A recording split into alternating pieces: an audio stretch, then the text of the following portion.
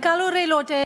I call members to order, and before we move to questions, I call on the First Minister. Following the exchange in First Minister's questions last week, I want to apologise to the member for Carmarthen Eastern Dynevor for the answer I gave to him. He will know that we have both received apologies too from the Health Board in relation to the incorrect information on which our exchange was based. I do believe that information was passed to my office in good conscience and was subsequently passed on to me equally in good faith.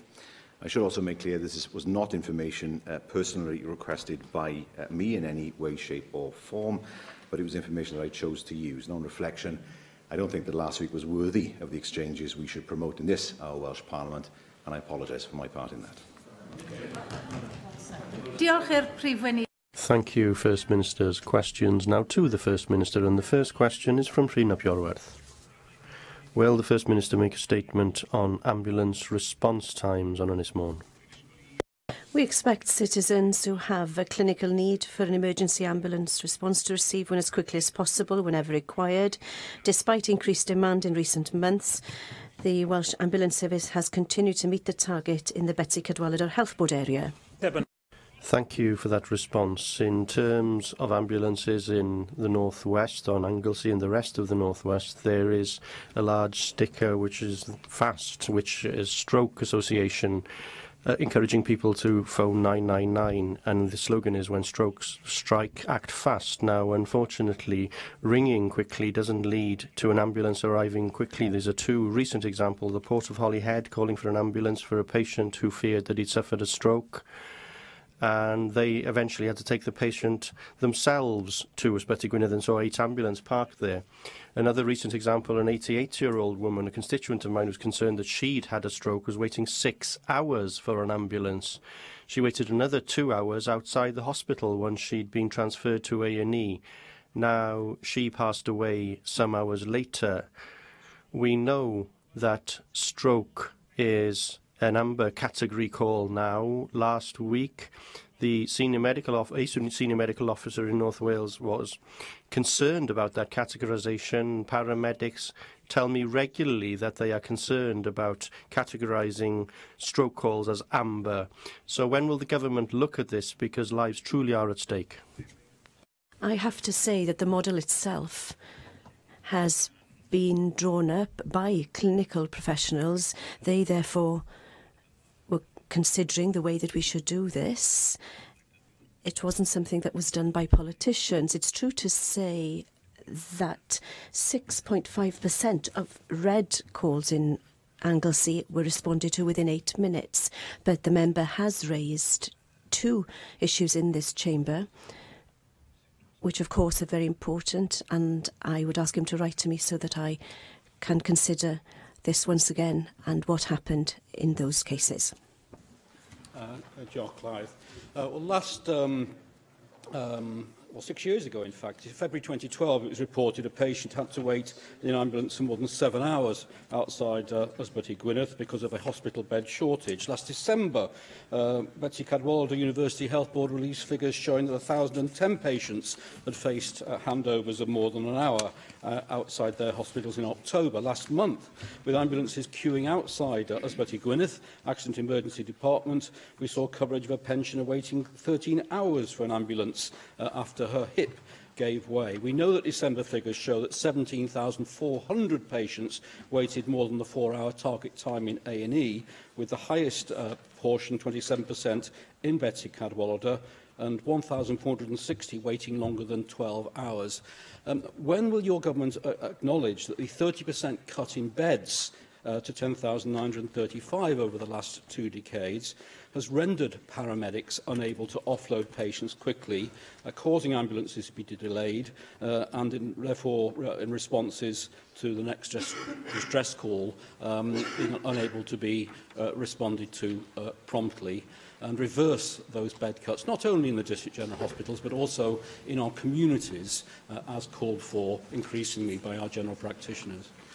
What I've said, of course, several times in the Chamber is it's hugely important to ensure that we have a social care system that can get people out of hospital when it is timely for them to do so. And that is, of course, the reason why we have not cut social care spending in the way that England has. Health and social care run together. What I can say, in terms of emergency calls, in the Betsy Cadwaladr Health Board area alone, the ambulance service received 11,232 emergency calls in December 2017, which is an average of 362 calls per day. That's 14% up on the daily average for November 2017 and 9% up on the daily average for December 2016. Despite that rising demand, the national target for red calls was achieved in all 7 health board areas in December, and we of course expect health boards to have plans in place to ensure as smooth a transition, as swift a transition as possible between ambulance and hospital. Question 9. Question 2, Neil Hamilton. Will the First Minister make a statement on the financial support that has been provided to Betsy Cadwaladr University Health Board? Yes, the Welsh Government revenue allocation to Betsy Cadwaladr Health Board is over £1.3 billion in the current financial year. Well, I thank the First Minister for that succinct reply. The Health Secretary said recently, in effect, that things have got worse in 2017, 2018 for Betsy Cadwaladr, despite special measures. He said, in particular, it's been disheartening and unacceptable that during 2017-18, issues have escalated in relation to the financial position and some key areas of performance. Betsy Cadwaladr has now been unable to clear its surgery backlog for at least 8 years, and whilst 13 million extra, as announced recently, is very, very welcome, it's clear that maybe up to £50 million is what's needed to bring waiting lists down to within their 36-week target. There's a highly critical report which has been published by Deloitte, much of which has been suppressed by the Health Board and not made available for public reading. In this, it says that the Health Board has limited insight regarding there is limited insight regarding how the Health Board is ultimately going to recover its financial position.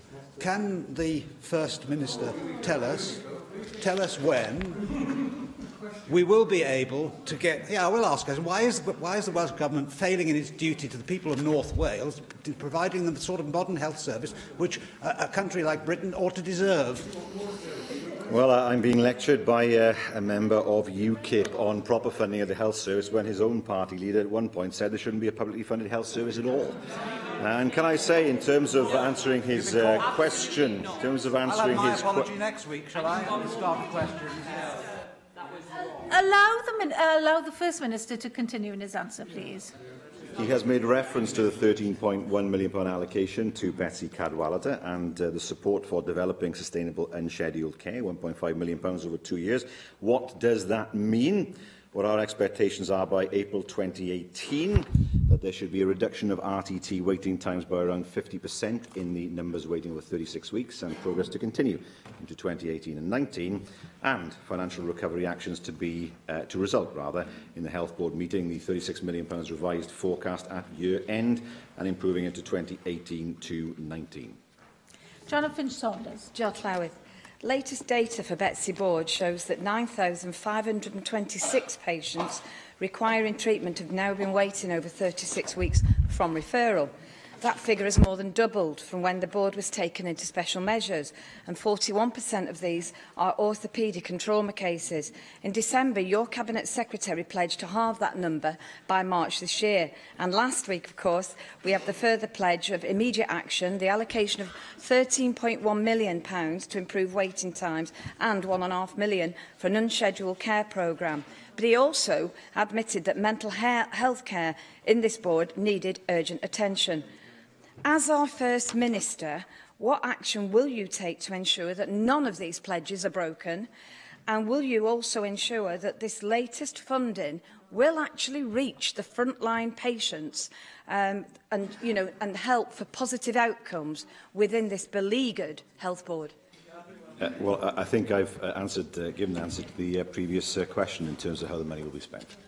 Llyr Griffith. Additional funding to improve waiting times, of course, is very welcome, but it isn't sustainable. Clearly, it doesn't address the underlying capacity issues that we have in the health service in North Wales. Not enough doctors, not enough nurses, and your government clearly not doing enough to get to grips with some of those basic challenges. And what does it say about Labour's running of the National Health Service that 2 years after taking direct control, your government seemingly now has taken Betsy Cadwaladr from special measures into something that looks a bit like extra special measures? No, it's noticeable we're de-escalating maternity services. It demonstrates what can be achieved with focused action and support.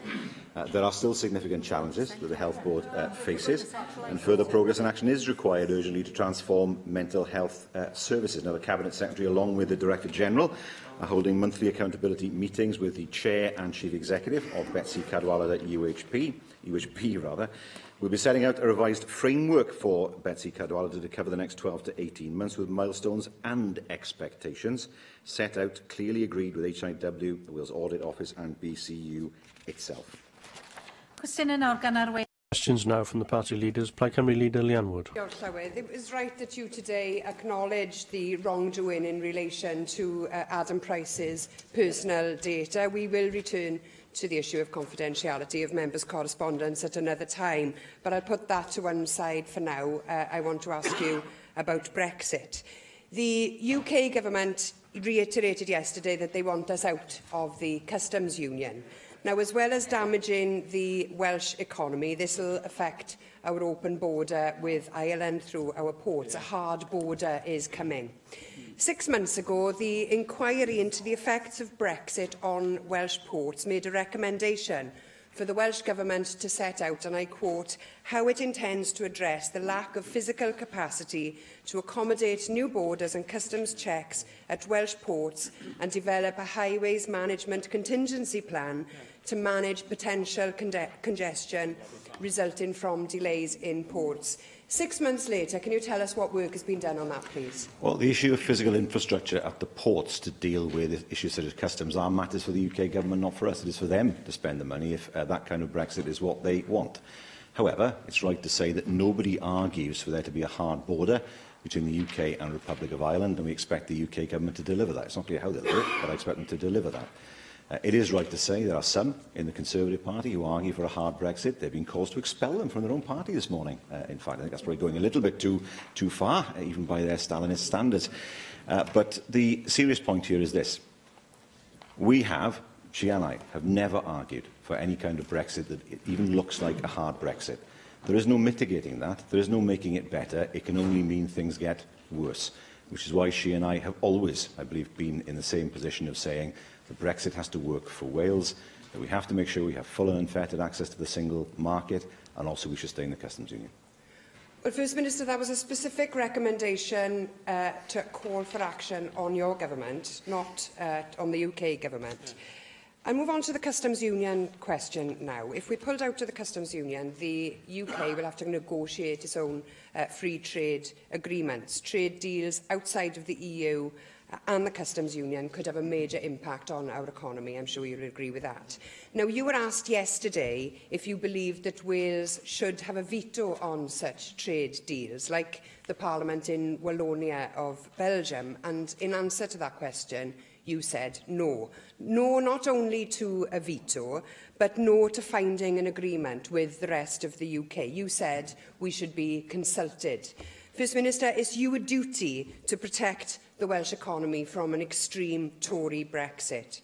Why are you against giving this Assembly a say on trade deals? Well, this is a reserved matter for the UK government, but I do take the view that for any free trade deal to be robust, then it has to have buy-in from all the different nations of the UK. I expect there to be full consultation in order for people to understand what effect a free trade agreement might have. I have never believed that free trade agreements are some kind of panacea. A free trade agreement can work with an economy that is similar to yours, and Europe is a prime example of that, where a free trade deal, enhanced as it is through the customs union, and the single market works well. But I do not believe it's in the interests of Wales to have a free trade agreement, for example, with New Zealand or Australia, that allows the free flow of agricultural produce into Wales. That would destroy Welsh farming.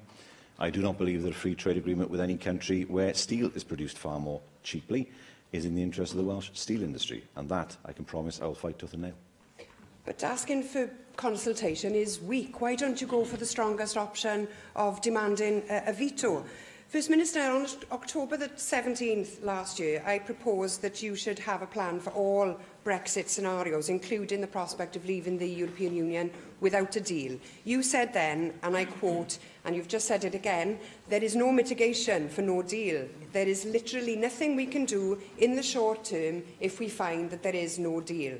The External Affairs Committee has published a report saying that the Welsh Government should be preparing for a no-deal scenario. They say governments, national and regional, have preparations in place for such an outcome. Why not Wales? First Minister, those three words sum it up. Why not Wales? There's a strong recommendation for you to start that work and report back in 6 months' time. Have you reviewed that answer you gave me last October? Are you going to draw up a contingency plan for a no-deal scenario, or are you going to leave the fate of Wales in the hands of the hard-right Tories in Westminster? Well, the UK government itself has no idea how to deal with this. I know the Scottish government has a plan in place to deal with the hard Brexit. And as far as we are concerned, well, I think we've got to be careful here, because I don't want to give the impression, nor does she, that somehow a no-deal Brexit is similar to any other kind of Brexit. It isn't. It's far, far worse than that. There is no way of mitigating the effect of a loss of a market to our farmers. There is no way of doing that. There is no market that will replace that. There is no way of mitigating the effect on the aerospace or automotive industry of losing their links with their European operations on the continent. There's no way of doing that. So my argument is not, let's see what we can do to mitigate it. Let's fight it. Let's fight it. Let's fight it tooth and nail. Let's say to the UK government, a hard Brexit, building walls around the UK, turning our backs on our biggest market in Europe is not acceptable to the people of Wales, nor, I believe, to her party, nor mine. Have a word with the leader then. Leader of the Opposition, Andrew Arty-Davies. Presiding Officer. First Minister, last week I asked you about the Permanent Secretary's inquiry into media speculation around the reshuffle. When I got back to my office last week, I had a written Assembly question come back from you, acknowledging that you do on certain occasions use a private email address to deal with diary issues and clearing urgent press lines.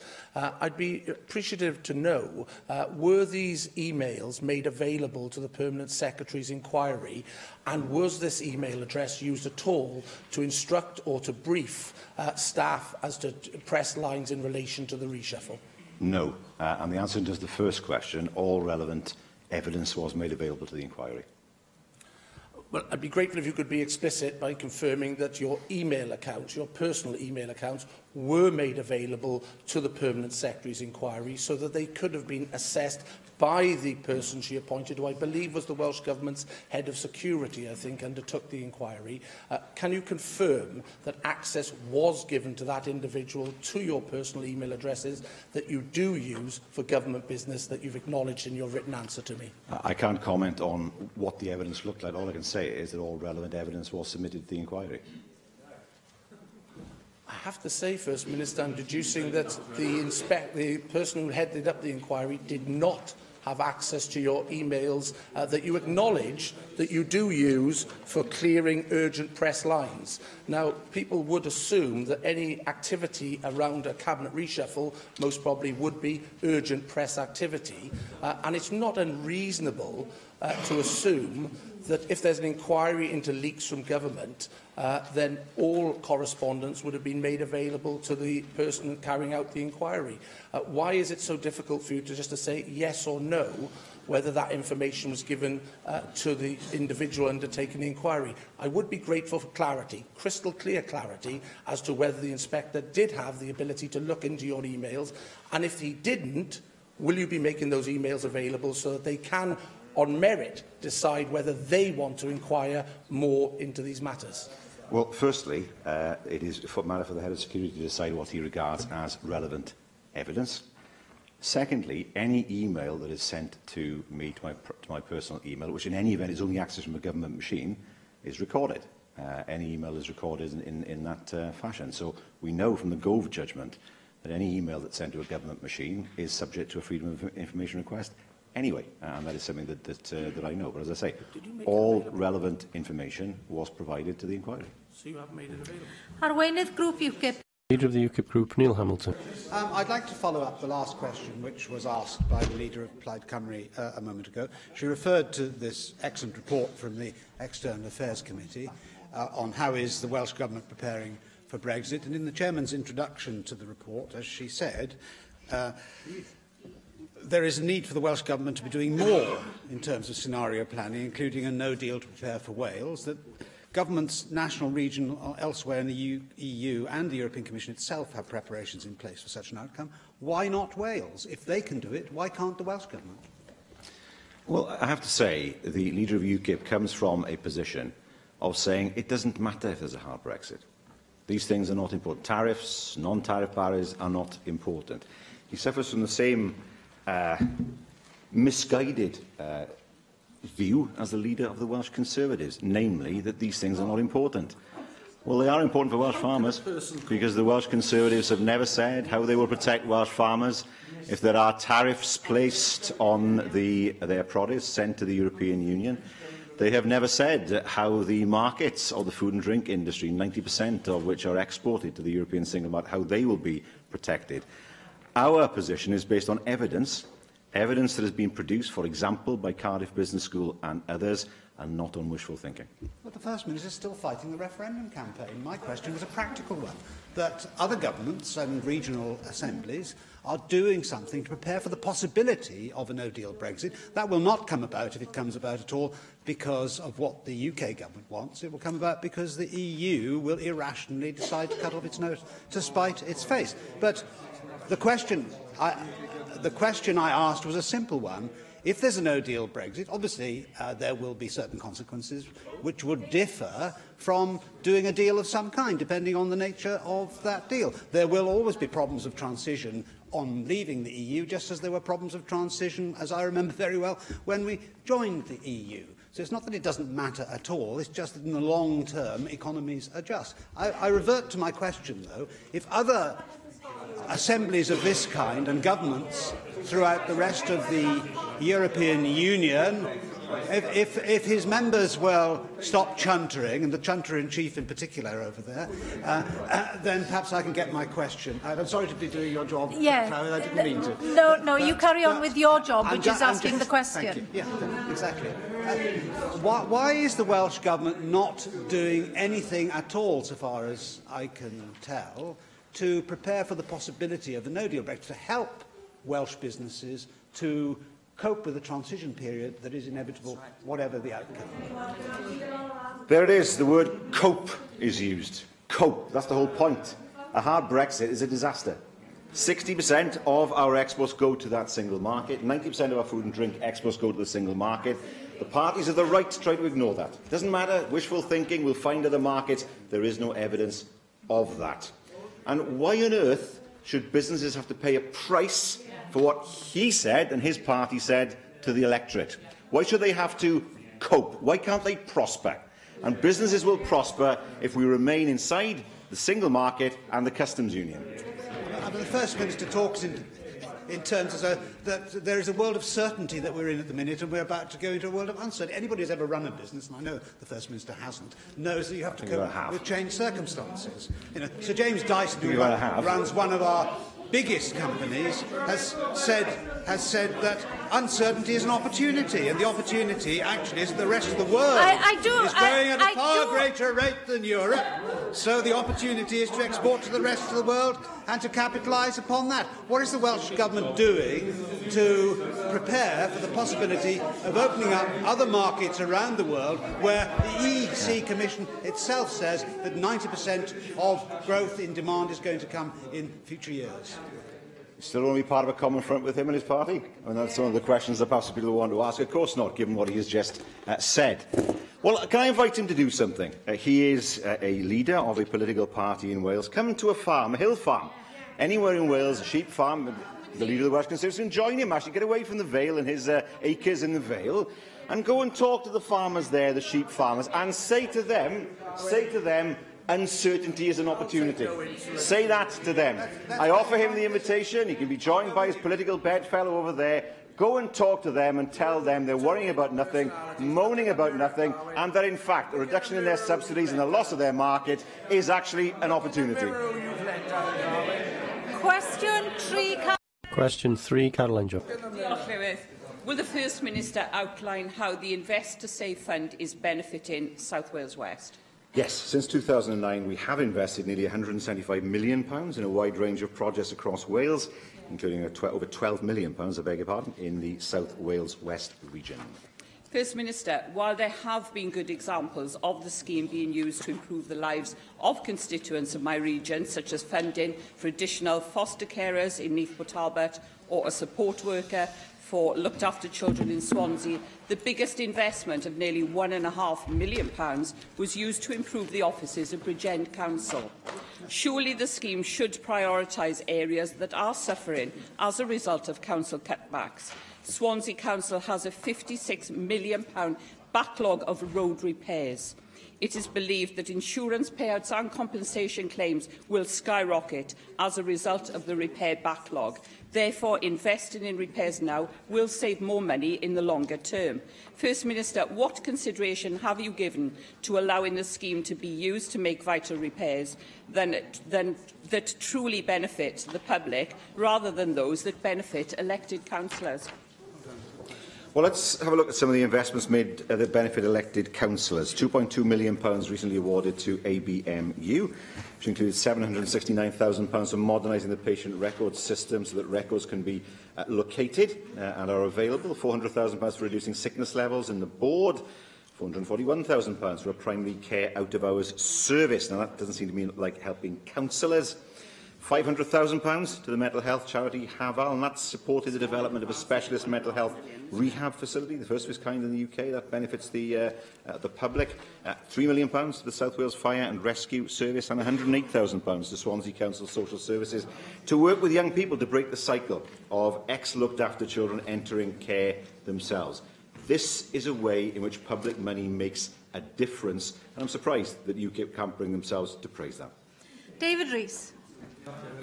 First Minister, as you've already pointed out, the investor saving now, my area, South Wales West, has actually also been focused on the health services, and ABMU has received money for the new record system, also money for Academy for the out-of-hours services to improve that, and also for medicine, relooking at the governance of medicine, the management of medicines.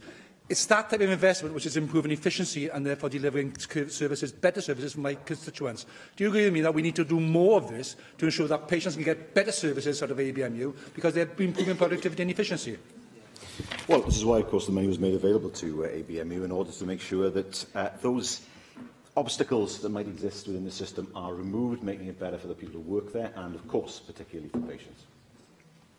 Question 4, Question 4, Angela Byrne. Good afternoon, First Minister. What discussions has the Welsh Government had with the public sector bodies to improve the handling of historical sex abuse cases? Well, lessons from the Waterhouse inquiry have been taken forward with Welsh public bodies. Safeguarding arrangements have been strengthened through legislation, including a new duty to report and a National Independent Safeguarding Board, and a multi-agency Welsh reference group has been established in partnership with the Independent Inquiry into Child Sexual Abuse. Thank you, First Minister. I do appreciate the devolved limitations surrounding this question, but in my role as an Assembly constituency member, I am currently dealing with a number of cases of historical sex abuse, and I am having to talk to, on a regular basis, some very, very hurt and traumatised people.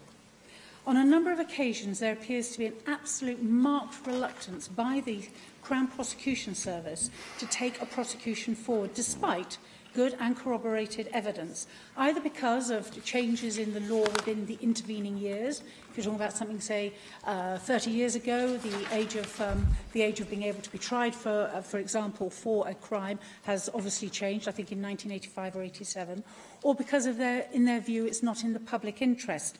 But of course, it is in the interests of those who've been affected. I have one case where the claimants, in the end, took their case themselves to the High Court and won, and had an improvement in the prosecution or in the judgment.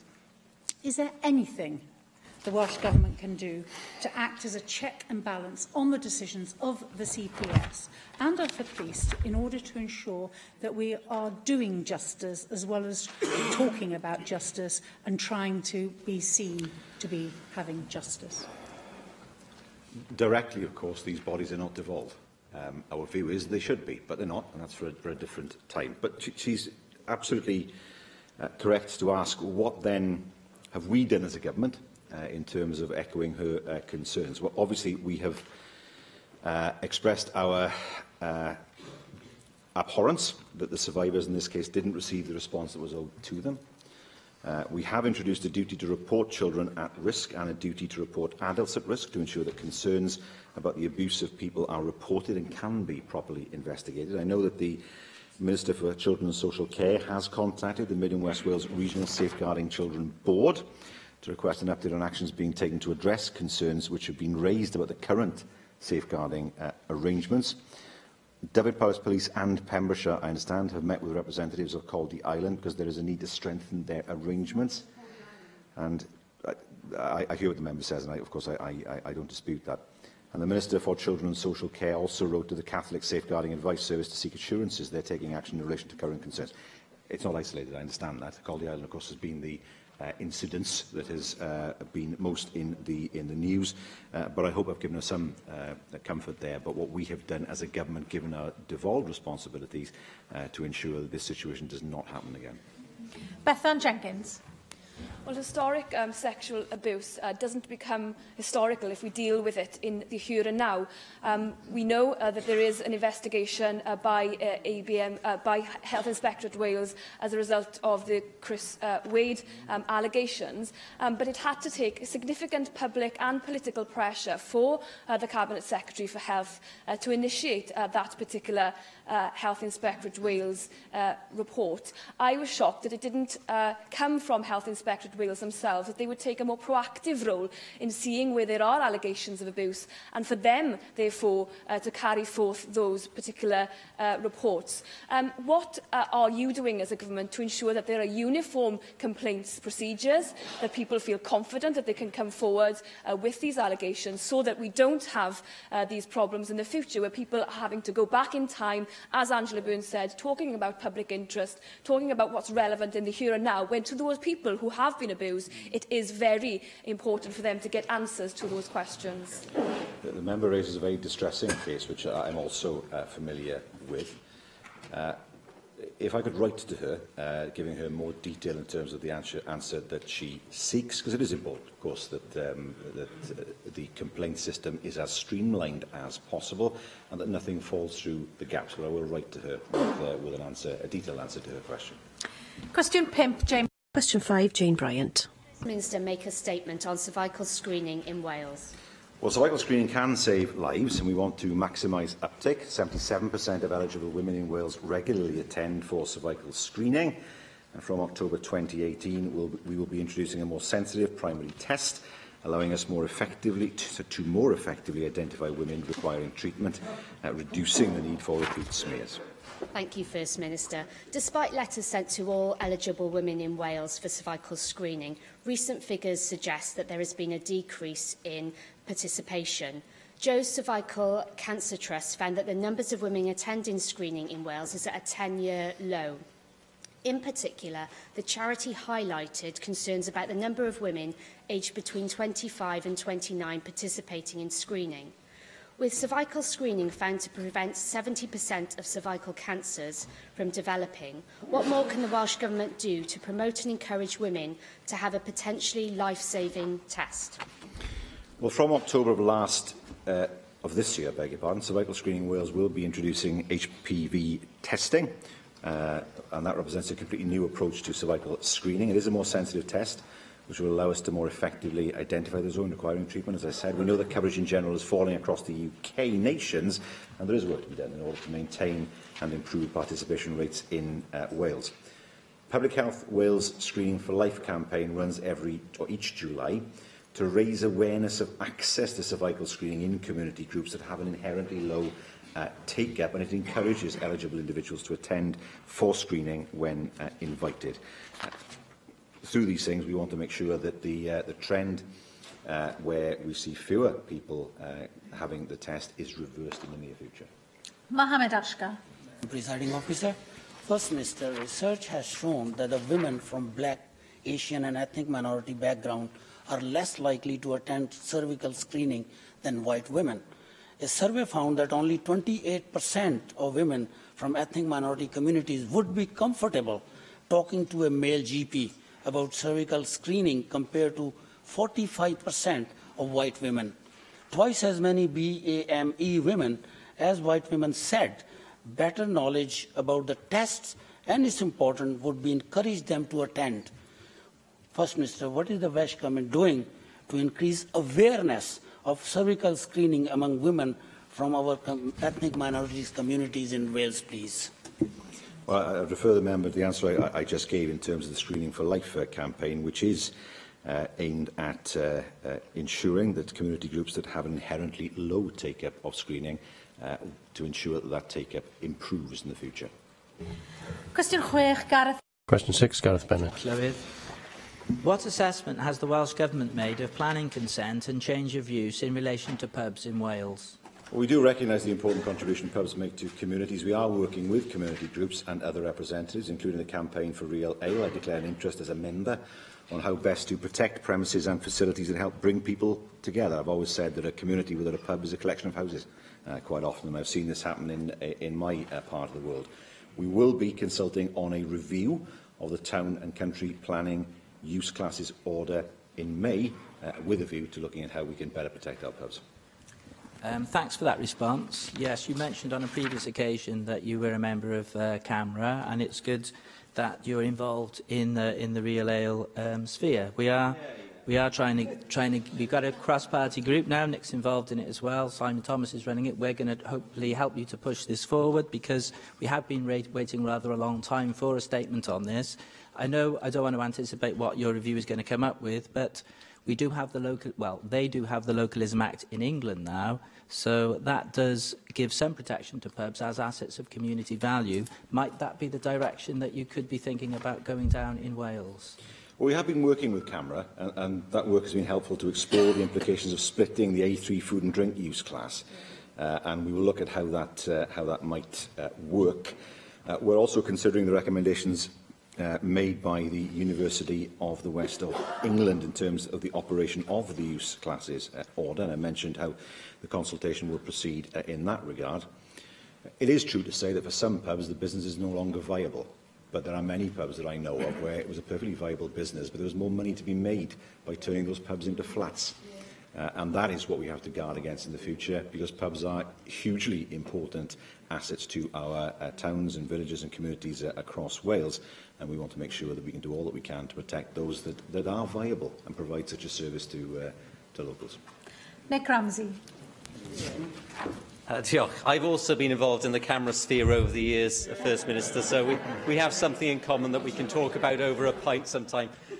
I agree with the sentiments that Gareth Bennett mentioned. There was a CAMRA event held at the Assembly last week. I'm pleased to see the cross-party group on beer and the pub being re-established. There are many issues facing pubs across Wales, and you were right to say in your answer, First Minister, that pubs aren't just pubs. They are, for many of our rural communities, particularly the heart of our communities, and when you lose the pub, you lose the hub of the local community. At the CAMRA event, we heard that many pubs in Wales are closing a week, and across the border in England, planning law has been changed to make change of use more difficult. Are you looking to follow through with similar changes here? I hear what you're saying about bringing an order forward later in the year. Will you be looking at restricting planning law so that it's much more difficult to change a pub, particularly in a rural area, into another use? All options are open in terms of how that's done. We want to find the most effective way of doing it in order to make sure that our pubs are protected. Question 7, Janet Finch-Saunders. Question 7, Janet Finch-Saunders. Will the First Minister make a statement on the financial performance of town and community councils, please? Yes, I welcome the Auditor General for Wales's most recent assessment that progress has been made in improving financial performance, but the town and community councils still need to do more to ensure they have robust accountability arrangements in place. Thank you, First Minister. I'm glad that you've read the report. But as you've rightly pointed out, the Auditor General has raised several concerns. One thing in particular, though, local council reserves currently stand at £41.5 million, and this is money that taxpayers have paid through a council precept to provide services for them. He also noted that community councils in Wales are receiving avoidable qualified audit opinions, over 170, and 81 councils failed to comply with the statutory timetable for publishing their accounts, and 174 submitted incomplete returns. Now, I know there's an ongoing community council review cross-party, and I know I was working with the previous Cabinet Secretary on that. The consultation process, though, is extremely vague, and it doesn't seek to address the fundamental issues of financial probity and auditable accountability, which the Auditor-General feels the need to raise year on year. Will you work with your Cabinet Secretary in order to address the failings of this particular level of democratic governance? Well, I think we should be careful not to attribute failings to every town and community council. We know that there are some that have struggled. We know there are some that are very small, very, very small, and sometimes it's difficult to see how they manage from time to time. They seem to. In terms of the review panel, well, just to be clear, the remit of that panel is to explore the potential role of local government below local authority councils, drawing on best practice, to define the most appropriate models or structures to deliver this role, and to consider how those models and structures should be applied across Wales. Now, as part of that, of course, financial sustainability is an important factor.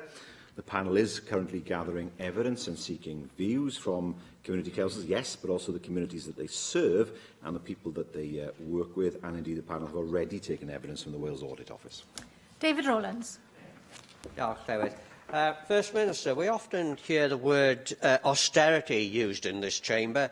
So, given the limited size of many of our local authorities, how can the money spent on community councils be justified, in that it requires the expense of a chief executive, several staff and a number of office buildings to facilitate their operations? In other words, First Minister, what do community councils offer that the local government couldn't implement themselves? I'm not aware of any town or community councils that have a chief executive, I must say. I'm aware of those that have clerks, and some are full-time and some are part-time. I think that town and community councils are an extremely valuable level of government. If the member is suggesting we should abolish, for example, Bridgend Town Council or Porthcawl Town Council, then he is welcome to explain that on T20, apart from the Rhondda, of course, where there are no community councils. He is welcome to come and explain that to them. But what is important is not that we abolish an entire level of local government, but look to find ways to strengthen that level in the future. Question 8, Joyce. Question 8, Joyce Watson. Diolch, Clywyd. What is the Welsh Government doing to promote tourism in Mid and West Wales? Well, our tourism strategy sets out our priorities to support the tourism industry right across Wales. That includes marketing campaigns in the UK and overseas, capital development funding for new and existing tourism businesses, along with revenue funding for regional products. I thank you very much for your answer, First Minister, but Wales is home to some incredible wildlife, like the iconic bottlenose dolphin in Cardigan Bay, red kites in Powys and other areas, and ospreys in Montgomeryshire. And we are lucky enough to have some fantastic nature reserves like the Llanelli Fowl and Wetlands Centre, Scomer Island and the W Osprey Centre, and many more besides. I think that when wildlife centres and wildlife tourism are put together and run very well, they offer a real opportunity to the visitor to enhance that local community and to spend their money very, very locally, without harming or doing any harm whatsoever to the environment that they are enjoying. So I ask you, First Minister, what steps the Welsh Government is taking to promote sustainable wildlife tourism in Wales? Yes, I mean, in 2013 to 14, funding was awarded to Wildlife Trusts Wales for an interactive wildlife brochure. £15,000 was awarded to the Wildlife Trust of South and West Wales for Wild Wales Adventure in 2015. 2016 to 17, £30,000 was awarded to the Wildlife Trust of South and West Wales for Wild Wales Adventures and Legends, and £100,000 has been awarded for 2017 to 19, also to the Wildlife Trust of South and West Wales for Sea Wild Wales Lonely Planet projects. There are 4 examples there of the support the government has given in order to promote our wonderful natural heritage. Question now. Question 9, Susie David. Will the First Minister make a statement on transport provision in South Wales West? Yes, our recently published update of the National Transport Finance Plan sets out the delivery of an ambitious programme of road, rail, bus and active travel improvements for the next 3 years. and that will help to ensure South Wales West is connected via an accessible, affordable, reliable and fully integrated public transport system. Well, thank you very much for that answer. You may know that additional events in Swansea and Carmarthen have just been added to the consultation programme for the GW franchise, Great Western franchise.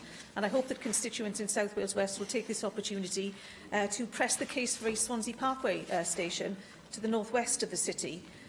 Given the cross-party interest in a Swansea West Metro, if I can call it that, and of course your government's commitment to the concept of that, can you tell me what money Welsh Government has already committed or spent on further feasibility and scoping perhaps beyond the original ideas of Professor Barry? Well, we have funded the initial concept development work for the Swansea Bay Metro from the Local Transport Fund. That phase of development work will be completed by the end of next month. We have allocated £4,378,940 from the Local Transport Fund in 2017 to 18 for the Swansea Bay City region. In addition to the Metro concept work, we know that there are schemes in Swansea such as the Baldwins Bridge Interchange, the Kingsbridge Active Travel Plan, that are examples of where transport improvements are being made. Swansea Parkway Station would sit on the Swansea District line, which I suspect would need some upgrading. It carries occasional passenger services at the moment. It's mainly a freight line, but nevertheless would serve a substantial area of the northern part of Swansea and the lower part of the Swansea Valley, in the same way as the Bristol Parkway serves a particular end of Bristol compared to Bristol Temple Meads. Question 10, Question 10, Di Lloyd. Thank you. Will the First Minister make a statement on local government support services for elderly people? Social care is an area of national importance, and the Welsh Government has prioritised funding for older people, fully recognising locally provided social care services are a lifeline in supporting older people in Wales. Thank you very much for that response, First Minister. Perhaps you will be aware of a proposal by Swansea Council to charge £40 a day for elderly people who attend day centres that are supported by the Council. This is a service that's available free of charge at the moment. These day centres offer considerable support to the users and are of great help in tackling loneliness and isolation in the city. Therefore, do you share my concerns that introducing a daily charge of £40 risks causing more loneliness, and does your government agree that there's a need to review day centre fees to ensure that these centres are accessible and tackle loneliness amongst our elderly people? Well, this consultation is something for Swansea Council and for them to proceed with and to come to a decision on, but it's crucially important that we ensure that nobody loses out because of any changes ultimately, if that is the decision taken. And finally, question 11, Hefin David. Statement on the impact that the exit in the European Union will have on the pharmaceutical industry in Wales. Well, yes, the pharmaceutical industry depends on integrated international supply chains and pan-European regulation through the European Medicines Agency. There is a risk of serious damage to the UK industry if the UK government maintains its red lines in terms of leaving the single market, the customs union and the EU regulatory systems. Would he therefore agree that the pharmaceutical industry in particular needs a special trade deal, as it's an industry with a fast decaying supply chains and short product-to-market turnaround times, and that the consequences of not recognising that will be dire for skills, jobs and pharmaceutical research in Wales? Yes, it would, but in common with many other sectors, that would be true. Rather than have a trade deal for one sector, I'd like to see a comprehensive arrangement whereby we remain within the single market, negating the need for a trade deal with our European partners, and also, of course, within the customs union. All the evidence that has been published so far, even by the UK government, suggests that is actually the most sensible outcome. Those who do not agree with empirical research are trying to suggest that that research is wrong. Diolch i'r Prif. Thank you, First Minister. The next item is the business statement and announcement, and I call on the Leader of the House, Julie James. Diolch, Llywydd. There are two changes to this week's business. The First Minister will make a statement on trade policy, the issues for Wales, shortly, and later this afternoon I will be making a statement on the centenary of women's suffrage. Business for the next 3 weeks is shown on the business statement announcement, found amongst the meeting papers which are available to members electronically. Andrew Watty-Davies. Thank you, Presiding Officer. Could I have a statement or clarification on two issues, please, Leader of the House? The first is in relation to the terminacy of pregnancy provision for women from Northern Ireland and the consultation that has been brought forward by the Government. I make no observations about the substance of the consultation, but I have had heavy representations over the weekend about the length of consultation that the Government has allowed for this important piece of work. Apparently, the length of the consultation has been put to me that it's only a 4-week consultation. It was launched on January the 12th and will close on February the 9th. And I was wondering, in light of the public interest in this matter, is the Secretary prepared to extend the length of consultation, as it has been brought to my attention that other consultations that were launched similarly on a similar date do have far longer consultation periods. The one, for example, that's been brought to my attention started the same day and has 65 days to go and is closing on the 3rd of April. And the next consultation, which was launched on the same day, Defence of Reasonable Punishment, has another 64 days to go and was launched on the 9th of January and closes on the 2nd of April. As I say, I make no observations about the substance of the consultation, but I do think the representations around the length of the consultation merit an explanation as to why this particular consultation that the Government have brought forward only has a 4-week period of consultation rather than a longer period, which is the traditional norm that Welsh Government attaches to such pieces of work. And secondly, could we have a statement from the Government, for the Cabinet Secretary for Local Government? I understand that in a recent meeting at the Partnership Council for Wales, he indicated that it was very much back on the Government's agenda for local government reorganisation, and this was a direct result that there was no mandatory collaboration being undertaken. This obviously contradicts the previous Cabinet Secretary for Local Government's assertion that there would be a 10-year window of stability for local government. Now, if he has been misrepresented, then it would be very beneficial to have a statement to clarify his remarks within that partnership meeting, because obviously I am led to believe that he did give an assurance that reorganisation was back on the agenda, which does contradict obviously the assurances of the previous Cabinet Secretary.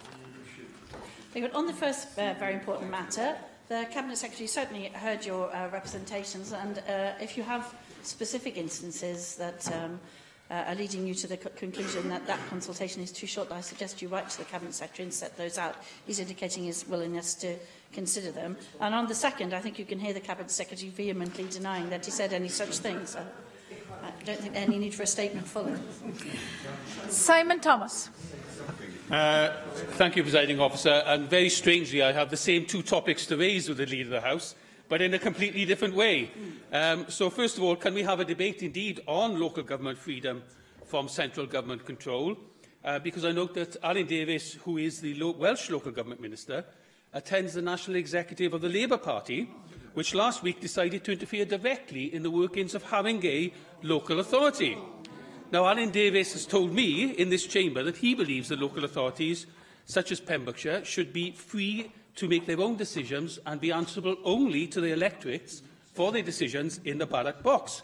But as a member and attending the Labour's National Executive, he's been part of telling Haringey Council how to behave and indeed getting rid of the local council leader. Now, I'm not going to take sides in Haringey, but you do need to come to the point as to why Haringey Council... Well, because of this, surely.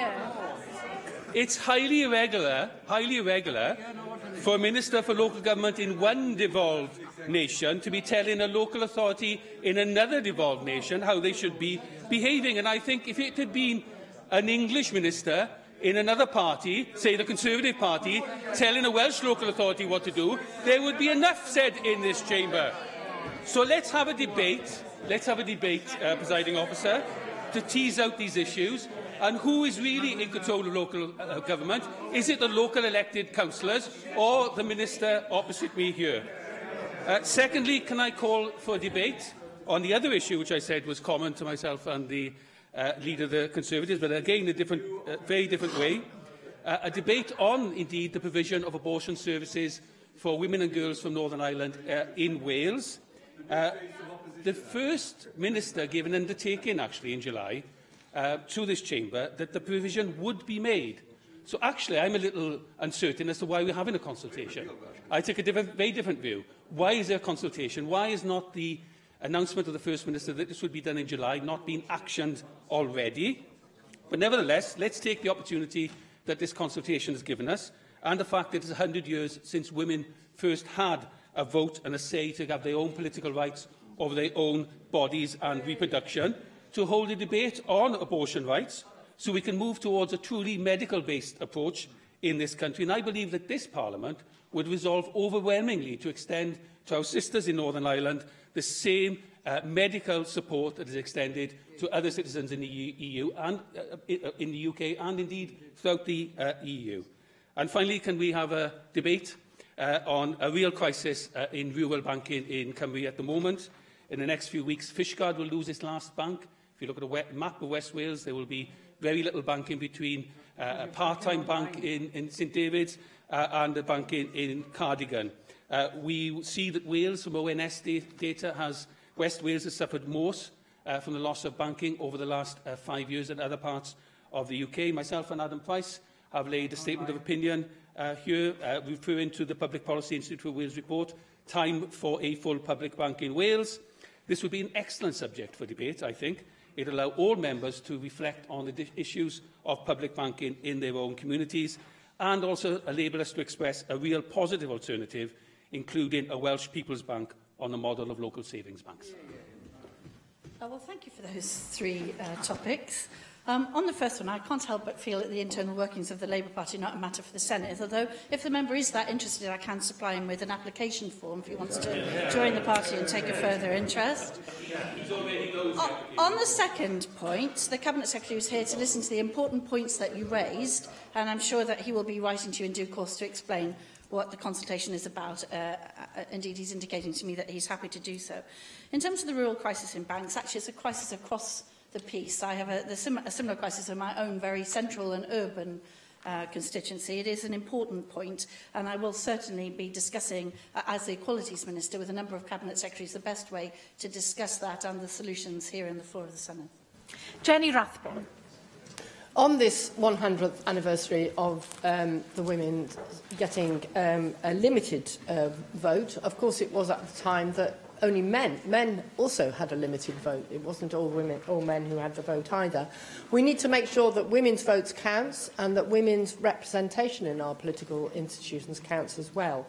I wanted to raise, as Leader of the House, the issue of period poverty, because it is shocking to learn that 1 in 10 women cannot afford sanitary products when they get their monthly period.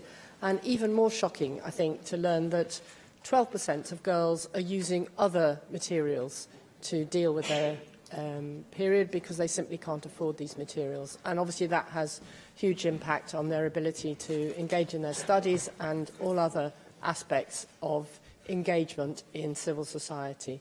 So I wondered if it's possible to have a statement from the government on how we deal with this very complex and intimate subject, so we can have a debate on how we are collectively going to resolve it.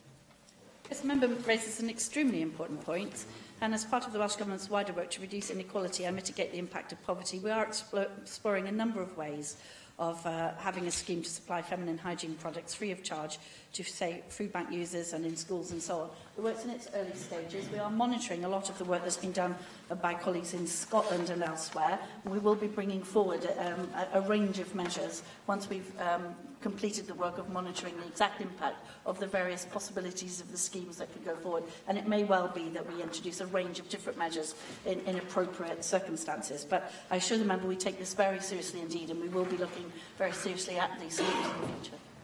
Mohammed Ashkar. Madam Presiding Officer, Leader of the House, may I ask for a statement from the Cabinet Secretary for Health on waiting time for bowel cancer test in Wales. A report published by Bowel Cancer UK has revealed that patients at 5 out of 7 health boards in Wales are waiting longer for the test to diagnose bowel cancer. Worryingly, they also found that less than half of the people eligible for bowel cancer screening test in Wales took part. This is actually a worrying state. Wales ranked 29th. Out of 29 countries in Europe, we stand 25th. of bowel cancer screening survival after 5 years, which is virtually a second largest killer in Wales and fifth virtually in whole United Kingdom. And also there is increasing demand for endoscopy in hospitals, lack of capacity also in our hospital, and long waiting time in our hospital for bowel screening, which is totally unacceptable in these days. In view of the facts, the bowel cancer is the fourth common cancer in Wales. So could we have a statement from the Cabinet Secretary on what action he will take to address the serious finding in this report as soon as possible? Thank you. Yes, well, we publish all of the information that the member is using there very regularly. The Cabinet Secretary was here to hear your concerns, and he raised a number of important points there, which are a matter for some discussion between myself and him on the equalities issue, for example, and the take-up in different communities and so on. We've certainly heard that, and I'd be very happy to speak to the member about how we can best ensure that all communities in Wales are served. Guy Lloyd. Leader of the House, you'd be maybe aware that there's this morning been yet another accident on the M4 at the Ynys Forgan roundabout just outside Swansea, which, as you will know, is a common occurrence in the area. And as well as being a clear safety issue, can bring about traffic chaos on this stretch of motorway and surrounding roads. Now, back in October 2016, the Cabinet Secretary for Transport issued a written statement where he stated that he had asked his officials to engage with the Swansea Bay City region in a wider study of the M4 corridor around Swansea. So, recognising the importance of this issue, will the Cabinet Secretary now agree to bring forward a debate on the options for improvement on this stretch of the M4 around Swansea? Thank you. Yes, the member raises an extremely important point. The M4 around Swansea has experienced a number of difficulties recently and on an ongoing basis, which I'm sure we all know, especially those of us from that area. I know the Cabinet Secretary is looking at a range of measures on that, and he will be updating the Senedd when that piece of work is done. Julie Morgan. Thank you. As previous speakers have said, today is a historic day, celebrating 100 years of some women getting the vote for the first time. So what can the government do to try to make it actually easier for women to vote? And I wondered if the government could give consideration in the course of its business to see what they could do, particularly for women whose first language is not English, where there's any specific schemes that could be developed. And secondly, if there was any possibility of extending the anonymity that victims of domestic abuse receive, but only lasts for a year, which means that every year they have to reapply and go through all the proof to show what they have been suffering. And I don't know whether the Welsh Government has any powers in this area, but is this something that the Government could look at? Yes, indeed. The member raises a number of very important points there. The electoral powers will be devolved to the Assembly in the Wales Act, and they're not yet in force, as I'm sure the member is aware. We have been working very hard with the Cabinet Office in looking at the law of electoral registration to make it easier for women to register anonymously in circumstances of domestic violence and other circumstances. And the UK Government has just confirmed in September that they will press ahead with plans to make it much easier for domestic abuse survivors to register anonymously, and we're fully cooperating with that in advance of having powers ourselves. I'm also having, we're introducing a range of measures. We've been, the Cabinet Secretary of Public Services has been looking at a range of issues around electoral reform, many of which will be around making it easier to vote in a number of circumstances, and they will include for people where English isn't a first language and for people with mobility and other equality issues. And I'm in a series of discussions with him about that consultation and its results, which we will be taking forward. Mark Isherwood. I think we should raise a single item and call for the Welsh Government to have a government debate on prevention and early intervention services, which its legislation and its statements continuously and rightly support.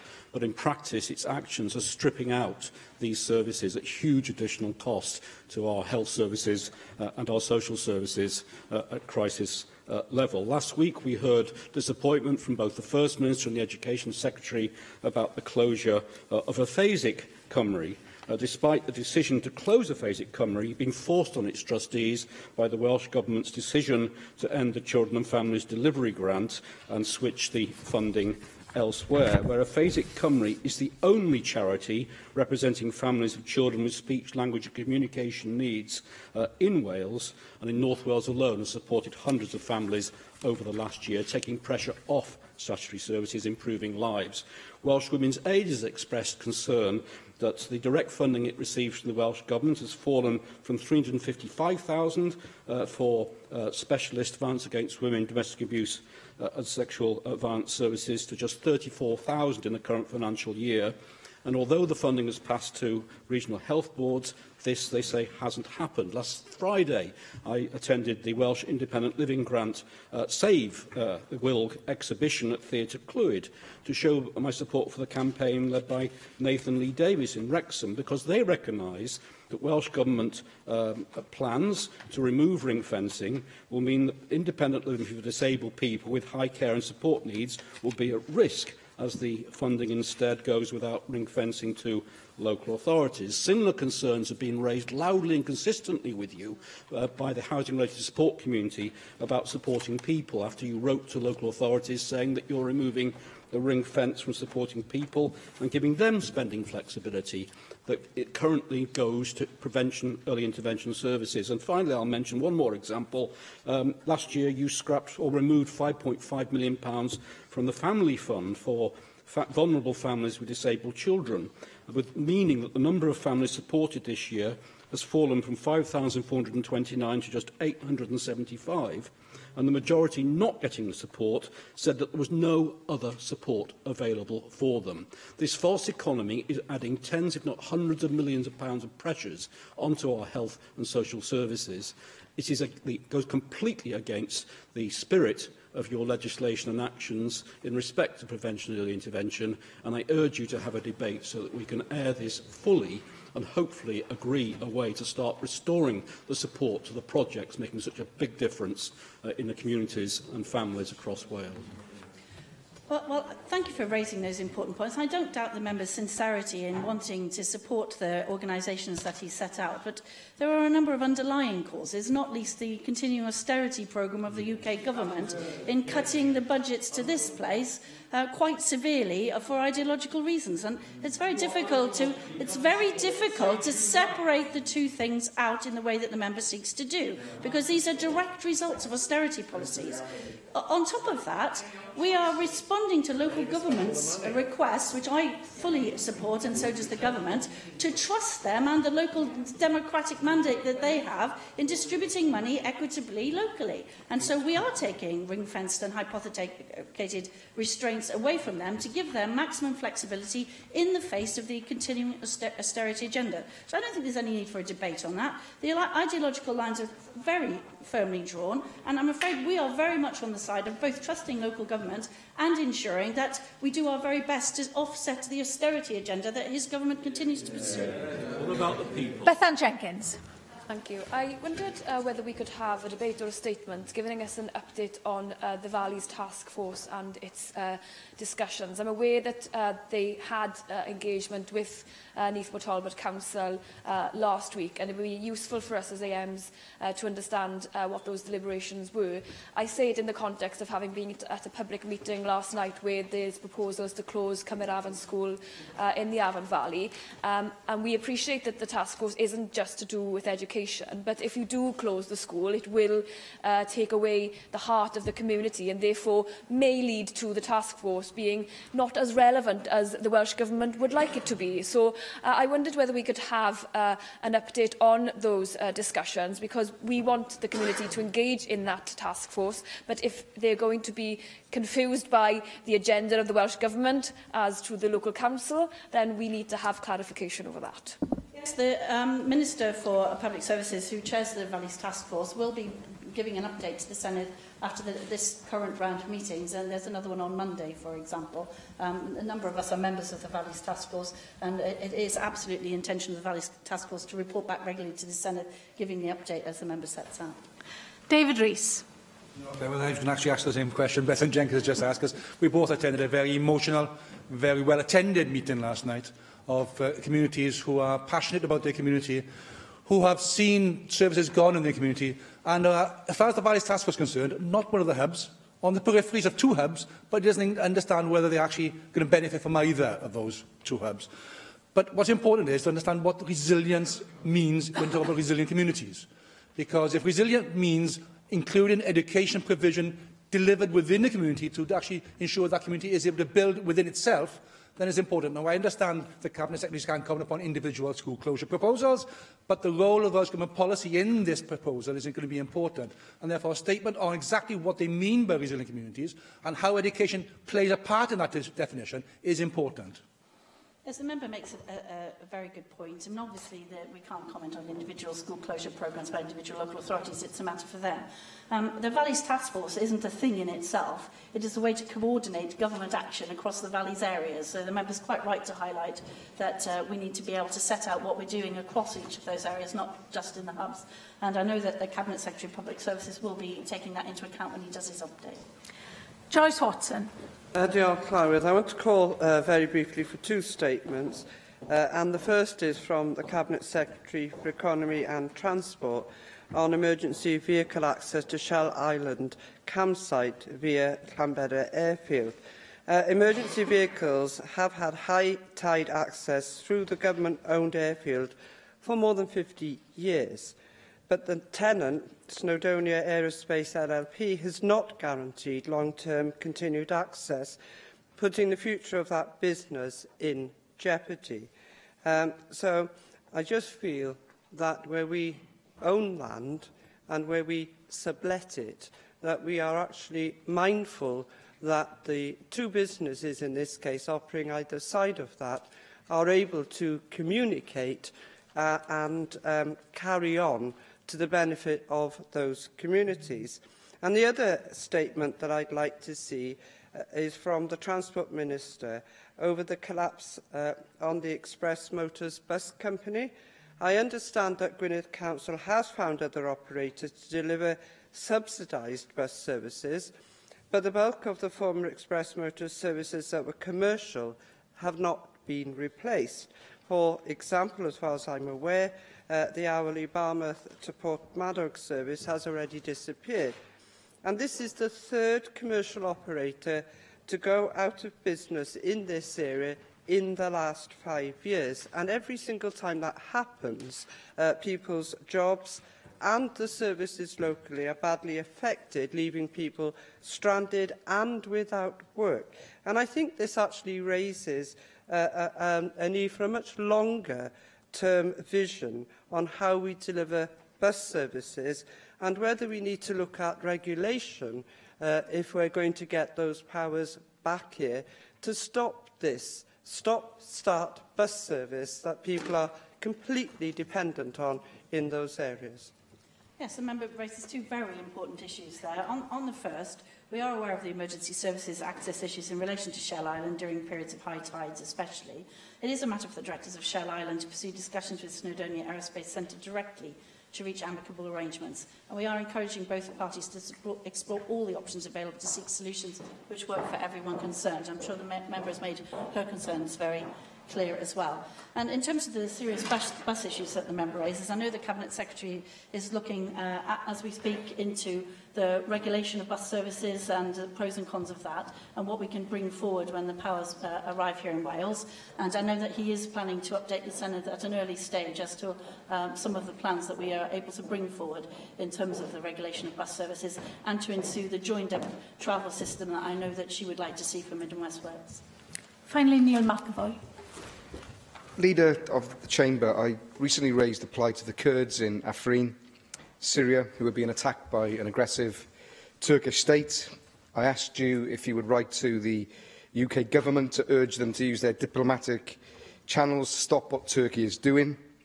There are Kurds outside our parliament right now who are from Afrin, and they're incredibly worried about their families and cannot believe this government's complete reluctance to do anything. They tell me that most AMs have not gone to speak to them, and that's not right.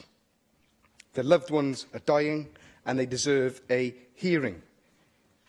You said nothing about the Yemen either, where part of my family originated from. I gave an example, a precedent, last time. where the First Minister spoke, giving his sympathies to Belgium after an attack there. So why does Labour have such selective sympathy for victims of violence? Are only whiter European countries worthy of sympathy? You can't say that's racism. Come on. Will you make us, with respect to everybody here, this government has made a statement about Belgium and you are refusing to say anything about the Kurds and the Yemen. Will you make a statement? Well, the member I can't comment on the language he uses. It's clearly not an acceptable thing to say, and it's not true either. We expressed a statement of sympathy for a fellow European country after a terrorist attack.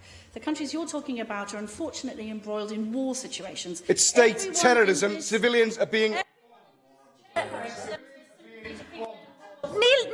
Neil McAvoy, shouting does not make your political point for you. Neither does trying to discriminate in attacking a particular ethnic point help you in making your point. So I'm asking you to make the political point you want to make, but make it in language that is appropriate to this chamber, and shouting is certainly not appropriate.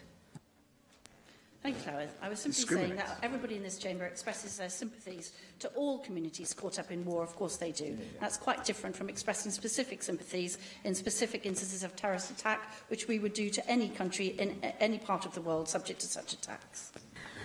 Thank you, Minister. And we'll move now on to the statement by the First Minister on trade policy for Wales, and call on the First Minister, Carwyn Jones.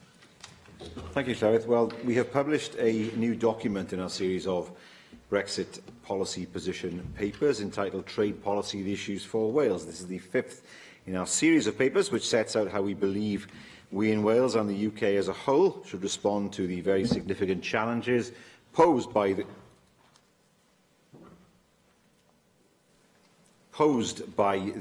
UK's decision to leave the European Union.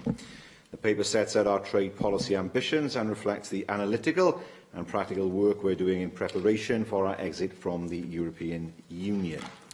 So this paper illustrates the importance of trade to Wales. Wales is an outward-facing, globally trading nation, and we are committed to internationalism. However, we can't lose sight of the fact that a clear majority, 61% of Welsh goods exports, go straight to the European Union, and that our strong record of attracting inward investment reflects our historic position, offering a business-friendly environment within the European single market. The work we've undertaken over the last 12 months, including the Research Commission from the Cardiff Business School, also published last week, has only strengthened our conviction that the position we set out in last year's White Paper, Securing Wales's Future, authored jointly with Plaid Cymru, is the right one, and continued full and unfettered access to the single market is vital to Wales's forward economic interests, as is continued participation in a customs union with the EU.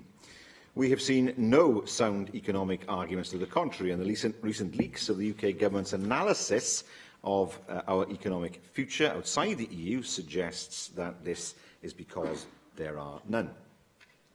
Can I just emphasise here the strong commitment of the Welsh Government to evidence-based policy? Of course, we've limited resources, and of course we can't predict the future with any precision, but we can and have gathered evidence about what practical issues our larger businesses are facing as a result of the vote to leave the EU, and we'll continue with further research focused on smaller businesses. We can and do listen intently to the evidence from stakeholders in Wales and beyond about the implications of different scenarios for their capacity to operate effectively in future. It is on the basis, Llywydd, of listening to the evidence, not some ideological zealotry, that we have arrived at our position supporting the closest possible relationship with the single market and the customs union, one which was completely compatible with fulfilling the mandate from the referendum of ceasing to be a member state of the EU, a position which is also broadly in line with that of all the main business organisations as well as the TUC. What a contrast then to UK government ministers seemingly attacking their own civil servants for failing to come up with the right answers, and simply holding their hands over their ears to blot out the rising clamour for a sensible Brexit, a Brexit which puts the interests of our economy first, not one dictated by the arbitrary red lines set out by the Prime Minister in her Lancaster House speech. Of course, we fully accept that there are also significant trading opportunities outside of Europe, but we don't believe that the UK government should pursue free trade agreements at the expense of our trading relationship with our closest and most economically integrated neighbours. Building new trading relationships with other countries around the world should be seen as a complement to the relationship with the EU and not as a substitute. Brexit poses huge challenges to our economy, but as we set out in our paper Brexit and Devolution, it also raises questions about the way in which we manage intergovernmental relationships within the UK. Over the last 45 years, the European Union has had exclusive competence to manage customs and the common commercial policy, the negotiation and agreement of international trade agreements on behalf of the UK. Once we leave the EU, although international trade will remain a reserved matter in terms of our devolution settlement, we will need deeper and more sustained cooperation between devolved administrations and the UK government over these issues, because trade policy will have a significant intersection with devolved powers, such as environmental standards, economic development, agriculture and fisheries, and skills and qualifications. The UK government can't develop a trade policy fit for purpose for the whole of the UK in isolation, something which the UK government itself recognises. Now, I'm not used to finding myself in agreement with Dr Liam Fox, but the Trade White Paper preparing for our future UK trade policy, the UK government published last autumn, is quite clear about this. It says, the devolved administrations will have a direct interest in our future trade agreements. We will work closely with them to deliver an approach that works for the whole of the UK, reflecting the needs and individual circumstances of England, Scotland, Wales and Northern Ireland, and drawing on their essential knowledge and expertise. For our part, we have called for the establishment of a United Kingdom Council of Ministers, which brings together devolved ministers together with UK ministers, which should be fully engaged at all stages of the development and implementation of our future trade policy. In the shorter term, a new joint ministerial committee on international trade should be established to agree joint approaches on trade. I commend then this paper to the Assembly and welcome any questions. Mark Isherwood. Well, yesterday, the EU negotiator Michel Barnier said he respected the UK's decision to rule out any form of long-term customs union, but he did add, and I'm sure the First Minister will be alluding to this, that without a customs union and outside the single market, quote, barriers to trading goods and services are unavoidable, which of course is exactly the position we would expect at the start of negotiations towards an agreed deal, and just as apparently uncompromising as the position taken at the start of negotiations on the Stage 1 discussions, which were successfully concluded with compromise on both sides before Christmas. In response, the Secretary of State for exiting the EU in the UK government, David Davis, yesterday said he wanted a free trade deal with the EU, but also the freedom to strike deals with other countries where trade opportunities are growing. Well, given that the First Minister has repeatedly stated he accepts the outcome of the referendum but believes this is more a protest vote than about control of borders, laws, trade and money, will he confirm to the people of Wales that continued membership of the single market and customs union would mean that the UK could not strike trade deals with countries outside the EU other than through the EU? According to both the HMRC and ONS figures, and subject to small adjustments for finance, travel and transport, some 90% of the UK economy and 85% of the Welsh economy is not involved in exporting to the UK. UK does more trade with the rest of the world than the EU. I know Wales, the position is fractionally different, but we're talking about negotiations into the UK single market, which Wales is key to. That trade with the rest of the world is growing faster than UK trade with the EU. And because the EU sells some 80 billion more to the EU than the UK, more to the UK than the UK to the EU, clearly it would not be in their interest to stop that trading. When the External Affairs Committee met the Flemish government, they told us that they were reliant on access to the UK and Welsh markets and were working with similar regions and sectors across the EU who needed a deal that was enabled them to continue frictionless access to the UK market. So what access and what engagement have you had with regions and sectors across the EU who need a deal which enables them to continue to have free trade with Wales and the UK? Of course, the HMRC published details of changes to how regional trade statistics are calculated in May 2016, the result of which, under the old methodology, Welsh EU exports accounted for 39.2% of all exports in the 4 quarters ending in June 2016, but with the stroke of a pen, that rose to 67.4% of all Welsh exports. So in practice, not a lot had changed. Now, in his statement today, and in the document published last Friday, the First Minister talks about 61% of identifiable Welsh goods exports being traded with the EU single market. Why is that figure, therefore, already apparently fallen from 67 to 61%?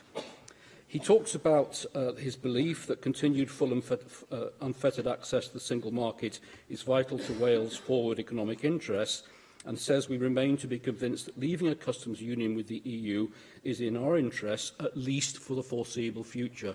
What do you mean by at least for the foreseeable future? I'd be grateful if you could clarify. Is that simply a transition period, or do you have something else in mind?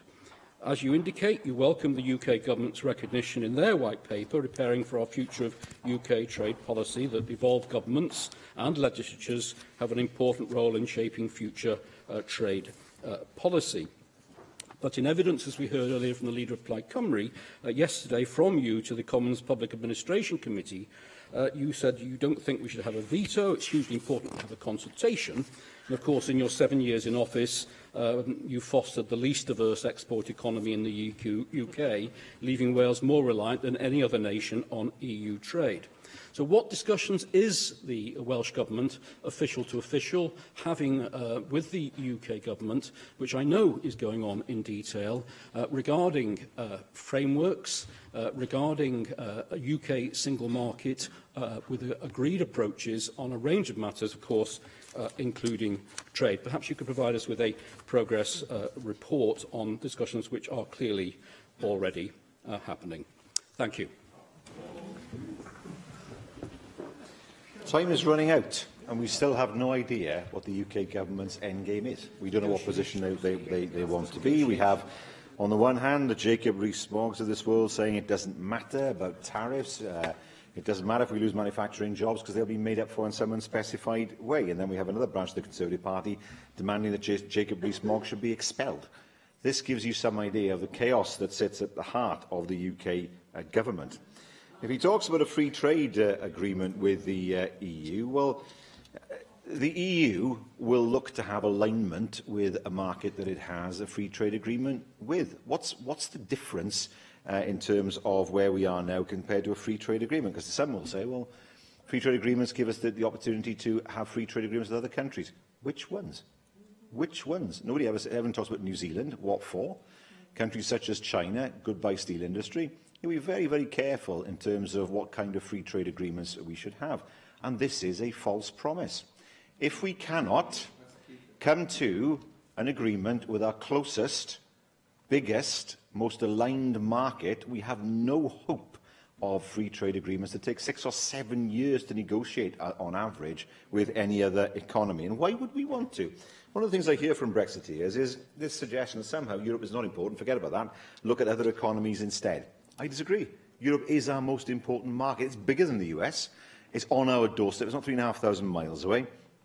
To ignore our single most important market, I think, is folly. Now, Mark Isherwood talks about getting control of money. I wasn't aware that the UK was in the euro, and so I don't understand what he means by control of money. In terms of laws, well, that must apply, of course, to this place as well as to the UK Parliament. In terms of trade, well, one of the things he said later on was that our economy was weak because it relied on EU trade.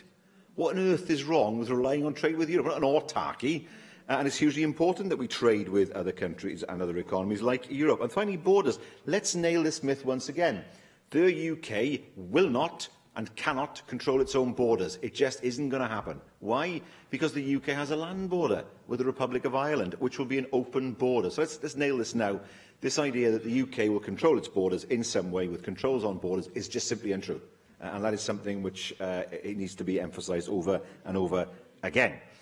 In terms of what he said about trade deals, yes, of course we want to see the best trading relationships possible with other economies. We do look at other countries. We look at Welsh lamb, for example, that is sold in the United Arab Emirates. But we cannot ignore the fact that we have a large economy and a large market on our doorstep. There is no market that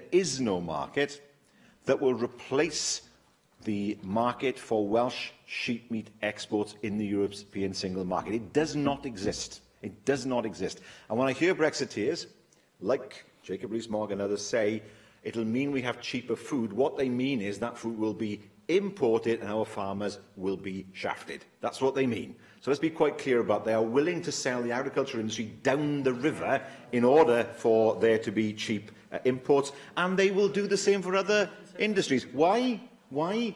Because it doesn't matter for them. If you listen to some economists, it doesn't matter. So what if we lose manufacturing jobs? Because they'll be made up for in some way in service industry. So goodbye steel industry, you don't count. Aeronautics, automotive, don't count. Economics are like human beings, I call that, but that's what's advocated by the hard Brexiteers. If we look, for example, at he talks about the Flemish. He talks about the Flemish government. Of course the UK is an important market, but the integrity of the European single market is far more important to any country or any manufacturer than anything else. We were told that the German car manufacturers would drive to our rescue. They've said quite clearly the UK is an important market, but the integrity of the European single market is far more important to us, and we're not going to do anything to disrupt that. So that was untrue, and that is something that has been found to be wrong. In terms of our exports, the figure varies in terms of the 60s, sometimes up, sometimes down. But what is absolutely clear is the vast majority of our exports go to the single market. Does that mean we can't sell in the future? No, of course it doesn't. It doesn't mean we can't trade and sell in the European single market. All it means is that what we produce will be subject to barriers that don't currently exist, whether they are financial barriers or non-tariff barriers, paperwork, bureaucracy. I mean, people say about reducing bureaucracy. This is a vast raft of bureaucracy that's going to be imposed on business as a result of Brexit. And those barriers are important because it will mean that we are less competitive in those markets. We already know that some countries in Europe are looking at producing light hill lambs because they think that our products will be more expensive on the European market and they will be able to compete against us. And we must be absolutely clear about that. He mentioned how long should membership of the Customs Union be? Well, until there are better alternatives, frankly. A transitional period, yes, but I'm not wedded to the idea that the transitional period should be for a specified amount of time. Surely the transitional period should be for as long as is good for the UK and is good for Wales. And then finally, in terms of frameworks, he asked about frameworks. Progress is being made on frameworks. Discussions are happening. They are without prejudice, of course, to an agreement being reached on Clause 11 and the other clauses of the withdrawal bill that impinge on the devolution settlement, but those discussions are ongoing. And I can see from the Conservative front bench that the hard Brexiters have already been expelled. Adam Price. Diolch, Llywydd. Thank you, Llywydd. I do welcome this important statement. And if I may also say, I also welcome the apology that I received from the First Minister earlier this afternoon. You mentioned in your statement the evidence base for the government's policy, and I agree entirely with that. And the research that you commissioned from Cardiff Business School is useful and interesting. What we don't have so far, though, is an impact assessment, a full impact assessment showing the difference between the various different scenarios. That's the kind of study that the Scottish Government has published, as has the Mayor of London, and of course it's now been revealed that the UK Government had such an assessment, and you refer to that and other studies across the UK too. Wouldn't it be useful for us in Wales to have such a study so that we can put a figure on this gulf in terms of the impact of the various scenarios, so that we can make the case even more strongly? Now, the Centre for Public Policy of Wales published last week, I believe, a paper which deals with this question of the role of sub-state governments in terms of trade policy. Now, the report made a number of recommendations to the Welsh Government in terms of recruiting negotiators, a team of influential negotiators, and also developing almost a paradiplomatic service, if you would like to describe it in that way, in terms of Wales having influence at various levels internationally, both pre-Brexit and post-Brexit. So do you intend to implement some of these recommendations? And finally, in providing evidence yesterday to the Public Administration and Constitutional Affairs Committee, you said that it wasn't possible to be entirely clear as to what sort of Brexit people had voted for. And isn't there an opportunity here for us in Wales to use the powers that we have as a parliament to hold an advisory referendum and to ask the people of Wales what kind of Brexit they want to see? Do they agree with us that the best option for the Welsh economy is membership of the single market and the customs union? Work has been done by Cardiff Business School looking at the impact on businesses, and we are, of course, considering evidence that has come before from other assessments about different scenarios. We know what's going to happen with a hard Brexit. That's clear from what Cardiff Business School have said. And, of course, it's not a story that provides any sort of assistance to us. Of course, one of the things that we have done as a government is to ensure that a few white papers have been published. We have been completely clear about the direction, kind of direction that Brexit should take as a government. And he asked a question about the paradiplomatic powers, whether those are important. Yes, they are. I have met with Michel Barnier already. I have been meeting with other leaders, and of course we have an office in Brussels that will remain whatever happens. That's going to be vital. And of course we have opened offices, or are preparing to open offices, in a number of cities, not only in Europe but across the world. Why? It's vital that we ensure that we have a presence in many new cities so that we can have investment and be able to export to those markets. It was clear to me after Brexit that it was vital to ensure that we had offices, for example, in Germany and in those economies that are vital to the Welsh economy. So that is important, to ensure that we know the views of Wales. Every time I've been in Brussels, they had a white paper before them and they knew what the view of the government of Wales was. And they could see sensibly what was in the paper itself. Referendum, interesting. One of the things, of course, that we would have to consider, first of all, there is a cost. But without that, with any sort of advisory referendum, are we talking about something that has many questions? In what way, then, can you know what exactly is people's view if there's a split in terms of answers? So there are things such as those to consider. For me, what I think is vital, and I've said this on many an occasion, this Parliament should have the power to allow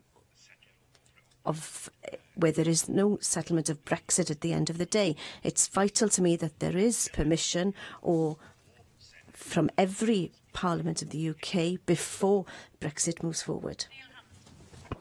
Well, this is quite an interesting document that's been produced by the Welsh Government, but only for the statistics it includes. There seems to be very little, if anything, which is new in terms of policy development. And it's very disappointing, I think, that the same kind of pessimistic refrain that we've heard at any time in the last 2 years nearly now since the referendum is coming from the mouth of the First Minister. You know, Oscar Wilde once said that the optimist sees the donut, the pessimist sees the hole.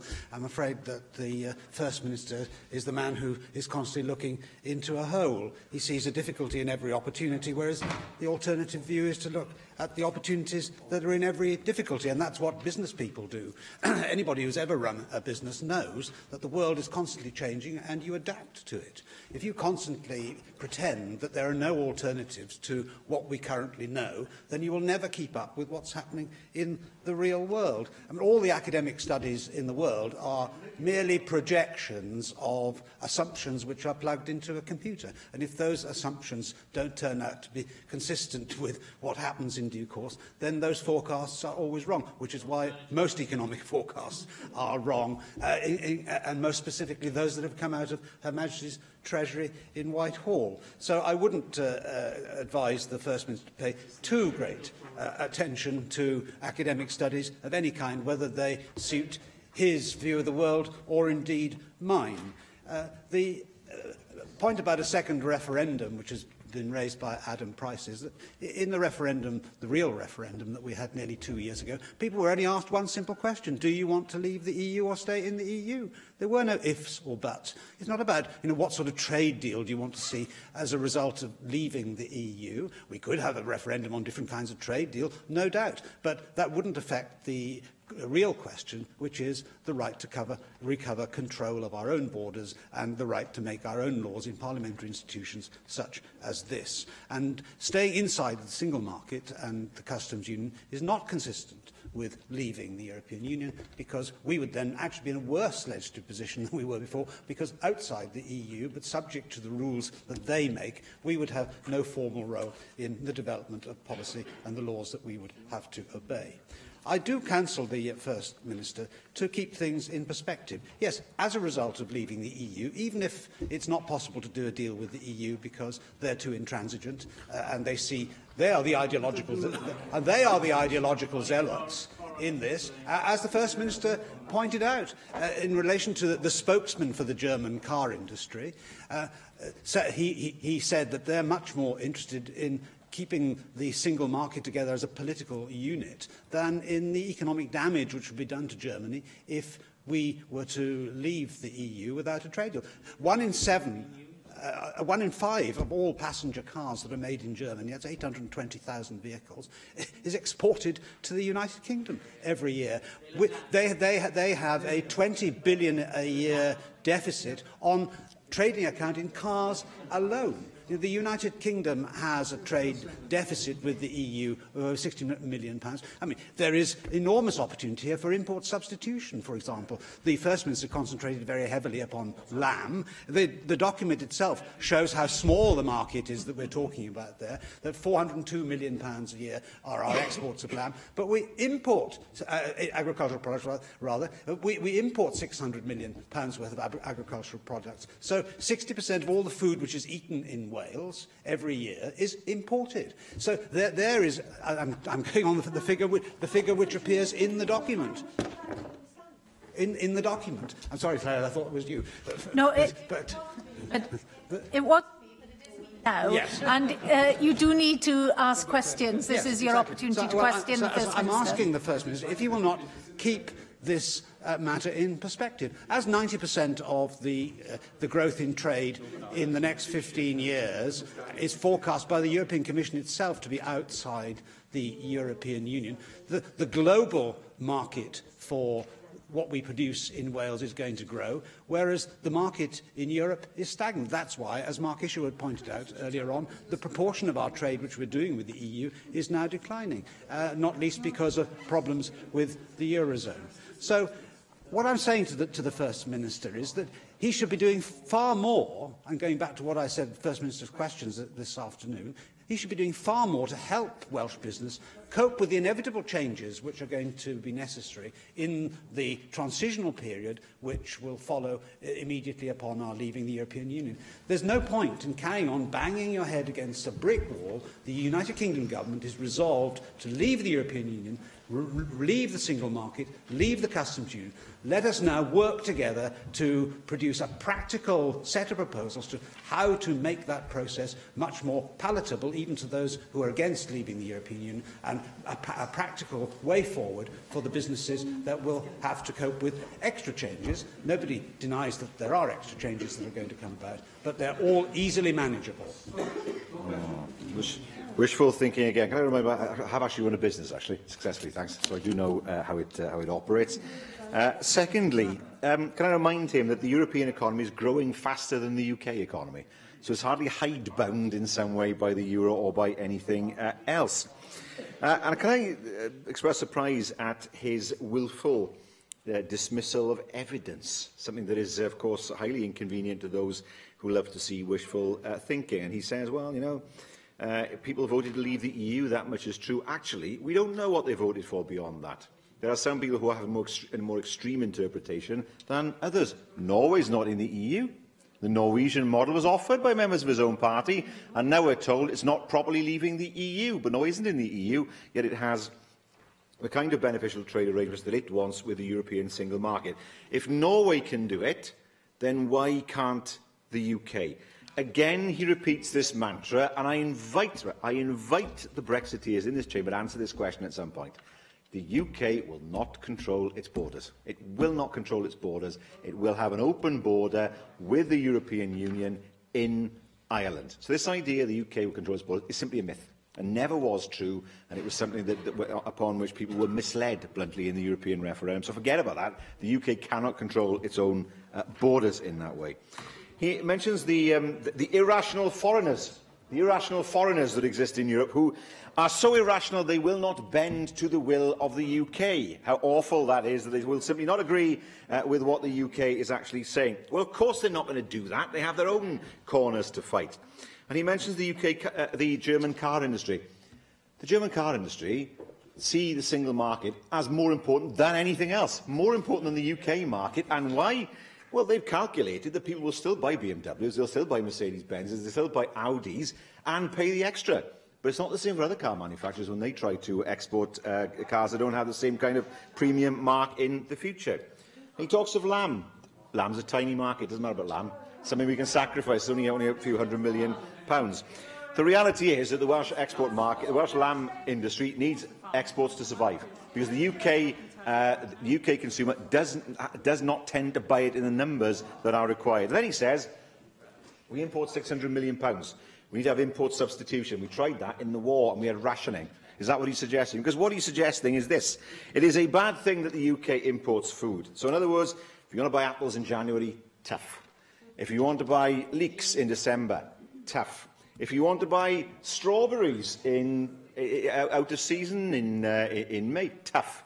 So what he's saying to the consumer is, actually, what we want is to stop those imports coming in, so you can't buy what you want to buy. We'll try that one to get past the consumers in the future. So, my advice to him is this: open your eyes and look at the evidence. Don't be blinded by ideology or nationalism, and start saying we can have a Brexit that actually is sensible to the UK, not one that is costly in terms of bureaucracy, not one that destroys our farming industry, not one that destroys our steel industry, not one that makes it more difficult for us to attract investment from other countries because we're not part of the single market. And let's have common sense, a common-sense Brexit, and not one driven by sheer zealotry. David Rees.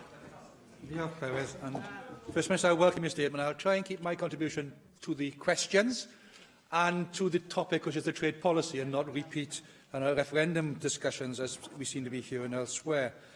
First Minister, the trade policy, which I very much welcome, also reflects upon something which was raised earlier, because I was very pleased to see on page 15 the reference to a no-deal situation, because at least we're starting to see now recognition that no deal needs to be addressed, and it does refer to that. So I'm very pleased with that. But the paper which also builds upon, which is the Workman Business School in Cardiff University, also discusses sectors which were very much at risk, mainly being those sectors which were deemed to be organisations, and consequently their supply chains as well. But what I want to know in that relation to that is what preparations are being made to develop support plans for those type of businesses and their supply chains. And it highlights you shouldn't focus on sectors, you should focus upon the businesses themselves, because they have different needs within it, and it's very important that we look at that and identify those which are priorities for the Welsh economy, because that means perhaps the ones which add value to Wales, not just simply coming in and going out again, because Wales doesn't add much value to the product, and therefore the economy doesn't grow by much. So can you tell me what you're doing to look at those sectors, those businesses, and preparing to help them in a situation where we may now end up in a no deal? Also, we talk about the transition period in your paper. Now, Dr Tobias Loch from Edinburgh University has given talks and written a paper on the legal challenges that arise during a transition period.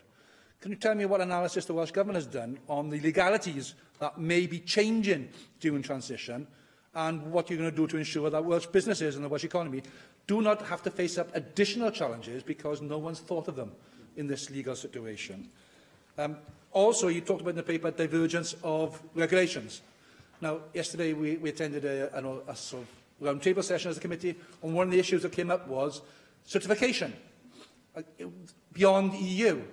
Now, what they didn't want was a duplication of certification in the UK, where they have to get UK certification and EU certification, because discussions haven't taken place between the UK and the EU, how they can actually represent one another and accept each other's certification.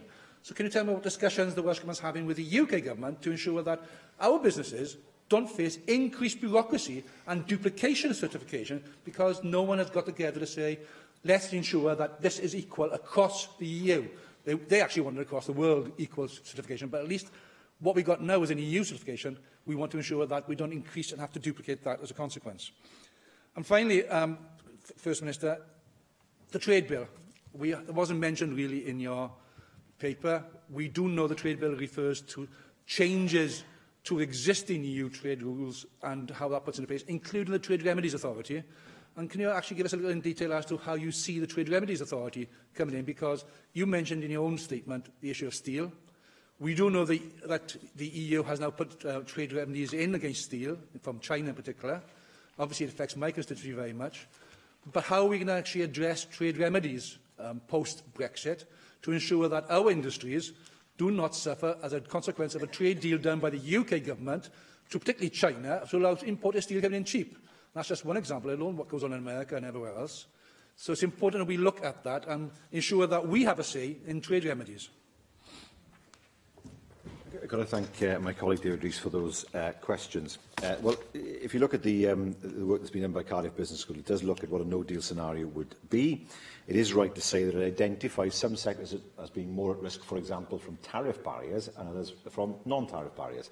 And we're working with those sectors to make sure that we can understand their difficulties. There is one thing that I hear time and time and time again, I heard it again yesterday, and that is the impact on recruitment. From businesses who were saying to me, we recruit from other countries. What happens now if we can't recruit? We are an international organisation. We need the best people from wherever they are. What happens now? We're not sure how that's going to work in the post-Brexit future. In terms of the legal challenges that he... the other thing I should mention is, of course, we are opening offices around the world, working with the UK government to make sure that we identify new markets to try and mitigate what a hard Brexit would look like. But let's not pretend we can actually overcome the challenges that would create. In terms of legal challenges, much of it depends on what happens in the transitional period. If the UK is willing to accept that the European Court of Justice would still have jurisdiction and EU laws would apply in that transitional period, then there's no difficulty. But of course the difficulty arises in terms of the UK saying, we're not going to do that. Who then acts as the trade court? What scope will there be for divergence? All these things are unaddressed. There is no reason, of course, that in devolved areas that a devolved parliament and government couldn't just accept new EU regulation and incorporate it into domestic law. It doesn't stop us doing it. But of course, that would be a matter for this Parliament. And if we look, for example, at the regulatory bodies, I've mentioned the EMA already this afternoon. You were at them. If we look at the regulation of the air industry, none of these things have been addressed. No one knows yet, and we're only a year away. No one knows yet how these issues will be resolved in the future. And the member is quite right to say that nobody wants to see duplication in terms of certification. I've heard some of the UK government say, well, see, what Brexit is all about is basically keeping the same rules as the European Union, but it's our choice as to whether we keep them or not. Now, I've heard some say that. I've heard others talk about a bonfire of regulation. They want a low-regulation economy, one where wage rates are suppressed, where environmental standards are depressed. And that is the classic right-wing ideology when it comes to what Britain should look like beyond Brexit. In terms of the trade's remedies, hugely important, of course, that we have a role in shaping what that might look like in the future. We know it's a powerful tool. We've seen it in the United States in the last few weeks, and how important that can be, and the effect it can have on economies outside of the USA.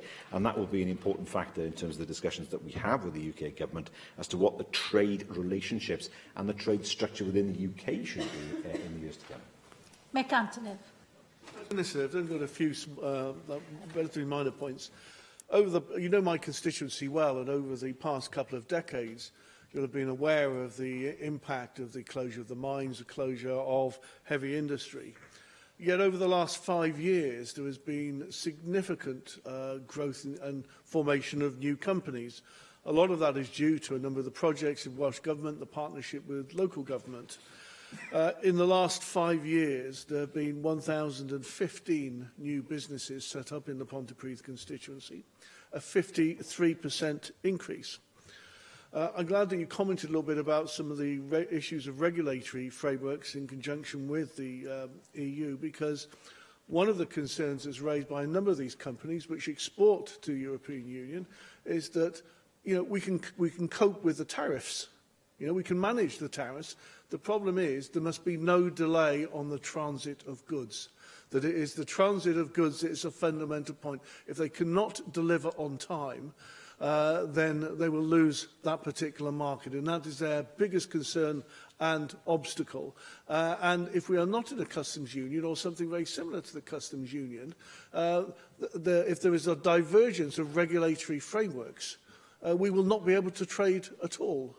What can the Welsh Government do in order to ensure that there's some assurance to those small companies that have set up, that have grown in difficult times, but are now facing yet another obstacle from the UK Government because of its approach, its sort of ideological approach and obsession with the customs union?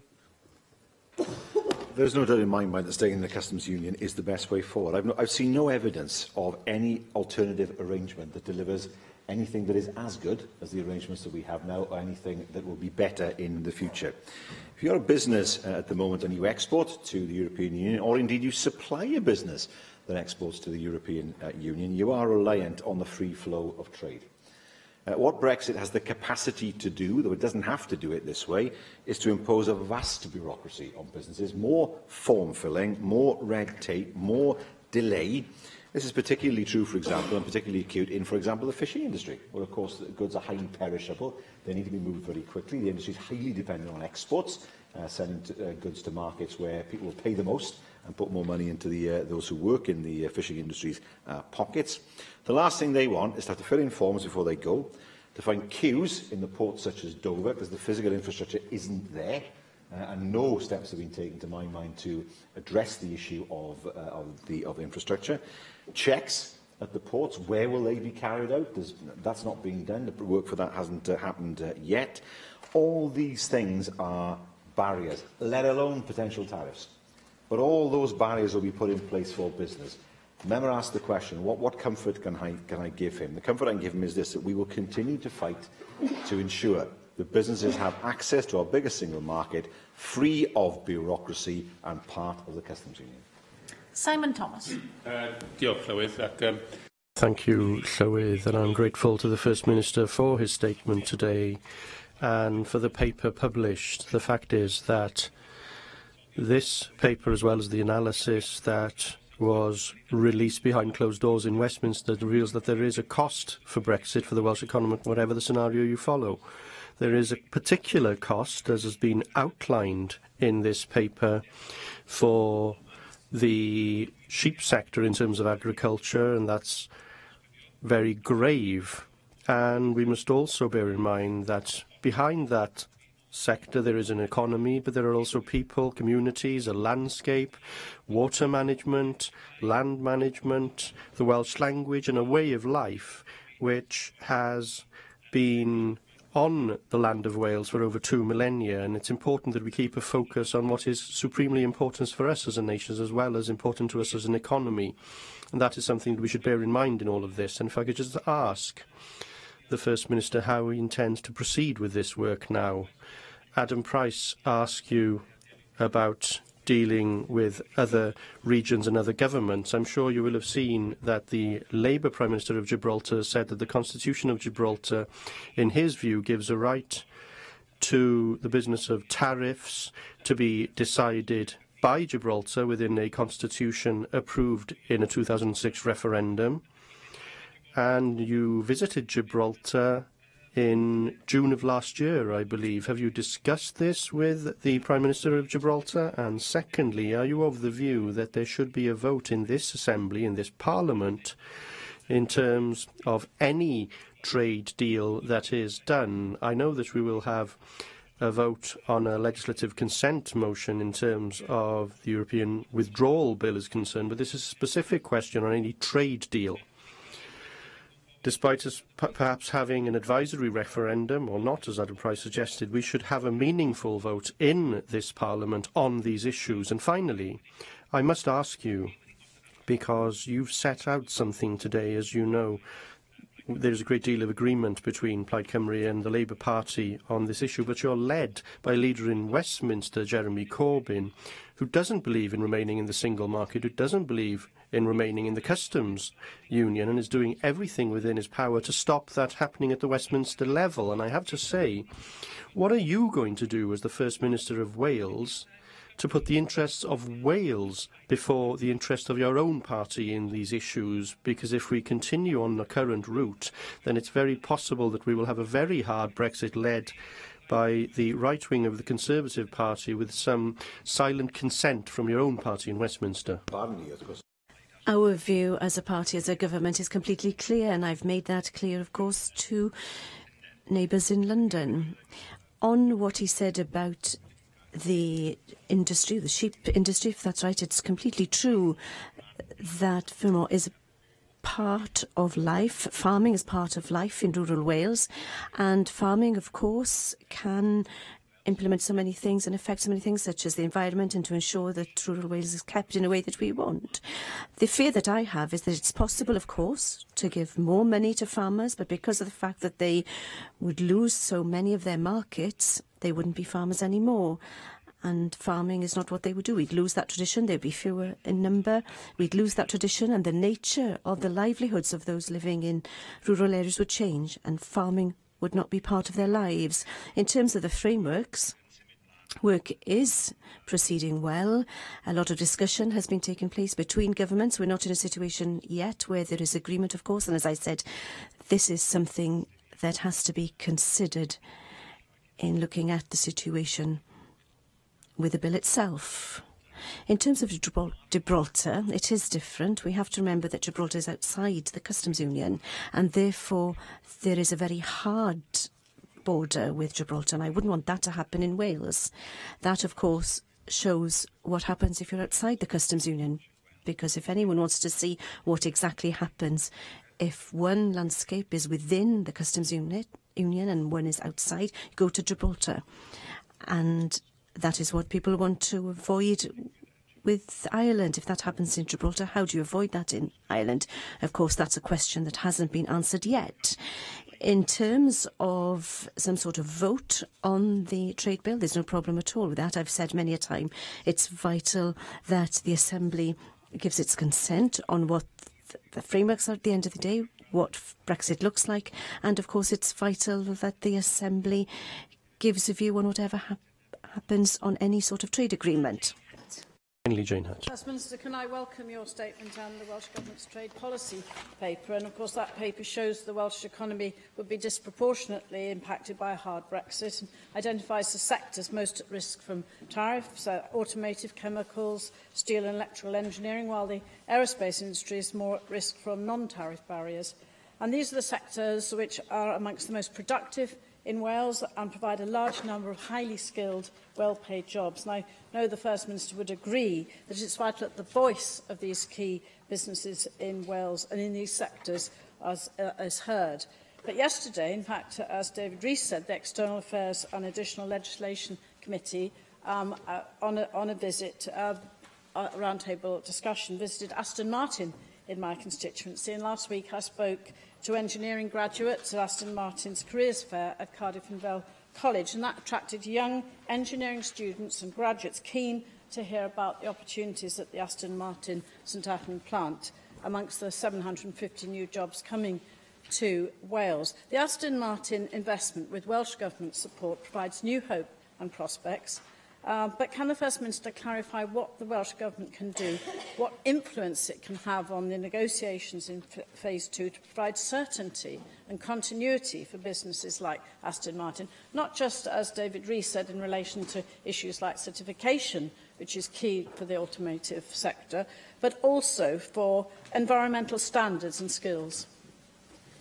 Could I thank the member, my friend and colleague, for that comment? Yes, of course, these are uncertain times for Aston Martin and indeed other businesses as they seek to try to guess what kind of framework the UK government wants to put in place following Brexit. And indeed, those negotiations will continue. And we've said to the UK government that we wish to be part of those negotiations. Not in the room, as it were, but close at hand in order to offer advice and to point out what pitfalls they might be. Now, this is not as strange as it might appear, because this is exactly the model that existed when I was Rural Affairs Minister, way back between 2000 and 2002. We would meet every month, the ministers from across the UK. We would agree a common line at the European Council of Ministers. I would attend the European Council of Ministers when there was relevant business as far as Wales was concerned. I was in Luxembourg when the deal was done in Luxembourg for the future of the Common Agricultural Policy, and it was the practice of the UK Secretary of State to come out of the room with proposals and ask our view on them, and ask us if we were comfortable with them, and that worked exceptionally well. We were never in a position as a result of that system where we felt that we'd been cut out in some way, or indeed that we could not support the deal that the UK finally came to. That's a model that we've urged once again for the UK government to adopt. Thank you, First Minister. The next item is a statement by the Minister for Housing and Regeneration on tackling rough sleeping and homelessness, and I call on the Minister to make a statement. Rebecca Evans. We all need a decent home if we are to realise our potential and enjoy basic well-being. Thousands of households have avoided homelessness through the preventative approach required under our Housing Wales Act 2014 legislation, which is the envy of other countries. But we still have much to do. We have all seen people living on the streets, and clearly the numbers have grown. Talking to people I meet, I hear distressing accounts of family breakdown, domestic violence, mental ill health, financial problems, substance misuse and bereavement. These issues lead to people losing their homes, but then they can create a vicious cycle leading to rough sleeping. All too often, people become trapped in this situation, and their trust in services may be undermined, and their lives become more chaotic. The Rough Sleeper National Statistical Release was published last week, showing the results of the November 2017 count. The figures show that the two-week estimate is up 10% compared to 2016, and the one-night snapshot shows a 33% increase. This is disappointing in the face of our efforts and investment, but not unexpected, and I believe it largely reflects the increasing effects of continued austerity, increased in-work poverty and welfare reform. The £2.6 million announced last summer is funding a range of innovative projects supporting the needs of rough sleepers. The PATH programme, designed in partnership with Public Health Wales, Cymorth Cymru and the WLGA, seeks to establish a psychologically informed approach to housing advice and support services. There's been an overwhelmingly positive response to this training programme to help professionals in the sector enhance their ability to engage meaningfully with people with the most complex needs. By the end of April, we will have provided training to 1,000 support staff across Wales. We're funding 10 Housing First pilot projects. The evidence of success from Housing First approaches is well documented, but it's not a solution for everyone. However, it can be the route to stable housing and getting lives back on track. The Wallich, for example, has been providing a Housing First service in Ynys Môn for some years, supporting people with complex needs to access and sustain their tenancy.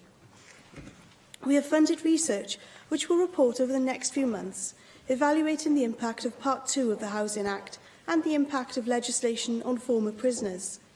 Shelter Cymru will be reporting on the experiences of rough sleepers in our cities, and this evidence will add to the body of knowledge, such as the recent crisis report on what works in their homelessness monitor. We have a firm foundation for our next steps, working with stakeholders to develop policy, practice and guidance, drawing on the best international evidence backed up by our own action research. We have the funding in place to invest in programmes and approaches that make a difference. Local authorities will have an additional £6 million in their revenue settlements. I will work with local government to ensure this delivers the secure long-term funding for which the Wales Audit Office recently called.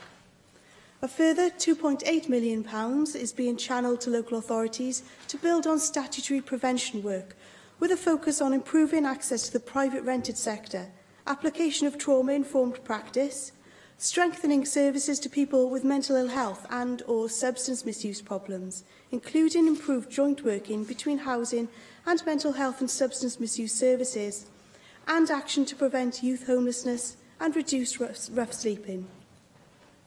Talking to frontline workers, I repeatedly hear the message that the roof is the easy bit. People need help to overcome debt, deal with the effects of domestic abuse, poor mental health and substance misuse, and these issues, if not resolved, result in repeat homelessness. Today, I'm pleased to be launching 2 new policy documents. The first sets out principles for taking Housing First forward across Wales.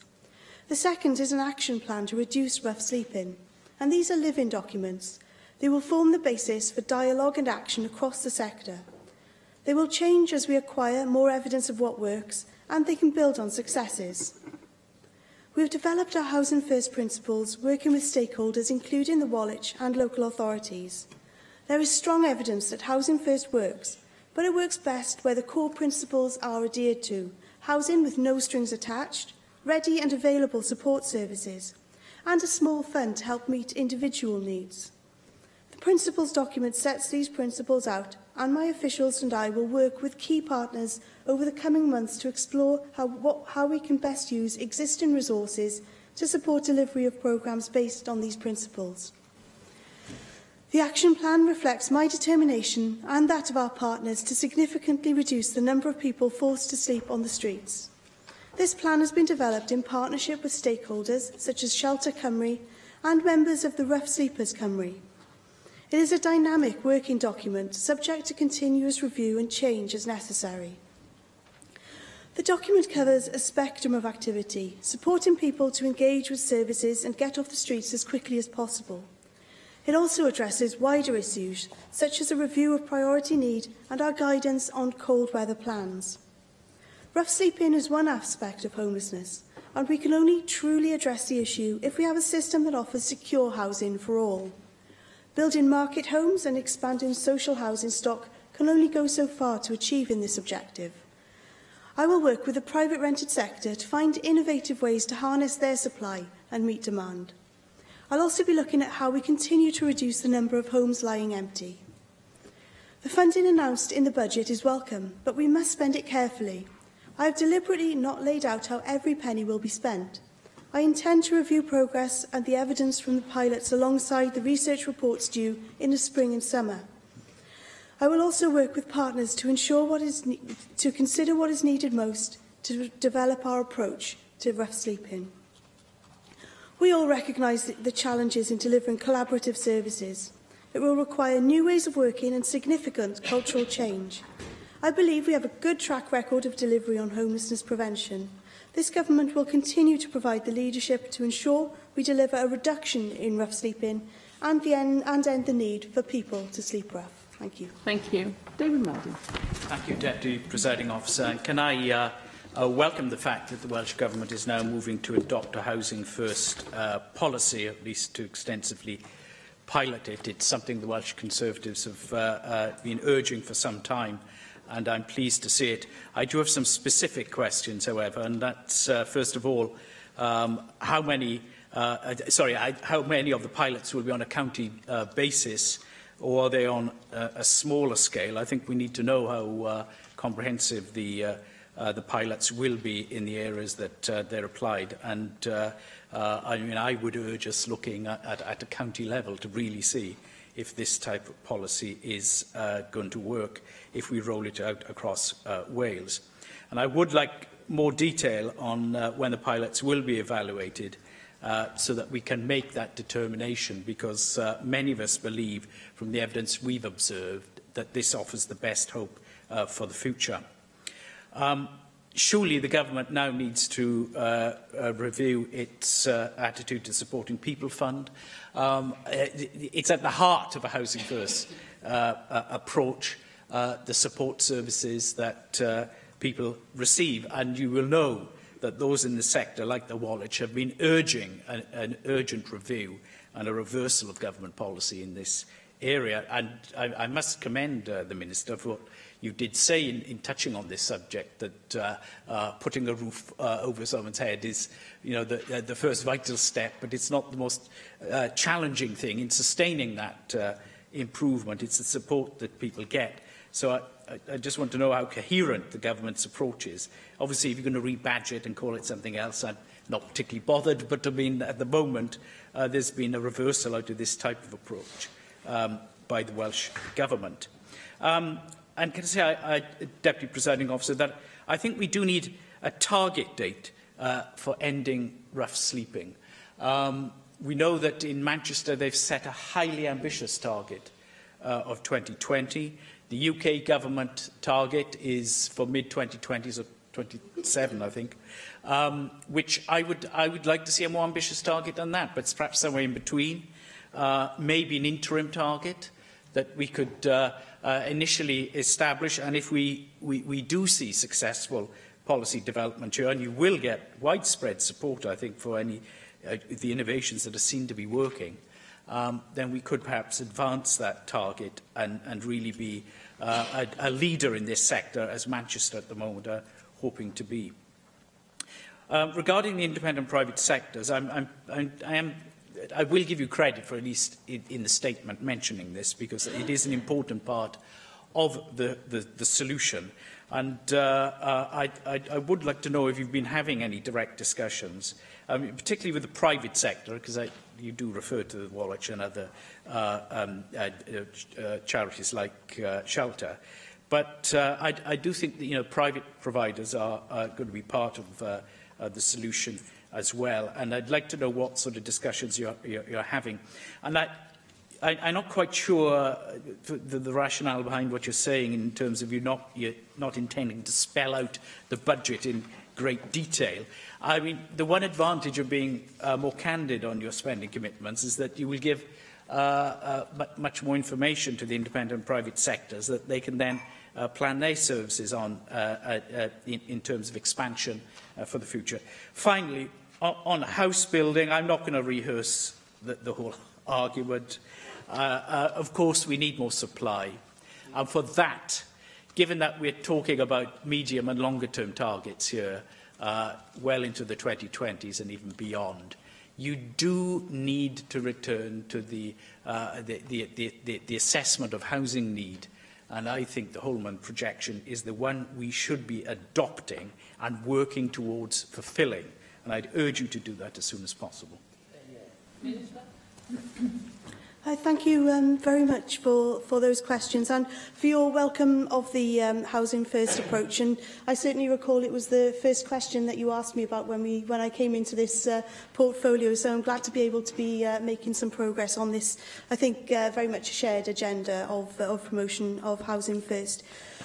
We've approved funding for a number of projects, and they are with local authorities. So Bridgend, Blaenau Gwent, Merthyr Tydfil, Cardiff, Conway and Swansea have already recruited staff teams and are already moving tenants into accommodation using that using that Housing First model. But as a condition of that funding, local authorities do have to provide us with feedback on the development and the impact of each of those schemes, and we'll be using that information to update and take forward the principles as we seek to move things out further across Wales, because both of the documents launched today are very much living documents, and they'll be changing and responding to the evidence that comes forward to us and to the things that we're hearing as the Housing First principles are rolled out.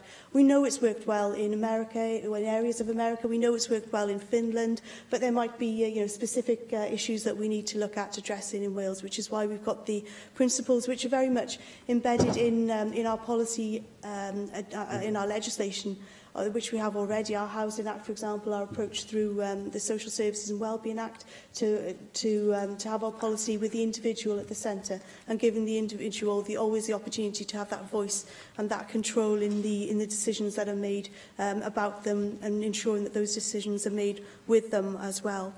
With regards to the Supporting People funding, I've been really clear that I am in listening mode at the moment. No decisions have been taken with regards to the funding for the second year.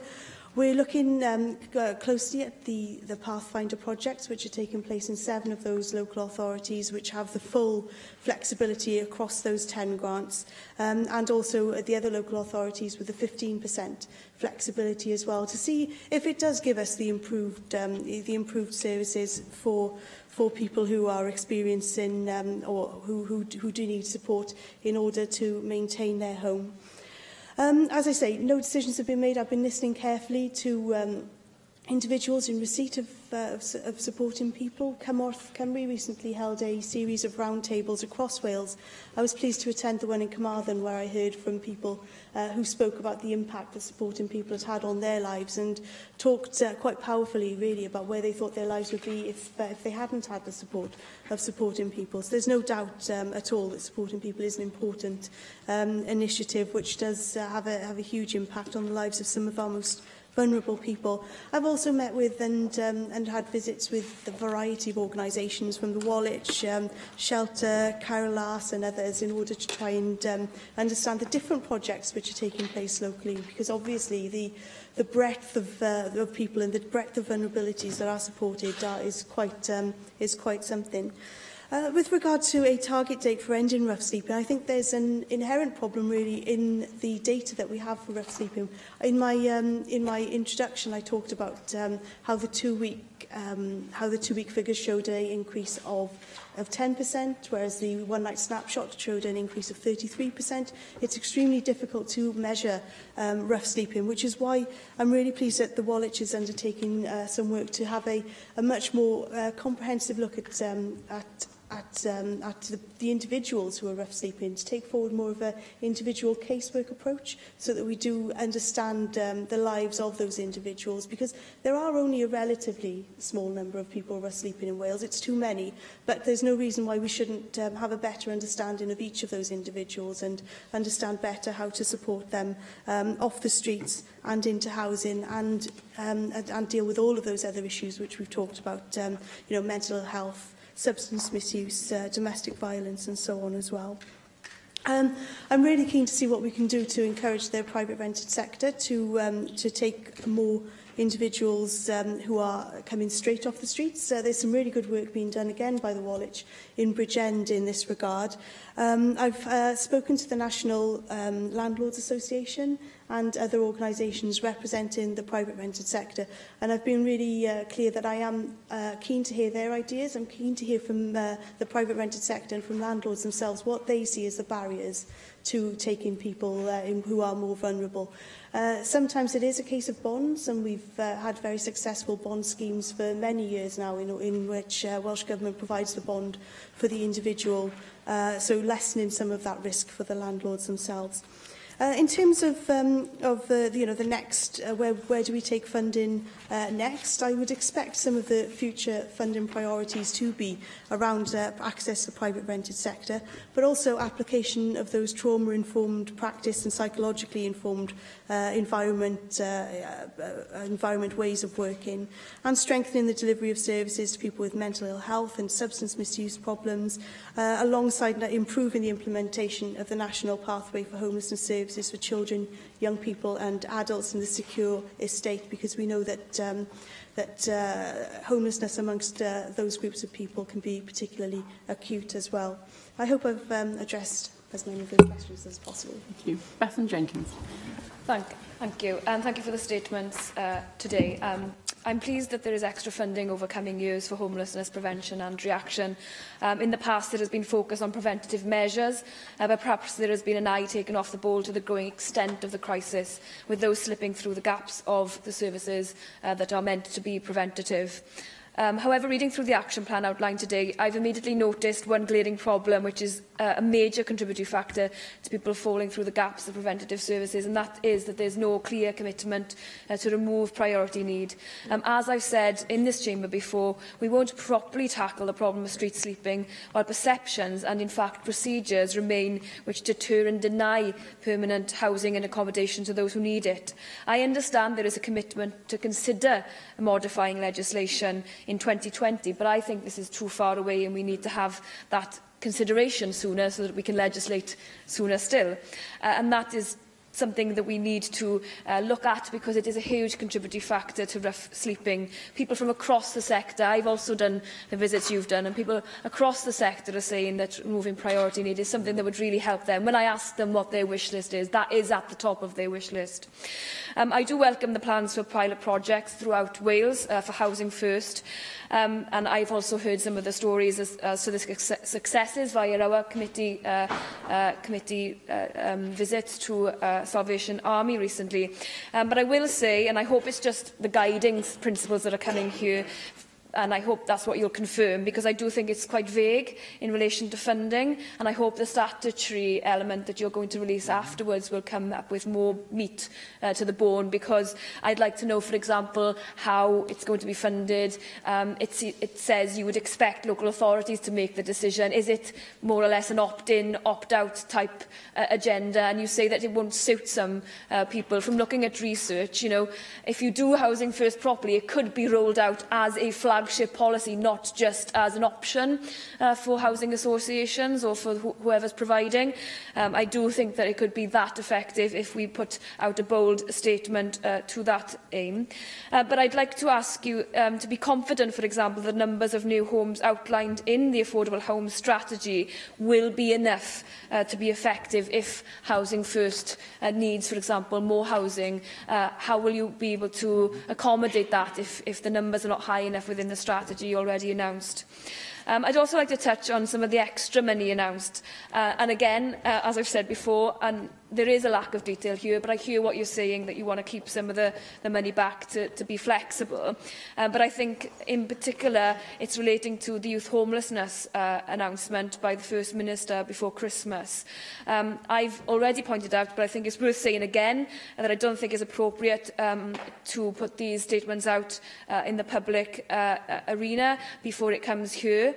And I understand that that money is for 2019-2020, so I'm really confused as to why a statement was made last December for money that will be made available later on down the road. I've also had housing associations and others telling me that they want to get involved in the Youth Homelessness Partnership. That there was a photo of yourself and the First Minister alongside Llamai and the Future Generations Commissioner, but other people didn't know much about it. And when I clicked on the link, it clicked over to Llamai as opposed to the Welsh Government's website. And then when I've gone on today, again, there's not any information as to who was part of it, how you can be part of it, how people can shape that. So I'm getting those requests from the third sector, so I would love it if you could explain to me fully today how people can get involved in that youth homelessness partnership. And my final question is, you've referred twice to mental health and substance misuse, again fundamentals to this whole agenda. How are you going to improve mental health provision? Because again, when we went to Salvation Army a few weeks ago, they were saying that they had to wait and wait and wait, and by that time their health had deteriorated. So how can we make sure that when people in these quite intense situations want mental health support, that they can get it? Minister. I thank you for those questions. I do think it's important that we keep our eye both on the preventative side of things, but then also if on the sharp end of homelessness, if you like, in terms of tackling rough sleeping. Our preventative approach has been very successful since the Housing Act came into force less than 2 years ago. 13,000 families or 13,000 households have avoided homelessness as a result of the actions taken in response to the legislative requirements under the Act. So I think that demonstrates that the Act is being very successful in terms of preventing people losing their homes or becoming homeless. But obviously there's still much more work to do as well. In terms of priority need, you'll recall that in the debate that we had on which enveloped this subject over the last month or so, I did indicate that I am prepared to review the legislation on priority need and how it works for rough sleepers and some vulnerable groups in particular. I think that we need to ensure that any action and any decision taken, though, has to be evidence-based, which is why I'm looking forward to the independent evaluation of the implementation of the Housing Wales Act, and that's been commissioned from the University of Salford. We have another piece of work which is due early this year from Glyndŵr Wrexham University on looking at specifically the impact of the legislation on prisoners and those leaving custody.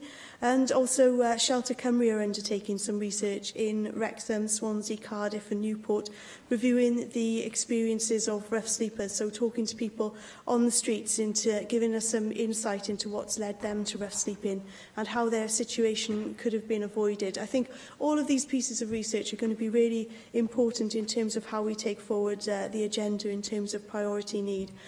I'm really keen it has to be evidence-based because we know that the situation in Scotland, for example, where there has been a blanket removal of the remaining concept of priority need, has had some unintended consequences. For example, increasing numbers of households into inappropriate accommodation for extended periods of time.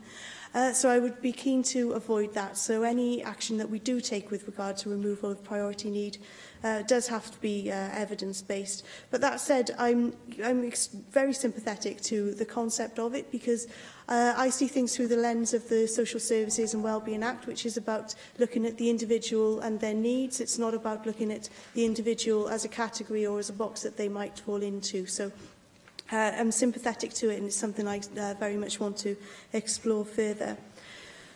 The funding for Housing First has come through as a funding stream of £2.6 million, and that was essentially to provide, I suppose, the opportunity to kickstart some of this. But I want to see Housing First as very much a part of the normal way in which we would be dealing with people who are experiencing rough sleeping. So really is a move to see how we can make this part and parcel of the package that we offer to people who are rough sleeping, rather than specific pilot projects.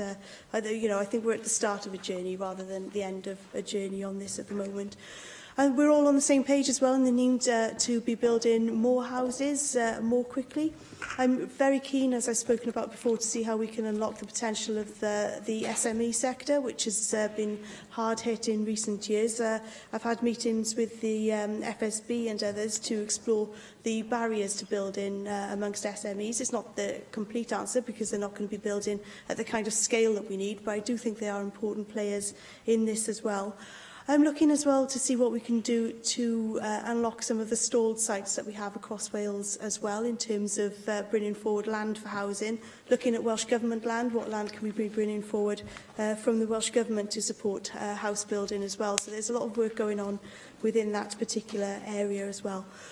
The youth homelessness agenda and the £10 million, you're right that that funding does relate to 2019-20. And as I've said before, I'm keen to hear all ideas as to what we really need to be doing to tackle youth homelessness. I was there as well at the launch of the End Youth Homelessness campaign, the launch of the coalition over in the Millennium Centre. And it was very clear at that launch that this wasn't just about government, it's not about one or two organisations. Actually, it's much wider than that. It's about the housing sector as a whole.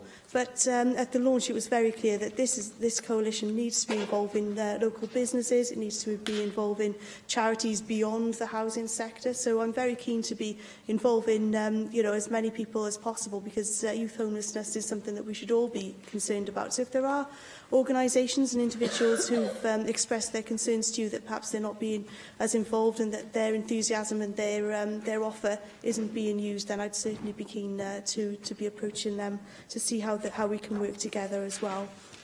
And you also mentioned the issue of mental ill health as well. And we know that there is a strong correlation between mental ill health and homelessness. I think around 40% of homeless people are likely to be using accident and emergency services as their first point of access in the health service, which tells us that actually a huge number of people don't have any kind of ongoing long-term support from the health system as well. So we clearly need to be taking forward work on that, and it is an objective within our mental health delivery plan to enable people with mental ill health to have fair access to housing and related support, and promote access to mental health services amongst people who are homeless or vulnerably housed. So that's a piece of work which we obviously need to be putting a great deal of effort into, and it is a piece of work also which Housing First obviously dovetails very well to, in the sense that it is get the roof over somebody's house first and then build around them that package of support in order to help them move on with their lives and deal with the many issues that, as we know, people on the streets often face. Mike Edges. Thank you, Deputy Presiding Officer. Of course, it's not only rough sleepers who are homeless. I mean, there's a number of people, probably not many miles from here today, who will be sofa surfing tonight, moving from friend's house to friend's house, and many of them end up on the streets when they run out of friends. And I don't mean that unkindly, but that's how what actually happens is that they use the good wishes of and goodwill of their friends for a certain period of time, and that runs out, and then their ability to have a roof over their head runs out. I mean, there's also a number of people who are inadequately housed, living in cold, damp and unhealthy conditions. Right? And it has all these things have a huge effect on health. I mean, the 1945 to 51 Labour government put health and housing together because they knew how important housing was for people's health. I mean, there's a lot of voluntary organisations involved. In Swansea, we have the Sisters of Mercy, the Wallich and Kyle Lass, all being involved, all doing a phenomenally good job. But we still have people who will be sleeping on the streets of Swansea tonight. But what causes homelessness? Debt and universal credit can only make this worse. But also people on flexible contracts, so I call exploitative contracts, where they're okay when they work in the hours they've worked regularly, but when they go back to their basic hours, which some of you 0 and 6, all of a sudden they find themselves unable to pay their rent. Many of them, if they're unwell, will obviously go back to having no income at all and trying to find their way through the benefit system, having been working on irregular hours, means that eventually their landlord will evict them. But there's a drug and alcohol problem which is having an effect, and a number of people on the streets have drug and alcohol addiction. But I think there's some ways that they haven't used their means to kill the pain of sleeping rough. And I think that we can judge people for doing these things. If we were actually sleeping rough at night, something that killed the pain may well be an advantage to us, and because we'll all go back to nice warm houses with central heating, then perhaps thinking about those who don't have those advantages really is something we need to do. No one should be sleeping rough. There's no reason why anybody should be sleeping out on the streets. There is, of course, a shortage of social housing.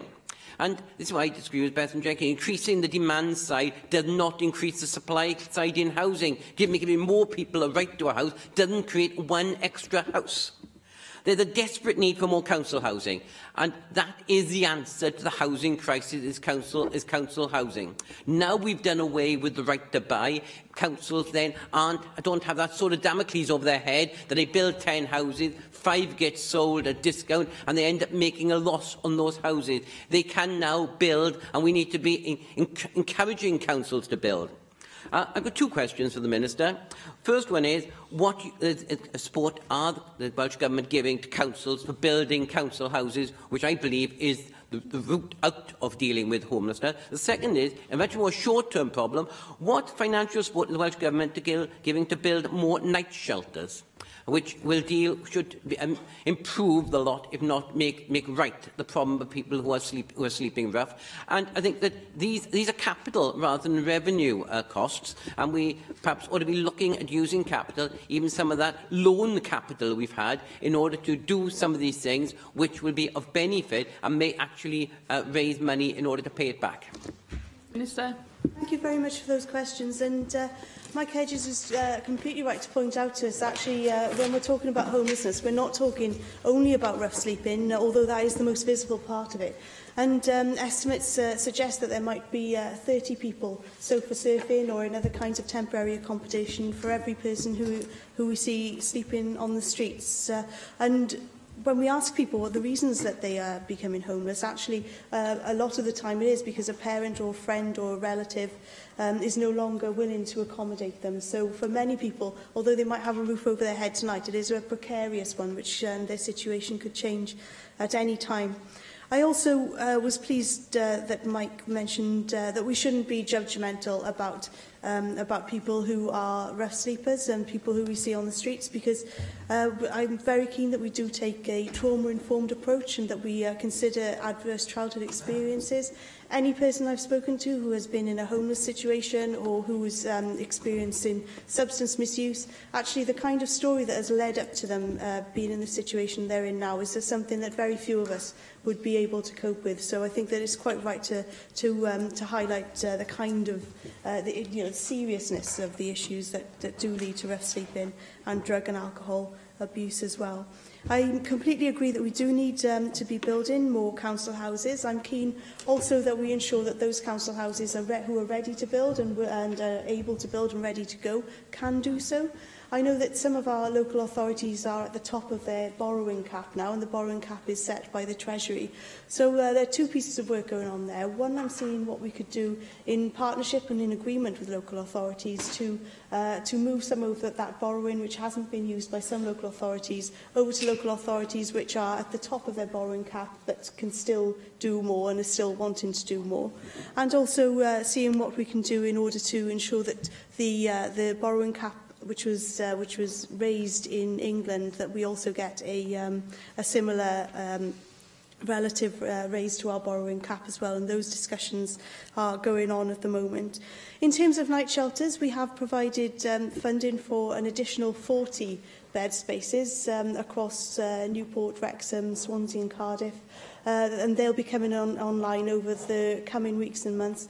However, we also know that on any night that there are empty bed spaces in night shelters, and this is a particular concern to me, that there are people who would choose to sleep rough rather than using a night shelter. And the reasons for that are diverse. For example, some people don't want to abide by some of the stricter conditions that might be laid down in some of the night shelters.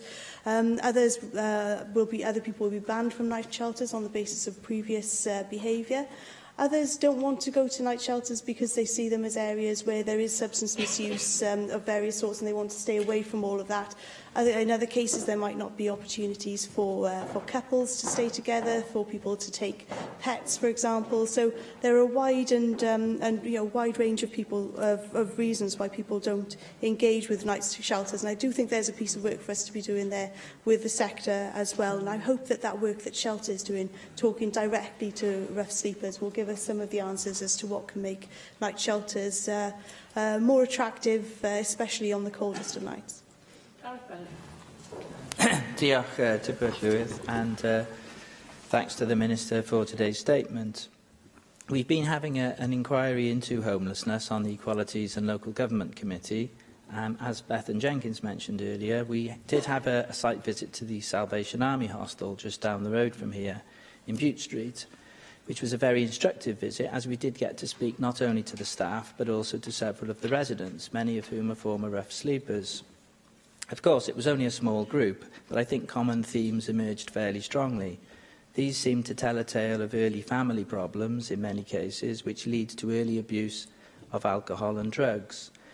When the residents begin to go on programmes where they are able to detox, several of them began to realise that the substance abuse was actually masking mental health issues. Now, I know this has been mentioned several times today, the mental health issue.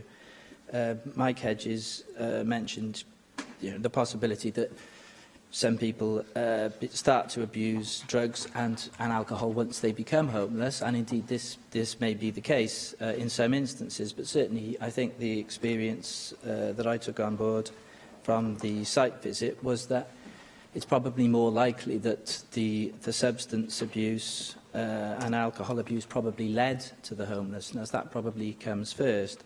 I think the crucial thing which you have tackled in your statement today is that there are these intimate links between mental health, substance abuse and homelessness.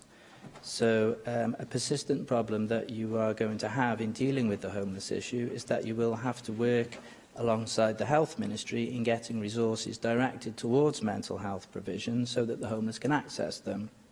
I know you've acknowledged that. So to move to questions, how closely are you working with the Health Minister in this regard? And in terms of funding, of the new funding that you're announcing, can you be more precise on how much is actually going towards mental health provision? I think that in many respects, tackling the homelessness problem means crossing portfolios for you, Minister, in some important respects, not only with the Health Minister. There's also possibly the training aspect, which you've touched on a few times today, because when we went to the hostel, other issues that were raised by the staff at the hostel included the need for continued resources so that more staff could be trained to deal with the complex needs of homeless people, as well as the detox programmes. There are also programmes being run dealing with teaching the residents basic skills, which could eventually lead them into employment. I think it was good that you have mentioned several times in your statement the training aspect. Do you see any benefit in interacting more closely with the Skills Minister over issues like this, in terms, for instance, of accessing resources? Finally, there have been comments, not today, but comments in general, that the homeless issue is really only discussed in politics once a year, and that is in the run-up to Christmas. And there is some extra funding provision at that time of year, and we do have, it becomes a media issue, and of course we do have a lot of volunteers active at that time of year. But now we are in February, and we're in the midst of another cold snap. I note that you mentioned cold weather plans in your statement, so could you expand a little on how these cold weather plans will work? Diolch yn fawr. Minister. I thank you for those questions, and I'm really encouraged that the committee is undertaking a piece of work into rough sleeping in particular, and looking at homelessness more widely. And that's really important because I hope I've been clear that both of the documents which have been published today are live documents, so I'll be keen to be looking at the recommendations that the committee might be coming forward with in terms of reviewing and adapting those documents to the best evidence and the best ideas that are coming forward throughout.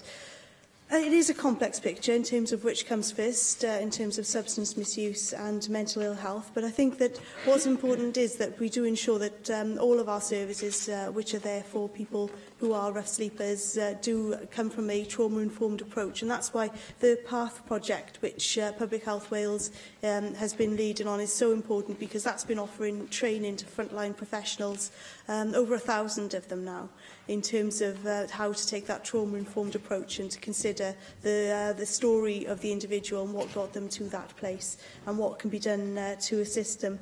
Some of the projects that are being funded by the additional £2.6 million of funding that was announced this financial year are specifically to support people with mental health needs who are experiencing homelessness. So that includes training for outreach workers in Wrexham, for example, so that they're able to support and assist people with a mental health support need, and funding for a link worker between health and homelessness services in the Vale of Glamorgan as well. So there are some specific posts which are being funded as a result of that. More generally, in Welsh Government, I've been keen to make that link, coming as I have done from the social services portfolio into the housing one, being really keen to make that link between my former responsibilities and my current ones. So we now have a member of staff within Welsh Government who is specifically looking at housing and health. So looking across the piece, really, in terms of what we can be doing with our capital funding through the Intermediate Care Fund, for example, and in terms of policy as well, to ensure that we are fully linked up and using all of the potential, really, that good housing has for the promotion of good health as well. My former responsibilities also included substance misuse. So I'm keen to highlight the fact that within our substance misuse delivery plan, we do have specific actions there in order to develop support for people who are rough sleeping and people who are homeless. Welsh Government invests almost £50 million a year into this agenda, and our area planning boards will have a specifically important role in terms of tackling substance misuse locally, and that will extend to people who are homeless and rough sleeping as well. And many of the projects, such as the Huggard Centre, which the committee visited, are very much fully linked in with substance misuse services. And I'd also point out that we've commissioned a review of the substance misuse treatment framework, good practice framework for the provision of substance misuse services to homeless people and those with accommodation problems, and that will be completed in the spring in order to again make sure that we are linking up with all the best and latest evidence in terms of substance misuse and homelessness. Thank you. I have 3 more speakers, so I will extend this session, but that's not an invitation for the 3 speakers to go on at length. So it is a question and a relatively short question and a relatively short answer from the Minister. We'll get the 3 in. So, John Griffiths. Diolch yn fawr, Dr Lewis. I welcome the Government statement and action plan. As we've heard, rough sleeper numbers do appear to be increasing in terms of the counts that are taking place. And that's why I'm very pleased that the committee that I chair, the Equality, Local Government and Communities Committee, is doing a piece of work on rough sleepers. We've already made visits to Solas in Newport and the Salvation Army in Cardiff to hear from staff and service users. And I think it's clear that there are complex issues involved, as we all know, and there is a great deal of vulnerability and danger faced by those sleeping on our streets. So it's absolutely right that we have more focus and priority for these issues. The committee inquiry will look at the effectiveness of the legislation, the causes, the services provided, including emergency accommodation, the scale and adequacy of data, and I think there are quite a lot of questions around that, and of course the steps required to deal with the issues. And we will also look at the action plan with the input of stakeholders, and of course question the Minister in due course on the detail and how she intends to take the action plan forward. So I guess really what I'm looking for today, Minister, is just confirmation of what you've already said, really, that you will be keen to work with the committee, that the action plan is an evolving and developing document as new evidence, new circumstances emerge, and that the work of the committee will be one part of informing future policy and strategy on these crucial issues. Thank you. Minister? Thank you very much for that. And I am very, very pleased that the committee is taking a good look at this particular issue. And it is important because there are, as we've probably seen through the statement, there are questions, and some of the questions we don't have the answers to yet. For example, that question as to why even on the coldest of nights there are empty bed spaces in some of our hostels and other provisions.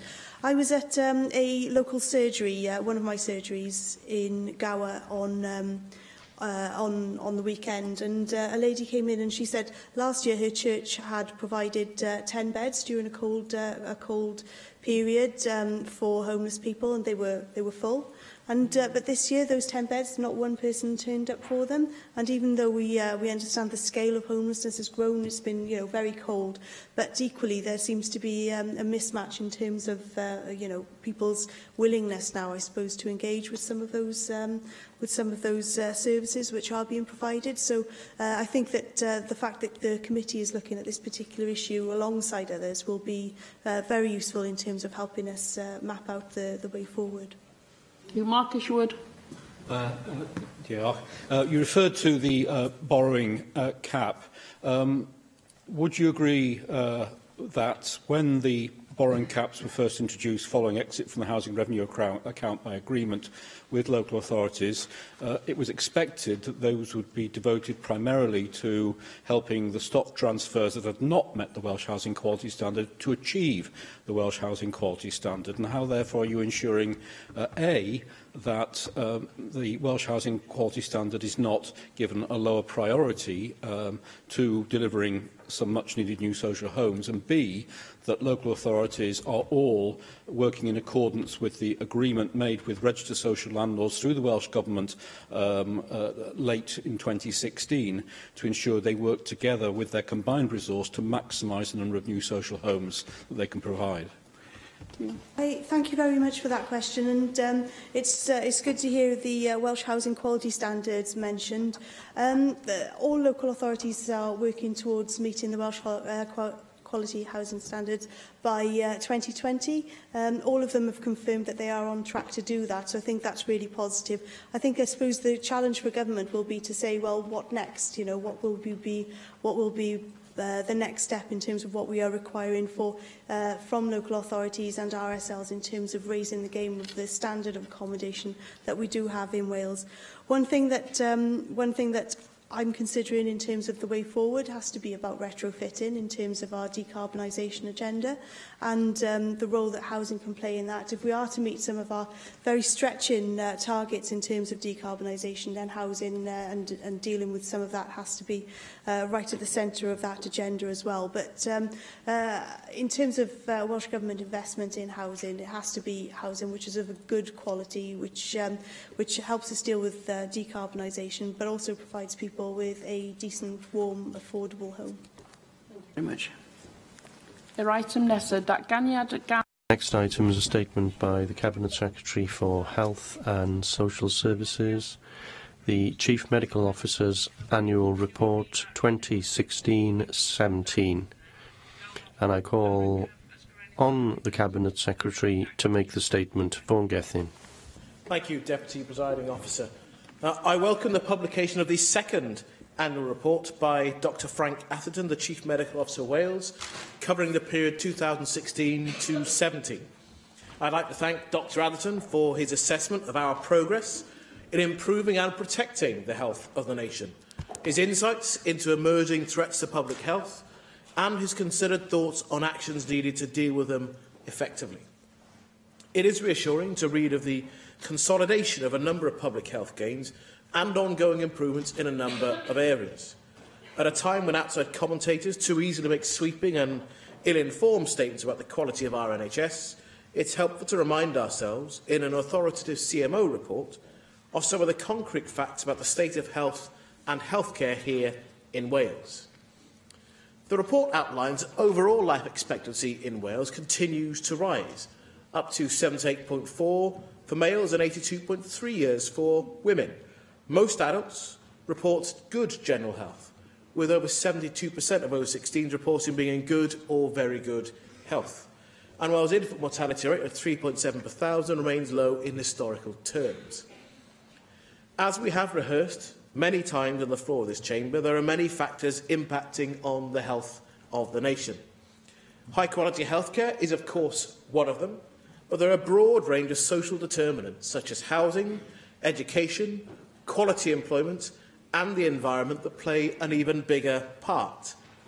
There are also a significant number of public health threats each year, and Dr Atherton's report highlights significant achievements in dealing with these. One of the examples it cites include the impact of the introduction of the All Wales Hepatitis C treatment rollout programme. The success of this programme has meant that in Wales we have now treated or are giving treatment to all of the patients that are known to and have accepted referral to hepatology services and are still accessing care. Or to put it more simply, we are ahead of every other UK nation in the treatment and the hopeful elimination of hepatitis C. And that is a cause for recognition, and thanks to that group of clinicians leading that work. It also refers to individuals infected with HIV benefiting from antiretroviral therapy so that they lead the most healthy of lives. It notes the number of new diagnoses of HIV in any 1 year now being on a downward trend, and the number of individuals testing annually increasing. And the importance of testing is crucial now that pre-exposure prophylaxis, or PrEP, is available to all those for whom it is clinically indicated. And I do look forward to the results of that PrEP trial in due course as we roll through a generally nationwide trial. The report also sets out priority actions for our seasonal flu and childhood immunisation programmes, which will be necessary to deliver to ensure that those programmes remain the envy of the world. While communicable disease may be regarded as a traditional public health threat, Dr Atherton also uses his report to shine a spotlight on the emerging public health risk of problem gambling. He focuses on the harm that can be caused by gambling, not just to individual gamblers, but also to family, friends and to society as a whole. Harms that can include financial hardship, psychological distress and the breakdown of personal relationships. And the report sets out the prevalence of gambling. The UK has the 10th highest gambling spend per capita in the world. In Wales, 61% of adults have gambled in the last 12 months, 63% of men and 59% of women. It's estimated that each week across England and Wales, 450,000 children aged between 11 and 15 are involved in some form of gambling. That equates to 16% of that age group. 1.1% of our population self-report as having a problem with gambling, and a further 3.8% of people in Wales are estimated to be at risk of problem gambling. The report also highlights that the harm caused by gambling is unequal in its distribution. People who are economically inactive and live in deprived areas are more likely to suffer most harm. And Dr Atherton also comments on the evolving nature of the gambling industry, its marketing and its products. Gambling is no longer solely taking place within traditional physical premises like arcades, bingo halls or racing tracks. The fastest growing method of gambling is, of course, online betting, with 24-hour availability, access through computers, mobiles or tablets.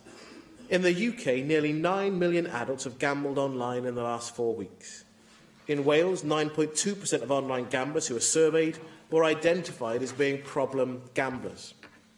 And Dr Atherton sets out the case for a public health approach to deal with gambling, an approach that seeks to address the inequity of harm. And he calls for a range of actions to reduce harm that do not just focus on individuals, but also a wide range of measures, including advocacy, information, regulation, and appropriate prohibition in a coordinated way. In doing so, Dr Atherton recognises that gambling is primarily regulated at a UK government level, with a number of UK bodies having responsibility for different aspects of gambling. An effective response to the harms caused by gambling will require a coordinated response. I know that a number of members in this place have taken a very active interest in the issue of problem gambling and the need to both support problem gamblers as well as to deal with the prevalence and the ease of gambling. And you'll no doubt join with me in welcoming this thoughtful report, drawing attention to the risks and making recommendations for action. I'll certainly be joining Dr Atherton and relevant stakeholders to consider how we best take forward those recommendations, not only through our calls for effective action at a UK level.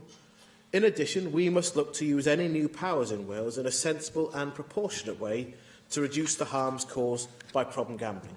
I look forward to answering members' questions. Thank you. Angela Burns. Thank you, Deputy Presiding Officer and Minister, Cabinet Secretary. Thank you very much for bringing forward the statement about the Chief Medical Officer's report. I do welcome this report today. I believe it clearly lays bare the challenges of ensuring that we all age well. Great news to see the increases in longevity. I, for one, am very grateful to see that. But we must also recognise that over a quarter of Welsh population will be over 65 in 20 years' time. That's a quarter of our population. And I would like to ensure that today's plans recognise that. So, Cabinet Secretary, I wonder, how will you ensure that health and social care services will be delivered fit for a quarter of our population going further forward, especially when we hear things such as the WLGA and the Associated Directors of Social Services saying that the key determinants of health are largely outside the control of health services.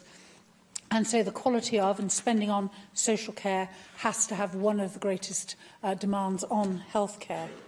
It's also very good news to see the improvements in cardiovascular diseases and neonatal disorders. And I also recognise the very good work that's been done on hepatitis C. But Welsh Government does need to get to grips, according to the CMO's report, with the stasis that we see in cancer outcomes. And so, Cabinet Secretary, I ask what you might have up your sleeve to help us improve that, because those figures, the dailies on cancer outcomes, have not changed significantly for over a decade. The points made by the Chief Medical Officer on gambling are pertinent and, I believe, well made, and I, for one, cannot understand why we are allowing this canker to develop. And in fact, I'd like to pay tribute to Darren Miller, because he raised a short debate on this issue back in July 2017, which called for greater restrictions on gambling, advertising, and I know that this has cross-party support. The then Minister for Public Health, Rebecca Evans, stated that Public Health Wales were commissioning research to map out all the gambling venues in Wales, so an update on progress on this regard would be most welcome, and I wonder if perhaps you might be able to address your intention in that area. Although there are other issues and comments, I'd like to finish with the CMO's commentary on protecting the public from health threats, and indeed staff from health threats. Seasonal influenza is one of the biggest winter pressure threats. It lays siege to GP surgeries and A&Es, and I've tried to get guidance from the British Medical Association as to what can be done to increase the numbers, not just of doctors, nurses and healthcare workers, but other healthcare professionals to take up flu vaccines. The public need galvanising, but so, Cabinet Secretary, do the public sector workers. And is there any ability for Welsh Government to look at guidance, statutory or otherwise, for health and care workers to receive the flu vaccine? Because you yourself refer to this as our seasonal flu vaccination as being an envy of the world, and yet that is in direct contradiction to evidence we hear in the Health and Social Care Committee, and we do know that seasonal flu is one of those great winter pressures.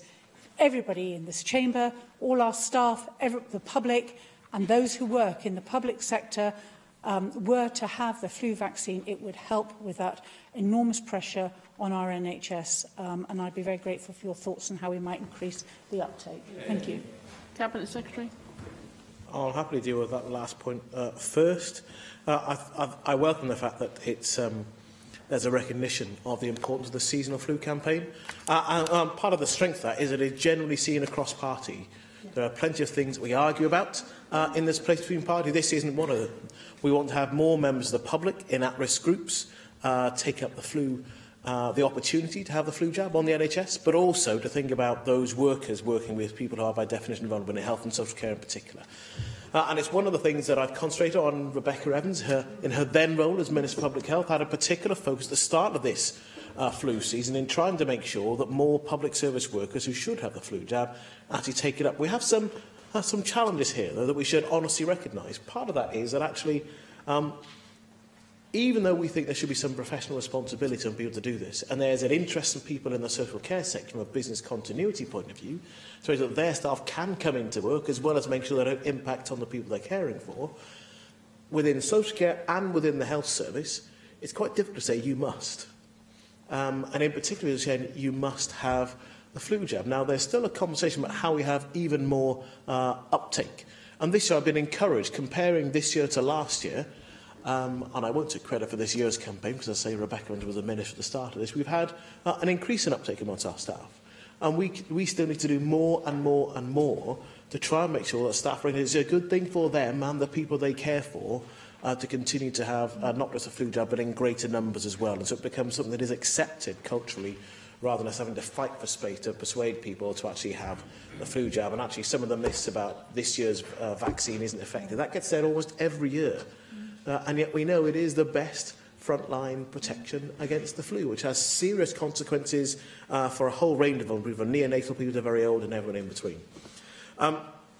On your point about an ageing population, again, the report highlights figures given in other reports, including the Parliamentary Review and the previous Nuffield and Health Foundation work about the rise in the age of our population, in particular the proportion of our population who will be over 65 and over 75.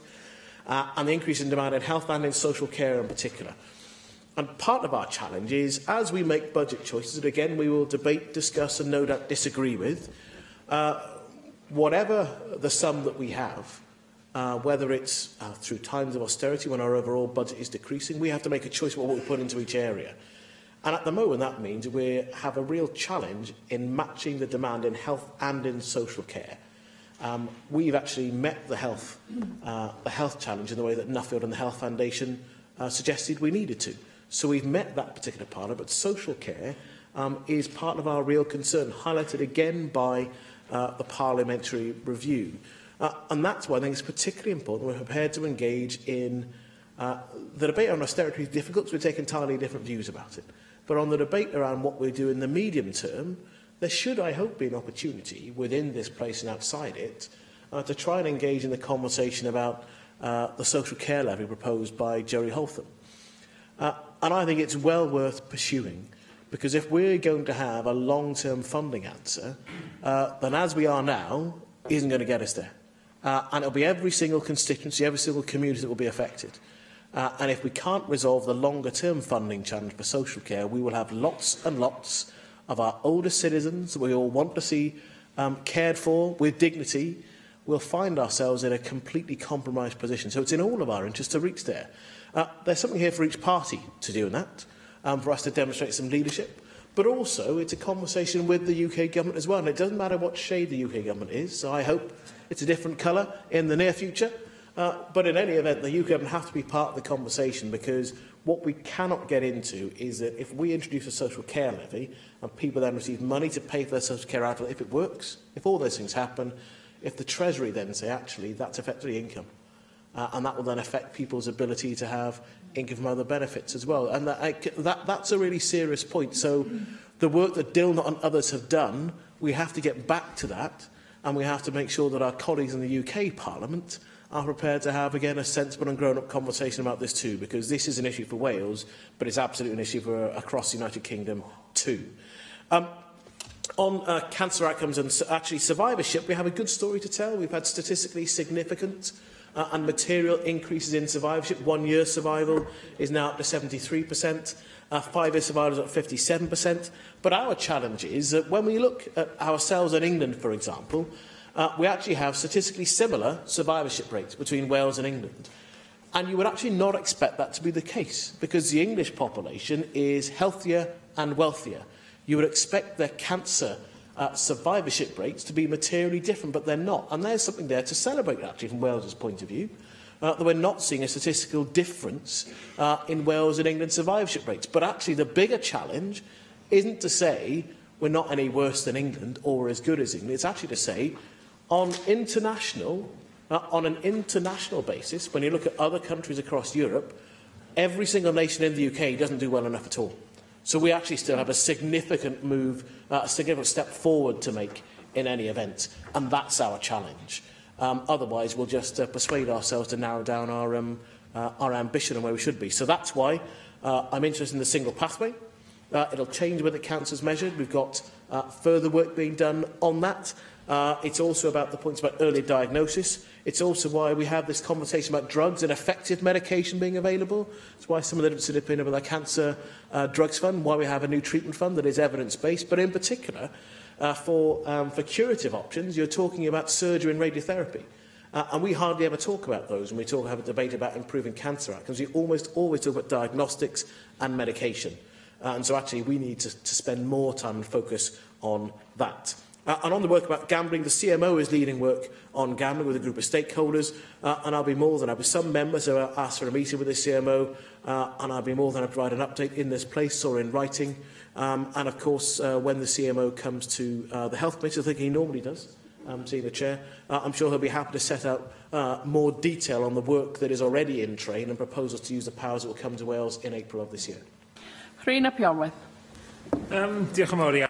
Thank you very much, Deputy Presiding Officer. Thank you to the Cabinet Secretary for his statement. I will also note my thanks to the Chief Medical Officer, Dr. Frank Atherton, for his second report. It's important, despite that, that I draw attention to the fact that we're having a statement here today on this report, while in the past, including last year, we had debates on the report of the Chief Medical Officer, and I would encourage the government to return to that practice and not let the political balance here and the fragility of that balance to decide in what way important matters with regard to health in our nation are discussed here at the Assembly. Now, we could go into several different areas, almost any area with regard to health in Wales here.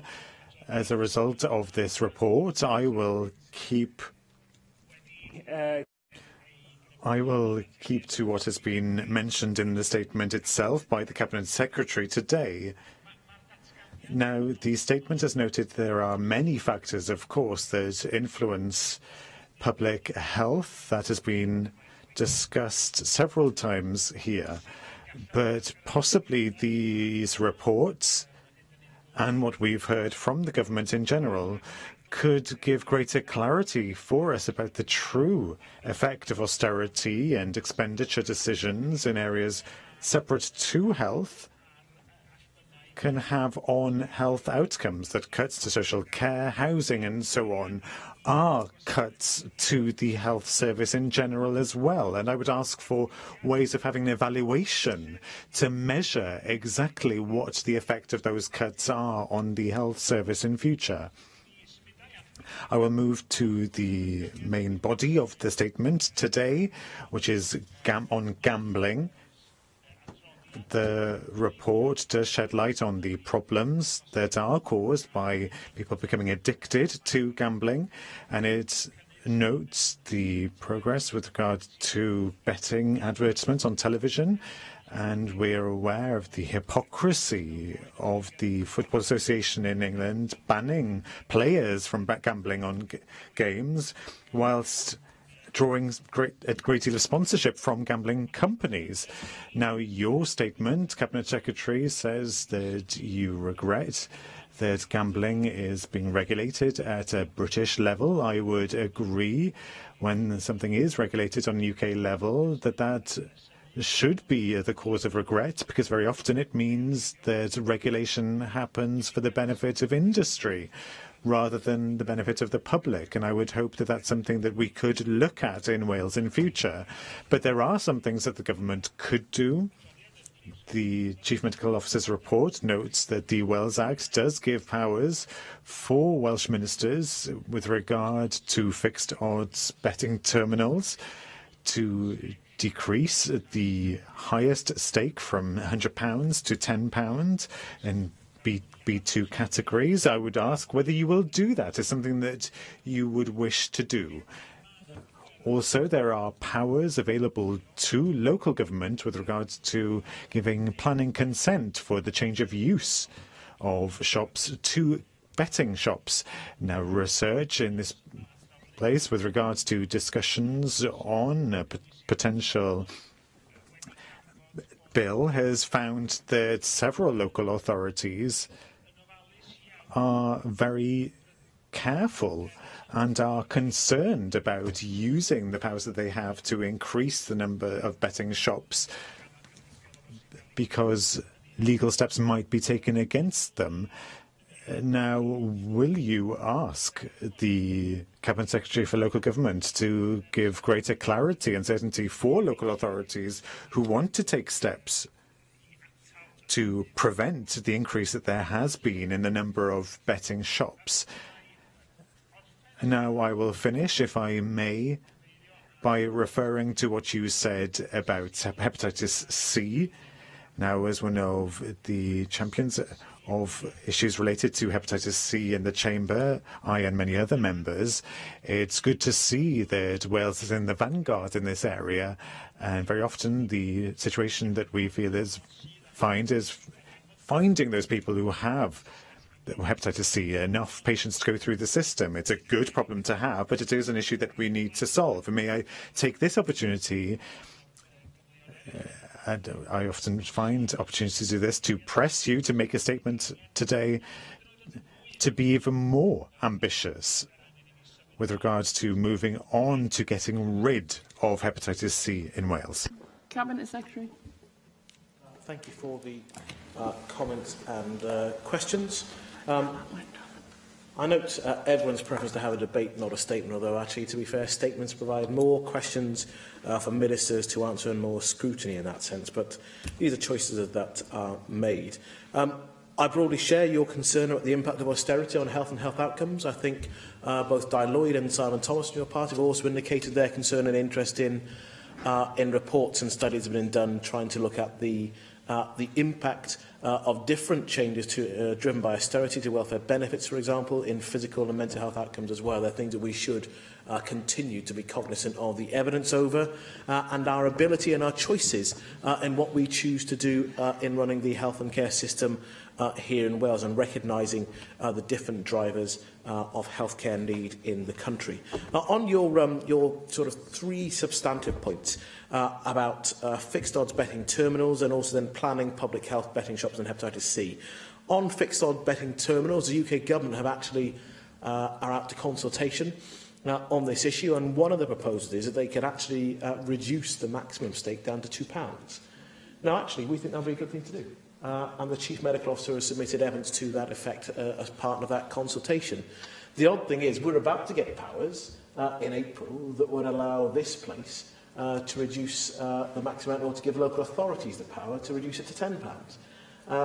So if we actually got, if we got to the point where we reduced it to £10, there's a potential opportunity to reduce it to £2. Actually, if we're clear that the UK are going to act in that way, I think that would be preferable. It would be a consistent system across the UK, and we could indicate that in itself. If that isn't going to happen, then we will, of course, look to use our powers here in any event. And we want to be really clear about, there's very clear advice from the Chief Medical Officer about wanting to take a deliberately proactive approach in this area. And I'm sure that whether it's myself or another member of this chamber who is in this particular role, will want to take this seriously and take appropriate action.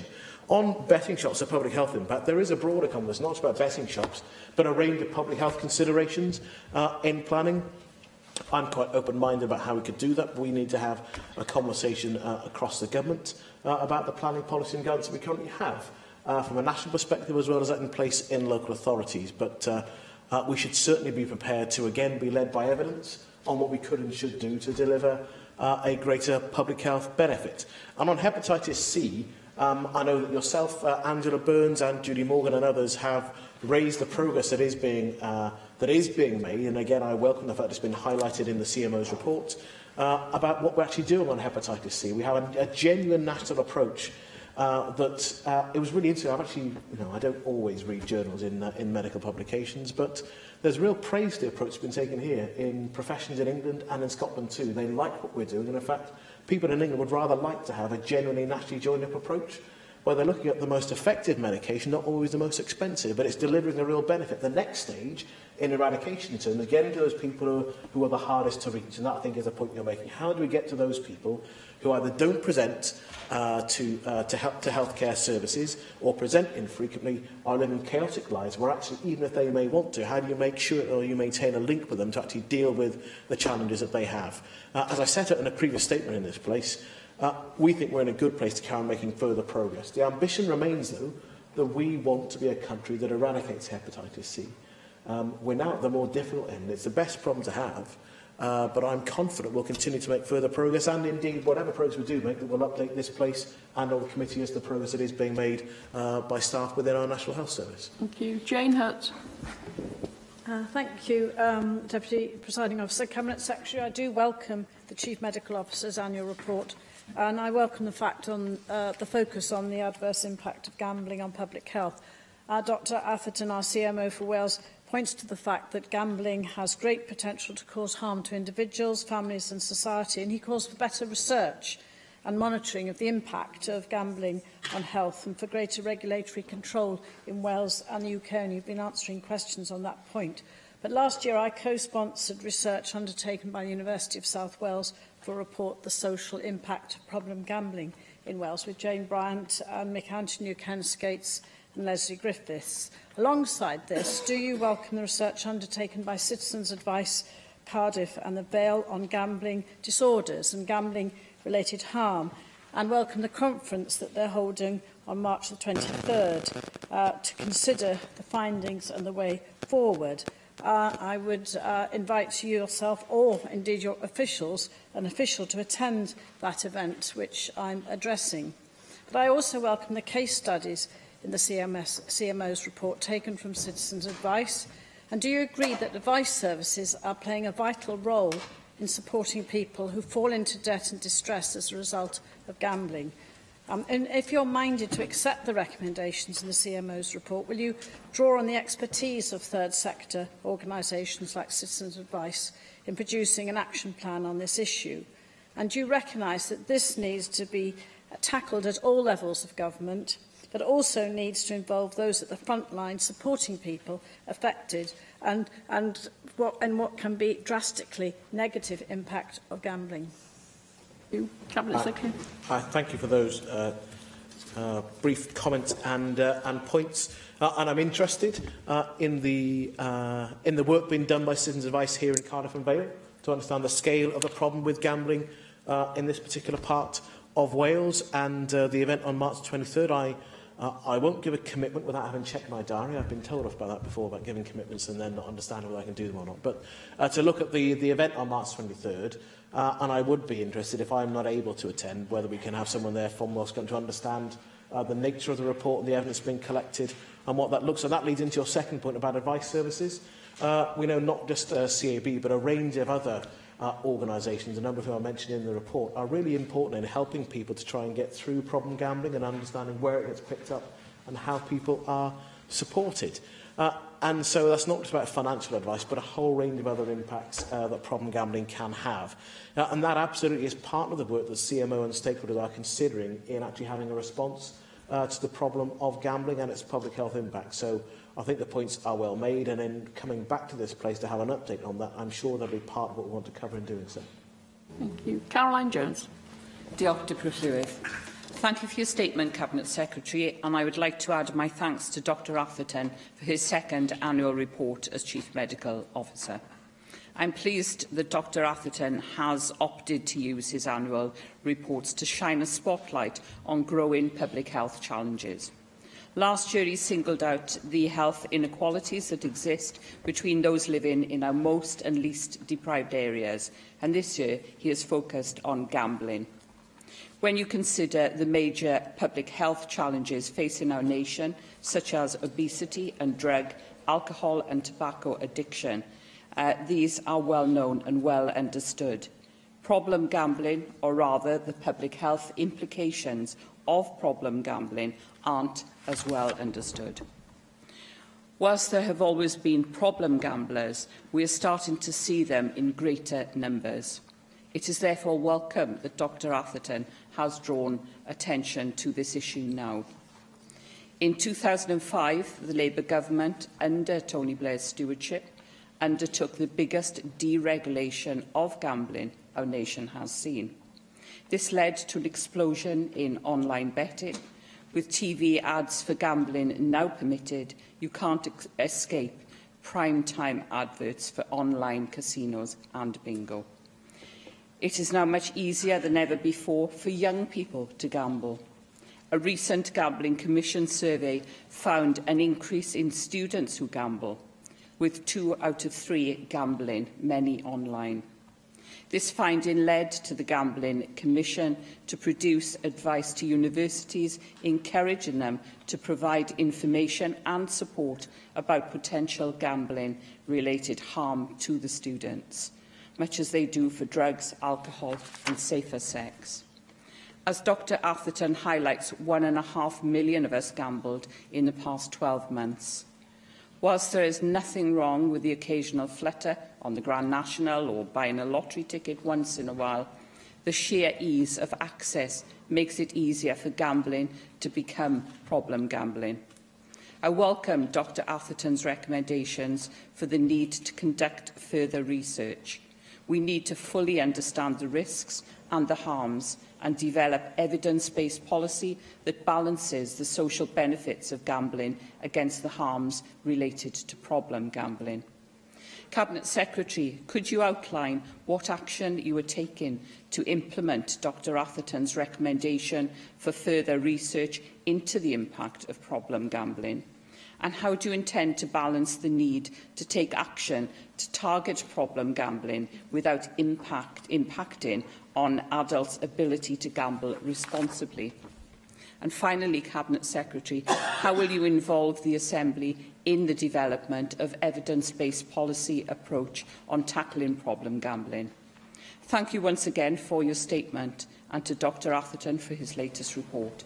I look forward to working with you to develop a balanced approach to this and other emerging public health issues. Diolch yn fawr. Thank you.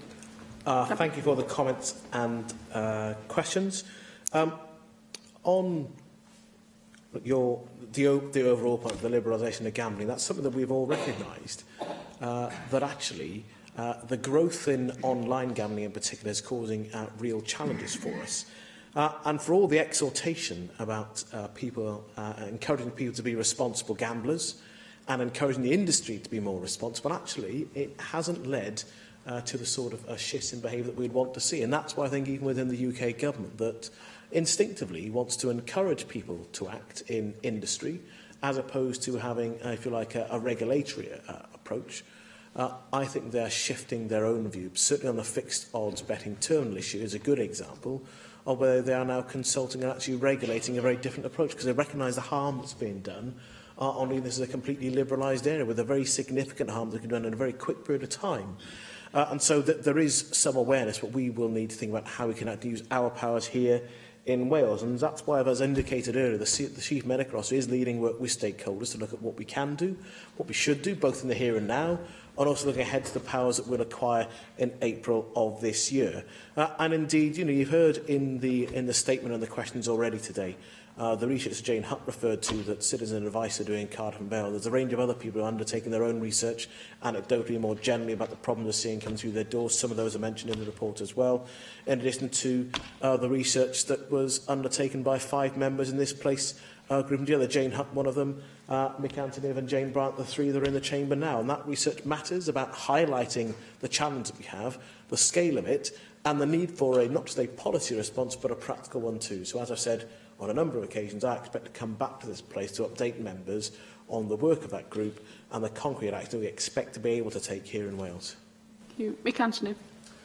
Cabinet Secretary, I won't go over many of the points that have been covered on the gambling issue. Can I just say, first of all, you'll remember the individual members' debate we had here in 2013. I think this Assembly is one of the first of the parliaments to actually have a detailed, thorough debate on the issue of the emerging problem of growing gambling. And in fact, it was that debate when people say, well, what do these debates mean? It actually led in the Wales Act to at least some devolution of powers in respect of fixed odd betting machines. Unfortunately, it didn't attract the sort of attention that occurred later on. But I think it's fair to say that this Assembly led the way actually in identifying and looking at ways in which gambling can be dealt with as a public health issue. What's important about this report as well is that almost half the report, 17 pages of it, deal with what is identified as an emerging public health challenge. And this is the thing that we've had in the various debates in this particular Assembly. And it's a very good report because it also, in terms of establishing a task and finish group, in terms of the need for more research, and you'll recall that all that research was stopped in 2010, so that the actual data we have has been limited until the work that was done in terms of the report that Jane Hutt and myself and others funded. But this gives us an opportunity now to do proper analysis, proper investigation into the actual scale of the problem. And very importantly, what is identified is that whatever work is done has to be free of the influence of the tobacco industry. Beg your pardon, the gambling industry. There's another issue. An industry which has ploughed money into research but has a stranglehold over that research, the direction it has, and research that seems to go round in circles for decades. So it's very important that we are independent of that. Can I also say then, one other thing is that, of course, many of us will be watching some of the recent sporting successes of Welsh soccer teams, and of course Spurs are playing Newport tomorrow night. There may even be Assembly members who actually are at that very game. But I raise the point not to diminish anyone's enthusiasm for their local team, but because of the stranglehold that gambling now has over sport, the identification in people's minds of sport, of soccer, of a whole varieties of sports with gambling. As those of us who watched that game that night, we will see around all the ground now all the gambling adverts. We will see the texts that come on the phones, the stuff that comes onto online and so on. And whatever capacity we have, we can do things on... We can do some things on fixed odd betting machines. We can do stuff in terms of our planning powers.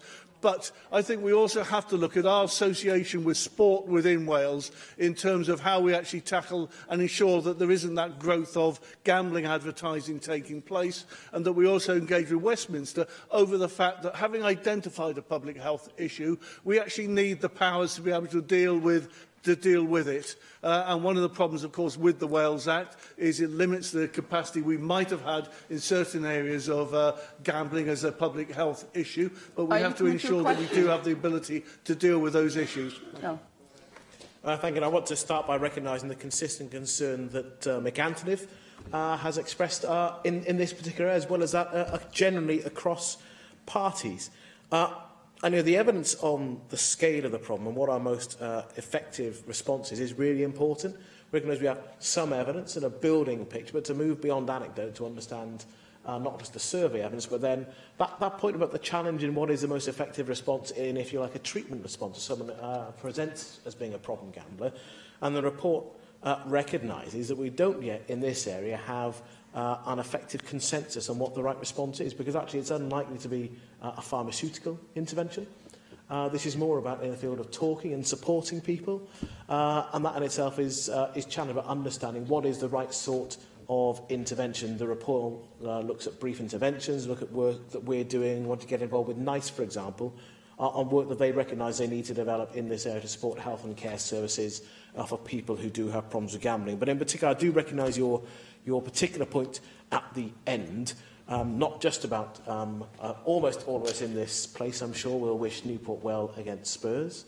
I recognise the members' long-standing loyalties in a different direction. But, this point about advertising and the ubiquitous nature of advertising, so many different events, it is hard to ignore.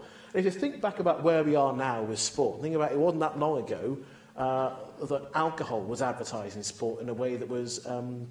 it was odd, wasn't it? Always if you've been encouraged to drink lots whilst you're at a sporting game and look at the physical activity and prowess of people on the pitch. And before that, tobacco was regularly associated with advertising all sorts of sporting events. Fast food still is. There are lots, but even fast food is looking to change it off. But there's still a challenge about all of these different areas of activity and their willingness to be associated with sport because they recognise the power of sport and advertising, what it can do for their products. So as the report recognises at 6.4 in the GMO's report, there is a need to look at controls on advertising of gambling. That is something we do need to continue to having a conversation with the UK government about. Thank you. Simon Thomas.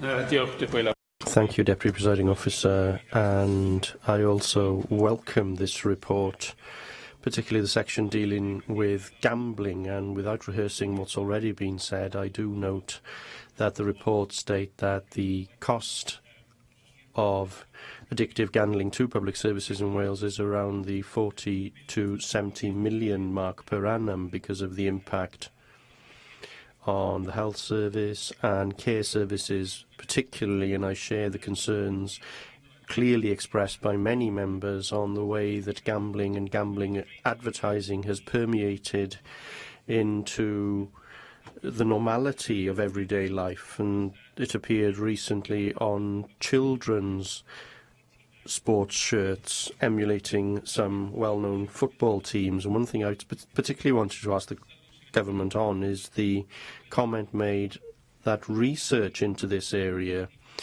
is done to all intents and purposes by the industry itself, by Gamble Aware, but Gamble Aware has been under the influence of the industry and they have tried to re-establish themselves to be more independent, but it strikes me that what we need is something similar to a levy on the industry where you could have complete independence and funding could be provided not only for research into gambling but also to mitigate some of the unfortunate and detrimental impacts of gambling. That's not a power in the hands of the Cabinet Secretary, but I wanted to ask, is that the view of the Welsh Government, that they would want to see a levy of that kind, that they would work and put pressure on the Westminster Government to introduce such a levy? And the second element of the report, which I believe is important, is the fact that once again the Chief Medical Officer has outlined the impact of air pollution on society and the impacts of that 2,700 premature deaths because of air pollution. And I would like to know exactly where air pollution sits now within the range of causes of premature deaths in Wales. It's around third or even second in terms of the reasons now, and I know that the government is doing some things to tackle the issue, but the problem is that this is disseminated between government and local authorities. The local authorities are specifically responsible for monitoring and tracking and then putting particular zones in place, and this government is facing a court case because some of those steps have failed recently. So specifically, and in looking at the costs and health impacts of air pollution, will the Welsh Government be taking a further step on a national level now to ensure that all schools does have an air pollution monitoring unit outside the school so that we have a better understanding of the true impact of air pollution and that we have a national strategy to tackle the health problems emerging from air pollution? Thank you for those comments and points. I'll deal with your points about air pollution first, if I may. As you know, air pollution, the lead for this across government is Hannah Blythen, the Environment Minister, but the points that you raise recognise that it's an issue that has an impact right across a range of issues. There's clearly a public health impact. And if you're talking about monitoring in and around schools, then I'm sure the Education Secretary wants to be involved and engaged in that as well. So I won't give you an off-the-cuff answer about an asset strategy, but the work that's being done, and I will certainly talk to colleagues across government, not just to answer your question, but more broadly the continuing conversation that we are having across the government about a Welsh Government strategy on improving air quality and recognise the significant benefits to all of us in doing so across a wide range of policy areas. And when we talk about gambling and the significant financial cost on health and care services that's recognised, the report does also recognise that for lots of people it's a mild or modest activity. Most people in this room have gambled and probably gamble regularly, if you think about it. The amount of times that we are invited to either take place in local lotteries or raffles at the different events that we attend, and actually, if you're the serving politician, then it's very hard for you not to buy raffle tickets when the jar goes around. So, but we're really talking about problem where people are betting more than they can afford. And interestingly, in the report, it sets out the particular points that others have made about the difference in problem gambling between different income quartiles as well. That it does show the lowest income quartile are most likely to have the largest problem with gambling itself. And that's the concern the Chief Medical Officer in particular is highlighting for us. And interesting, your point about a levy is mentioned in the report. It's the example in New Zealand on page 21 in the report that looks at the levy they've had there and the way they've designed that. Now, I'm open and interested in what we could do both with our current powers or in that continuing conversation with the United Kingdom government about a real, clear and present challenge that will only get bigger if we don't act now in the future. Jenny Rathbone. Thank you, Presiding Officer. I just need to declare that I'm a Director and Trustee of the Living Room, which has pioneered the focus on gambling as just as harmful an addiction as alcohol or tobacco or any other addiction. So, of course, I welcome this focus on it because I have many constituents who've lost their home, lost their business as a result of their gambling addiction. And we need to ensure that we are getting large organisations like the football industry to use its excessive wealth and dominance of the television schedules not to promote gambling, which is what they're doing at the moment. And that is a very worrying concern. I think we should also worry that video games are being used to target children and promote a form of gambling in order to prepare them for the future. So I know that the Advertising Standards Authority is onto this and endeavours to be vigilant, but I think that it's something that we all ought to worry about. I completely agree that we need to reduce our stake to £2, so I do hope that you're successful in persuading the UK government to take the plunge on that one. Probably the only thing I agreed with Mrs Thatcher on was that she was worried about the lottery being located in our post offices. You know, the most, the poorest people in our communities collect their benefits from the post office still today, despite the electronic transfers of money, and then they're invited to spend some of it immediately on gambling. And that is quite an uncomfortable situation, and we all see it every time we go into a post office. So I think it's a major concern, and I very much welcome the emphasis in this report. I just wanted to focus on something that's not in the report, which is the issue of breastfeeding, which wasn't in last year's report either, and it is confined to 2 lines in Dr Atherton's report.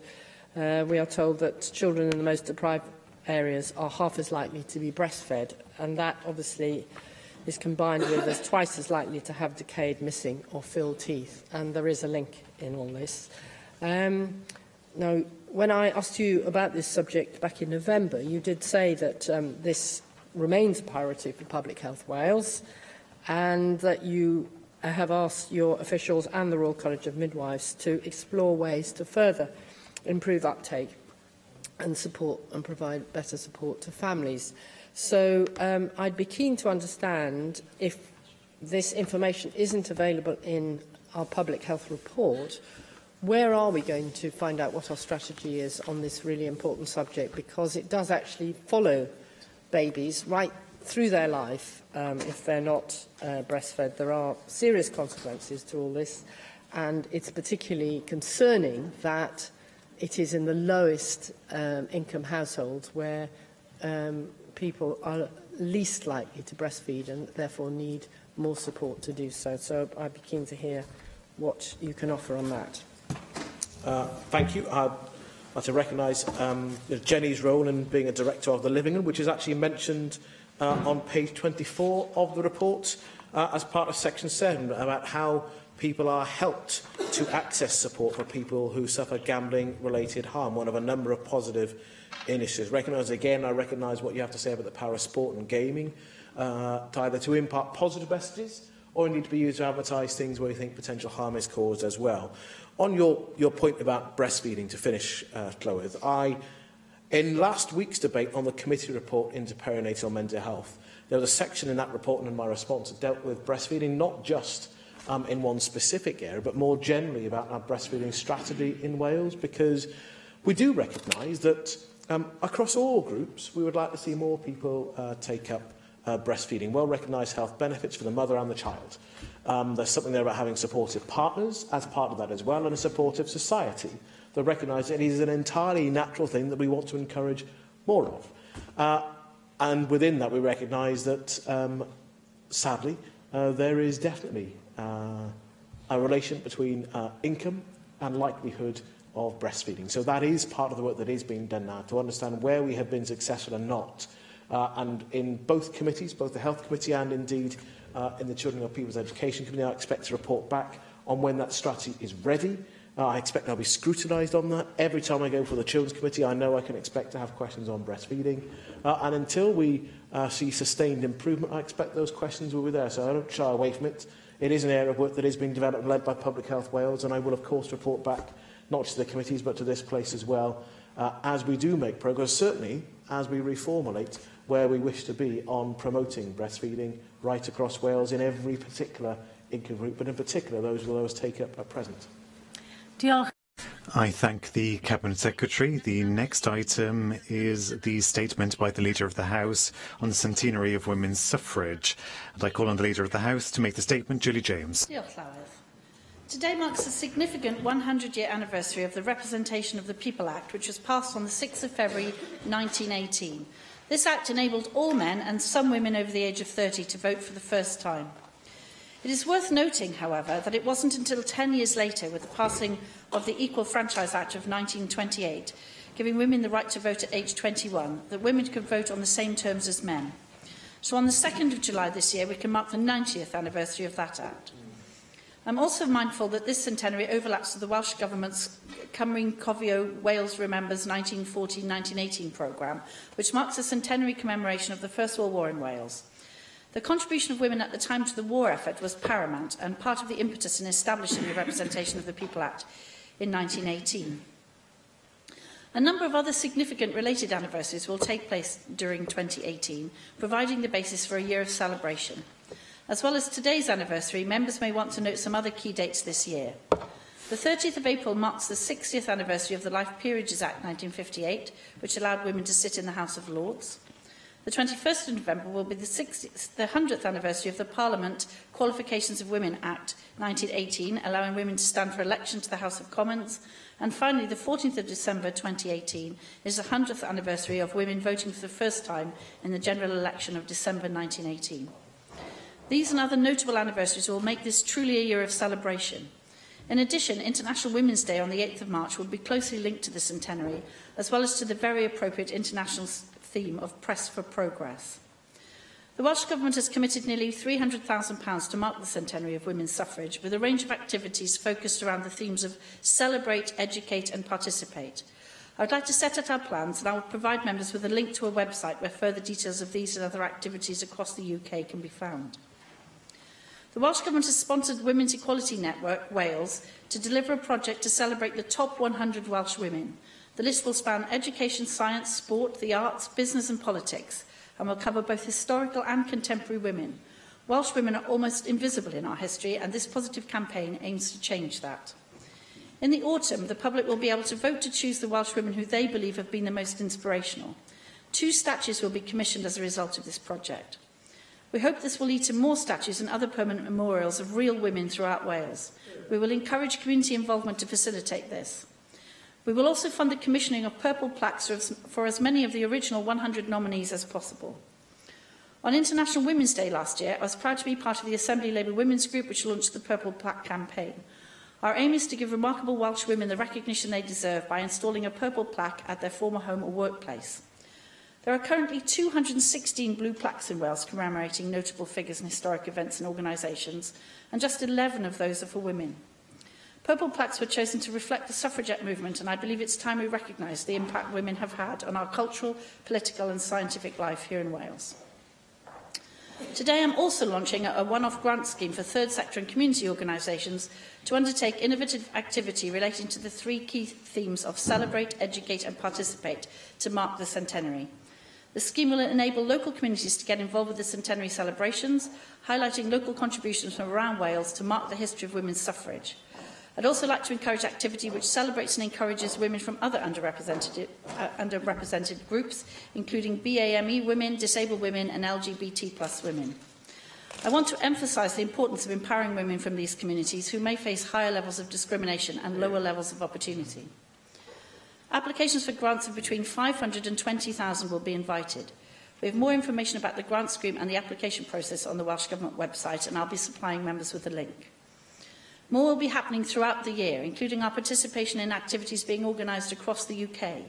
For example, a suffrage banner relay is being organised with all the devolved administrations. The banner will be coming to Wales in May, and we will be arranging a programme of events around that. I encourage members to support both the national programme and local events in your own constituencies as the year goes on. The centenary and the activities related to it will look forwards as well as back. Our aim in highlighting notable Welsh women, both past and present, is to raise awareness of their achievements and provide lasting memorials for a significant number of them, telling their stories in the context of their local communities. They provide powerful role models for the women and girls of today, for whom there are different challenges as well as new opportunities. It is right to celebrate the progress we have made in the past 100 years. It's also right to remember the struggle and sacrifice which has been the price of this progress. We need to maintain our momentum to strengthen democracy further, increase the number of women in decision-making roles, and continue to challenge inequality and unfair discrimination. Diolch. Susie Davis. Diolch, Llywydd. And can I thank the Leader of the House for her statement, please? There's a lot in that to welcome and to celebrate. But I think it is worth mentioning that while we're celebrating this, we are actually marking a milestone rather than the end of the journey. I mean, it took another 10 years for the Baldwin government to introduce equal suffrage after all, but we've got a long way to go, I think, on equal participation. The arrival of Nancy Astor, I've got to mention her in Parliament, was of course one of those milestones, and Conservatives have been happy that some of our women representatives have been amongst the first to achieve high office. Our two Prime Ministers, I think everybody knows about them, but of course they were no strangers to prejudice on their journey. But we've also got people like Betty Harvey Anderson, who was the first woman Deputy Speaker, Janet Young, who was the first Leader of the House who was a woman, Cheryl Gillen, the first woman Secretary of State for Wales, Liz Truss, first woman Lord Chancellor, and of course Nusrat Ghani, which I'm sure all of us will welcome this, the first woman Muslim Minister to speak at the Dispatch Box in Westminster. They're all role models to women of all political persuasions, just as women of other political persuasions have been a role model to me. Now, we're all doing better at getting women to stand at all levels here in Wales, and while perhaps getting our first Welsh Conservative woman MP may not be your priority, Leader of the House, be a great purple plaque when it happens, I'm sure we do share this aim, which is universal suffrage doesn't mean as much as it should unless we move towards more universal interest in politics, and this is what my questions are about. We need more women taking an interest and then believing it's worthwhile voting in the first place. But then, of course, standing and reflecting back to communities that politics has a serious purpose and it needs an active and diverse, and you referred to the diversity plans in your statement, a diverse citizenry to participate and help prioritise what we should be voting about in the first place. So alongside the action on barriers that we often discuss, caring responsibilities, poverty and so on, I think we need to work on societal attitude and placing greater value on the strengths and interests still primarily associated with women, but which benefit us all. And in acknowledging the money made by all governments in the UK today, and especially Welsh Government, could I ask you, in working through the three themes that you mentioned, whether Welsh Government will be offering active support to the Ask Her to Stand cross-party campaign, because there's plenty of research, I think, now to show that in the workplace and in candidate applications across party, that men are more willing than women to put themselves forward for consideration when they don't fulfil all elements of a job spec or a candidacy requirement. Occasionally, maybe all you need is someone just to plant that seed and to ask. So will you be restricting the support you're offering to Wales-only projects, or are you happy for that money to be used for leverage for cross-border projects or even cross-country projects, really, because what we're celebrating today here is being watched elsewhere. Will you also be looking to support work which supports that societal change of attitude about what constitutes a strength in our politicians? Reclaim in my region, for example, has been doing some wonderful work with Year 7 and 8 girls, they're not even teenagers, about confidence and leadership. David Rees will know about them as well. Because I would say that a more diverse political class with a range of strengths will give life to new ideas. and I hope that you will be able to help support the removal of intimidation and aggression that's corrupting public discourse at the moment, political discourse. And there is quite a lot of work out there starting. And then finally, women's suffrage, of course, is not universal. There's one canton in Switzerland that didn't allow women to vote in local elections till 1991. 1991. But that's actually not... I'm talking about countries where having the vote is not the same as having power to make a real difference to women's lives. And just a few examples here, if you permit me, Llywydd. So we've got Iraq, a constitution that states 1/4 of parliamentary seats and government positions must go to women, but as of 2015 had no domestic violence laws. Malaysia, you've got a YouGov research finding that the majority of people in that country agree that it is still likely to cause problems if a woman earns more money than her husband.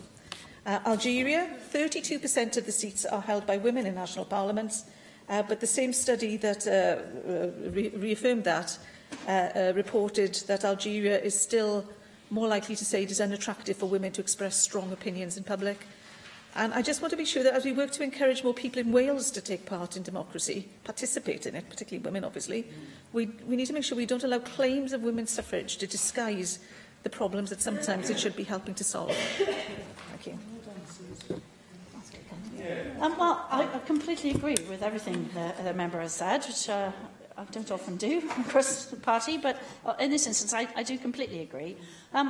We don't have any preconceived ideas really of what we're expecting to come forward, and any project that comes forward and asks for support will be looked at on its merits and sustainability and so on. And it's not just about, it is the three aims of this. So it is the celebrate, educate, participate bits.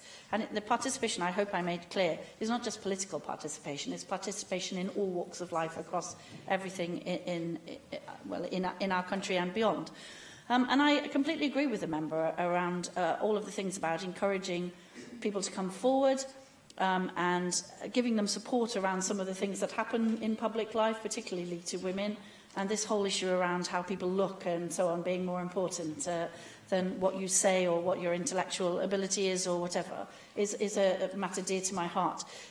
We've also been today celebrating actually Internet Safety Day, for example, and there's a huge issue with social media around getting young women to stand and some of the abuse that many women in public life have to face. And so it's very important that as part of this celebration, we actually set forward, and I think I said right at the end of my statement, some of the difficulties that today's women face that perhaps they didn't face in the past, that we also need to support them to do. So I completely agree with everything you said.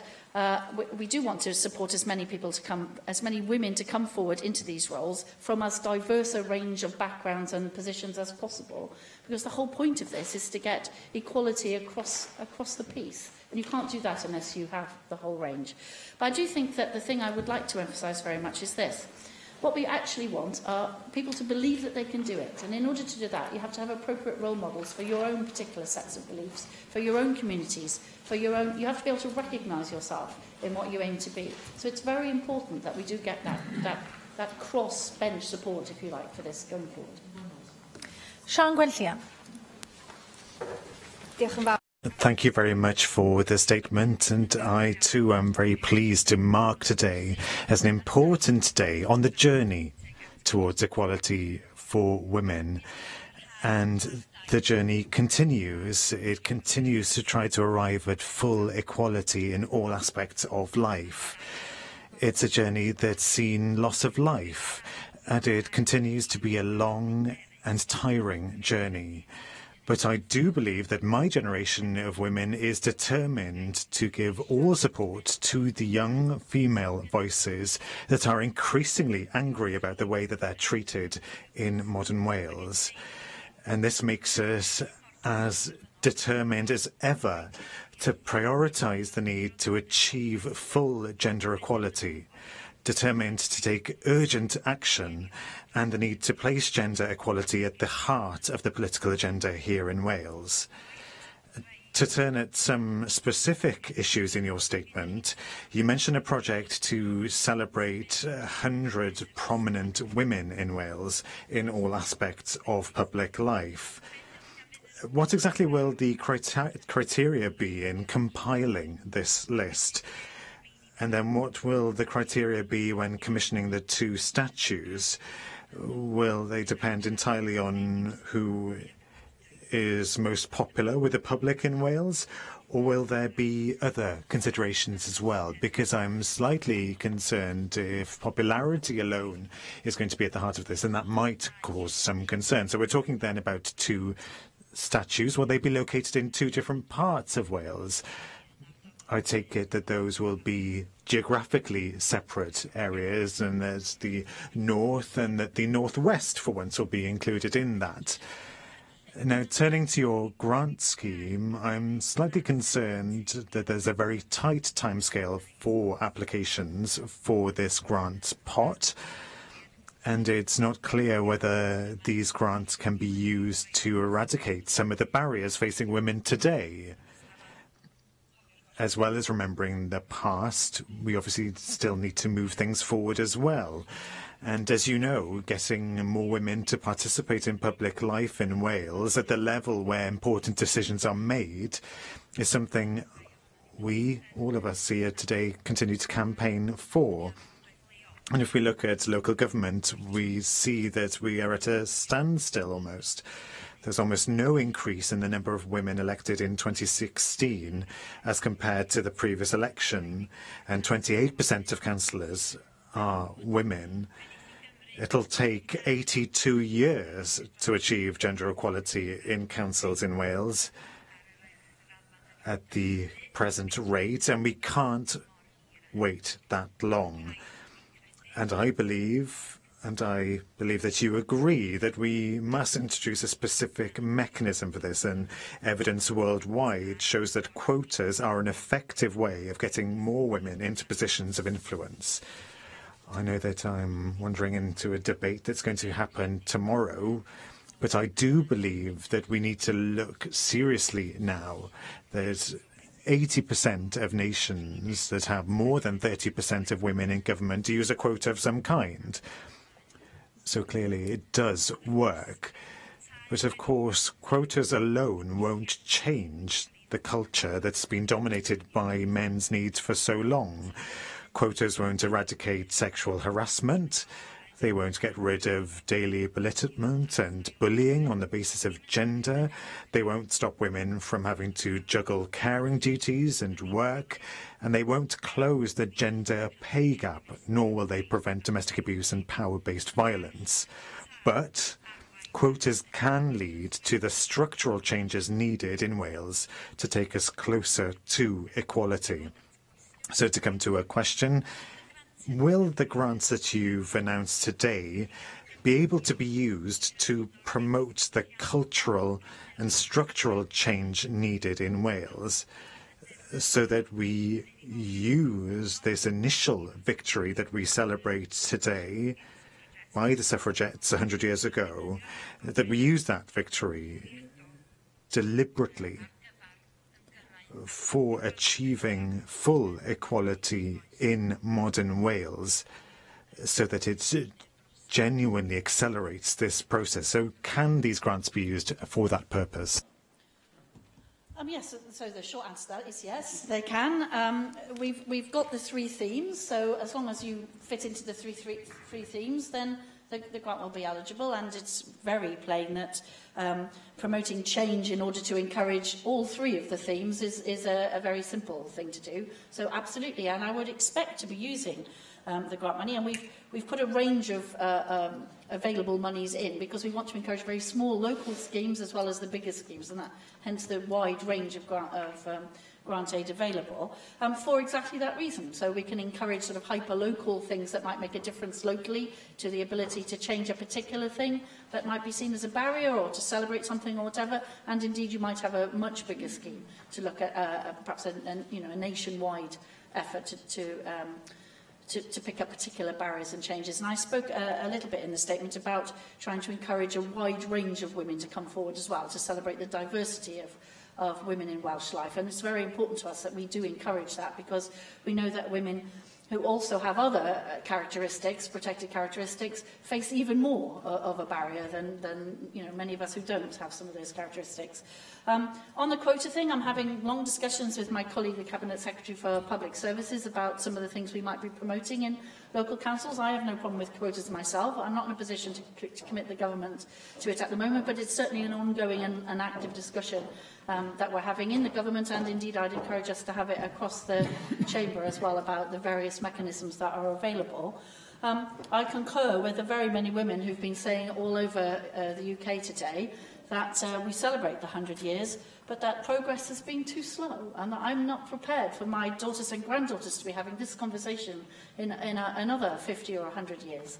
And so we do need to find a way to accelerate this change, to celebrate the successes and the sacrifices of the past, but also to make sure that we don't need to be having a similar conversation again in 100 years.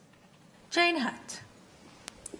Diolch, Llywydd. And can I just also very much welcome this statement by the Leader of the House on the centenary of women's suffrage. And we do, as you say, Leader of the House, celebrate today the Representation of the People Act passed on the 6th of February 1918, gave the women the right to vote, whilst also noting that women had to be over 30, and they or their husband had to have meet a property qualification in order to vote. So it was very much partial suffrage.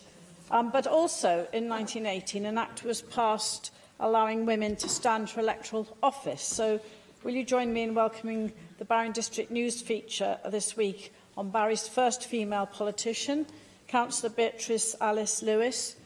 Beatrice Alice Lewis was born in Ely, Cardiff, and was married to a coal trimmer in Barry. And she topped the ballot in the 1919 local elections for the Castellan ward in Barry. She served for 9 years and was noted for her campaign for a Barry maternity clinic. But will you also welcome the Women's Right to Vote exhibition that's staged in Vale of Glamorgan Libraries by the Vale Labour Women's Forum? And that features Dame Dorothy Rees, the first female MP to represent Barry. But I think statements that have been made by colleagues across the chamber are important today. Susie Davis talking about meaningful suffrage and the lack of suffrage and exclusion of women in many parts of the world, and also Sian Gwentlian, who spoke about recognising the initial victory, which we celebrate today 100 years ago, but recognising that we have to achieve full equality in modern Wales, particularly for young women. And, this is a time when we must recognise what we have in common. There's more that unites us than divides us on these issues. So, do you agree that we have a responsibility to encourage women to stand for local government, the Assembly, Westminster? And do you welcome the Chwarae Teg Women's Lead Hership campaign? I'm sure many of you will know about the Lead Hership campaign, the Chwarae Teg, because it's enabling women to shadow Assembly members, and I think many of you have agreed to sign up to this, men and women, to encourage greater political participation given the unacceptably low level of representation, particularly of women in local government. Indeed, only 20% of councillors and MPs are women. But, of course, we do have an opportunity to seek gender equality in this Assembly. We've seen how fragile it is. When we did have that equality in 2003, 50% down to 42%. We've got to make that gender parity stick. So will you welcome the Chwarae Teg Lead Hership campaign and also again confirm that you are announcing today this all-important Welsh Government's Women's Suffrage Centenary Grant and that we want all those organisations to engage with it locally and nationally? Indeed, I'm very happy to welcome all of the contributions that Jane has highlighted, particularly in Barry and the Vale, and they're excellent. And there are a number, of course, right across Wales of excellent exhibitions of this sort. And the grant scheme I'm announcing today is indeed to assist people to continue those exhibitions into the future or to develop them in any way that they see fit. I should have answered in response to Sian Gwentlian, but I'll say it now. We're not looking at a short timescale to come back. We're imagining that that a lot of these schemes will be towards the end of the year when some of the other centenaries are coming forward. So the centenary, for example, of the first actual vote in December and so on. So this is a whole year of celebration. So there are some UK schemes that are active at the moment, and we're encouraging them to go forward. So I'm not looking for a short period of time, so we'll be giving people a reasonable length of time to get the grants together and some assistance in doing so. And absolutely, this is because this is about addressing a large number of the issues that have just been raised around making sure that the contribution of women is recognised and the role models are recognised, and all of the schemes that are there to encourage young women in particular to come forward and be seen in public life. And it's not just as an elected politician, it's to be seen in public life. So the councillors are very important, but actually it's very important to be seen to be on public boards and prominent on the boards of charities and all the rest of it, so that women take their proper place in public life. And we know that once we get that representation to start, then things such as the maternity hospital and so on suddenly accelerate up the agenda, and quite rightly so. And that's part of what it's about. It's to make better decision-making processes come about, and to have less restrictive employment practices and more supportive arrangements in place, not just for women, but for many people with other protected characteristics, which are so important to get diversity in public life into the prominence that it ought to have in Wales. Michelle Brown. Presiding Officer, and thank you for your statement, Leader of the House. 100 years ago today, the right that so many women had fought and sacrificed so much for became law. Women finally got the right to vote after so many years of struggle. That women won the right to vote is both a testament to the hard work and sacrifice of the suffragettes and their allies both inside and outside Parliament. When those 8.5 million women voted in the general election of December 1918, they exercised the right to decide who would govern the country and them. My great-grandmother's vote and those of her generation could decide who would govern future trade policy, agricultural and fishery policy, economic policy, competition laws, company laws and every other area of governance. That is what the suffragettes fought for. But little more than 50 years after women voted in this country for the very first time, our government started diluting our vote and giving it away piece by piece, along with the governance of our country, to unelected bureaucrats. The vote exercised by my generation of women is now subject to qualifications. It affects only those laws and policies that aren't decided by the EU. We can change the person who decides how our NHS provides services, but not whether VAT is charged on tampons. No one asked women of my generation whether it was what we wanted. I'm sure that there will be a lot of members speaking in glowing terms of the glorious step forward taken 100 years ago today, which of course it was. School children are often surprised when they learn that women did not always have the vote. They cannot fathom why anyone would ever think it acceptable for decision-making to be the preserve of a select few. But in this place and in Westminster, we have politicians who are happy for our hard-won voting rights to be ignored so that decisions can be made by unelected, unreachable, untouchable bureaucrats.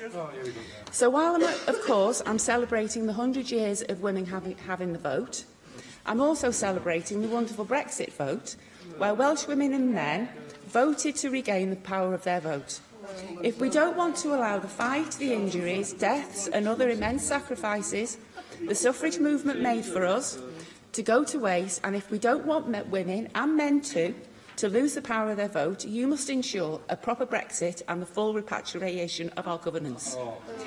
Regaining the power of our vote is a continuation of the suffragette struggle 100 years ago. So my one big question is this. You knew I'd get to it. Putting up plaques, celebrating notable women and giving grants is all well and good. But how are you going to re-empower women in Wales? And how are you going to ensure in the future that their vote will mean as much post-Brexit as it did 100 years ago? Thank you. Well, I'm afraid I couldn't disagree with the member more about almost everything she said, which is a shame as part of this vote. I personally exercised my vote in the European elections, and many of the women in my family did so as well. It was always open to people to exercise their vote in the democratic elections for the members of the European Parliament, and indeed we have a previous member of the European Parliament as part of the Labour benches in this Assembly. So I disagree entirely with what Michelle Brown said, but I will make a couple of other remarks. No relative of mine voted in the general election in December 1918 because they were working class and owned nothing. And so actually the celebration of the universal suffrage is the one that I would be looking forward to. Also looking forward to taking forward the debate about votes at 16 so that we lower the voting age so that everybody in this country who's eligible to pay taxes has proper representation in the places that represent them. We had the Brexit vote, and of course the government will honour it, but what we didn't do is have a vote about the terms of that Brexit. We've had that debate elsewhere, we don't need to have it now.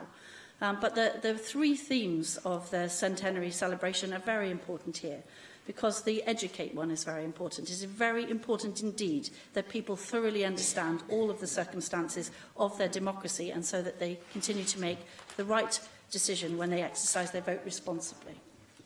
Dawn Bowden.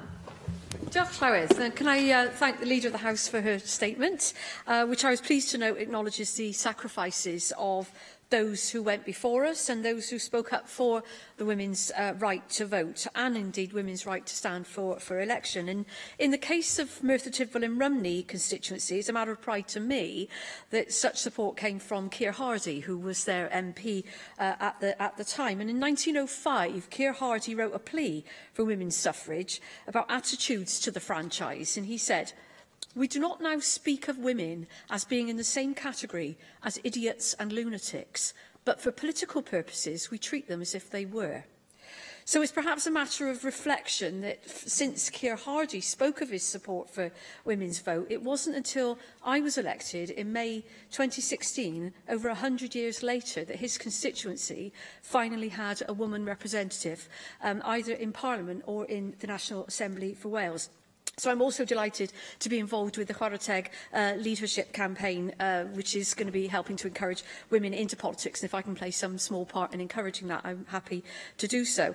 But I'm sure, Leader of the House, I'm sure you'll agree with me that the impact of the Labour Party policy on all women shortlists has seen Labour as the party that has delivered more women representatives in both Westminster and here in Cardiff Bay than any other party put together. And that is a very proud achievement, but one which demonstrates the need for us to be proactive in our support of equality of representation. Now, I've spoken briefly about the support that came from Keir Hardie, but I do want to mention briefly as well the support for women's suffrage that came from other quarters in Merthyr Tydfil. And you may be aware of the Crawshay family, who were renowned as ironmasters, but it's also true that Rosemary Crawshay, who was the wife of the last ironmaster, Richard Thomas Crawshay, was a staunch feminist and of her times, and signed the first women's suffrage petition in the 19th century. And indeed,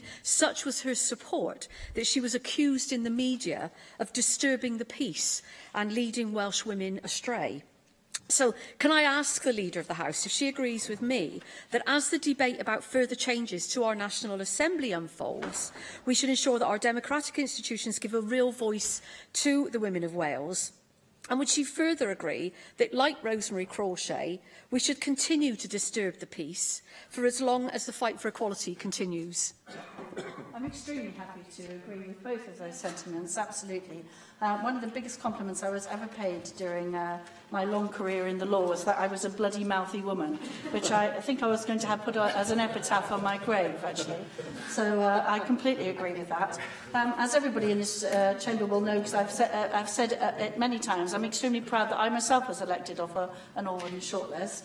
I was the first woman in my family to go to university, and I'm extremely proud to be the first one in my family that has achieved elected office. But I'm absolutely determined that the ladder I climbed will be available for all the young women in Wales to climb in my stead. I will be taking part in the scheme from Chwarae Teg. There's also a mentoring scheme from Wen Wales, which I want to mention, which I'd encourage everybody to also take part in. It's really important to get a diverse range of Assembly members to take part in those schemes so that everybody can have an opportunity to take part. And in this way, we can make sure that our voices continue to be heard. And in the words of Welsh Women's Aid, shortly, still we rise. Joyce Watson. Clywed, and I think today, whilst we look back, has to be an opportunity for us to pay tribute not only to those women who delivered the vote, albeit restricted 100 years ago, but for the struggles that went on and those women who delivered us here to the Assembly. And I'm particularly thinking here that it was 1918 that we had the vote, albeit limited, but it was 1999, 81 years later, that women took their rightful place to represent their constituencies in this Assembly. And that didn't happen by accident, those numbers. Those numbers came about by a vision and determination by Baroness Anita Gale, commonly known as Anita to all of us, as she would say, the then General Secretary of the Labour Party in Wales. And she seized on an opportunity where there was an absolute blank sheet of people representing 40 constituencies and the region. And she persuaded and cajoled people to support her vision. And that vision was to select 20 men and 20 women on behalf of the Labour Party to go forward and do their best. And I say she persuaded and cajoled. Actually, they were, and there are many of us here who know, hugely heated and highly contested discussions that went on across Wales. And eventually, through those, we arrived at the trade unions and the membership to support that move. There are many of us here who still bear the scars as a consequence. But it was a good move, and it did deliver what we have now. Now, does that make a difference? Not on itself. It will never make a difference in and of itself. So again, we need to pay tribute to those women who came here very, very early on and inserted protection for women within the legislative format that is Wales. And we had, in the very first constitutional arrangement, an absolute duty to equality that was put in. We also had legislation and well, not legislation because we wouldn't make it, but statements that we would look after women and girls fleeing domestic abuse and make sure that they were safe. So it isn't simply about getting women into an institution, it's about getting the right women with a vision into this place. And I thank Anita, and I'm sure that you will also, for that. But on Friday, I took part in the Commonwealth Women Parliamentarians event in Jersey, and I went to speak to women and girls as part of a programme, a wide programme, that is to encourage women to stand for or take part in politics at whatever level that might be. So it is really being part of a wider movement, and I'm really pleased that we've got some money for areas like mine, rural areas and all areas of Wales, to actually think about what it is they need to do in their own communities. And I suppose my question on that is, how are those communities going to know that that money is available to them? Because we want as many organisations to apply for it as is possible. Thank you. Well, I'm more than happy to pay tribute to Great Anita Gale. I think, I don't know if it's a mystery to people on the other benches why we all started to smile when Joyce said persuasive and influential, but we all remember Anita's persuasion and influence, in my case fondly, in other cases perhaps people might still be twitching a little. But it shows the power of somebody with a determined vision and the strength of character to pull it through. So she was absolutely determined that we were going to have gender equality in our constituency representation for this place, and her determination shone through and won the day. And so that's the real message of Anita, that two things, that have your vision, pursue it formidably, I think that's the right word, and actually, to this minute, persist in your struggle to make sure that the vision that you have for gender equality stays firmly on the agenda. And Joyce is right also to pay tribute to the many women who came to this place right at the beginning and set some of those standards. And I want to mention one as well, which is Val Feld, who everybody will know was extremely determined to get equality onto the agenda of this place, and I think we'll all agree that she did a very good job in that. But I also want to pay tribute to my colleague Jane Hutt, who is, of course, the longest-serving minister in any administration in the UK. Was one of the original women here, and I think also herself played a very large role in making sure that this place treats equality with the seriousness that it deserves and with the prominence that it deserves in our national policy making. In terms of the availability of the grants, though, we will be making that available. I'll be making sure that every Assembly member gets a letter explaining how it works, and we'll be writing out to all of the community organisations that we support already. But if any Assembly members want us to do anything specific in their area or highlight it in particular places, I'm more than happy to do that as well. Anne Jones. Diolch Llywydd, and I realise now that I'm probably speaker number 3 from the backbenches, so I shall practice what I preach to you all and be very brief and just ask you a question.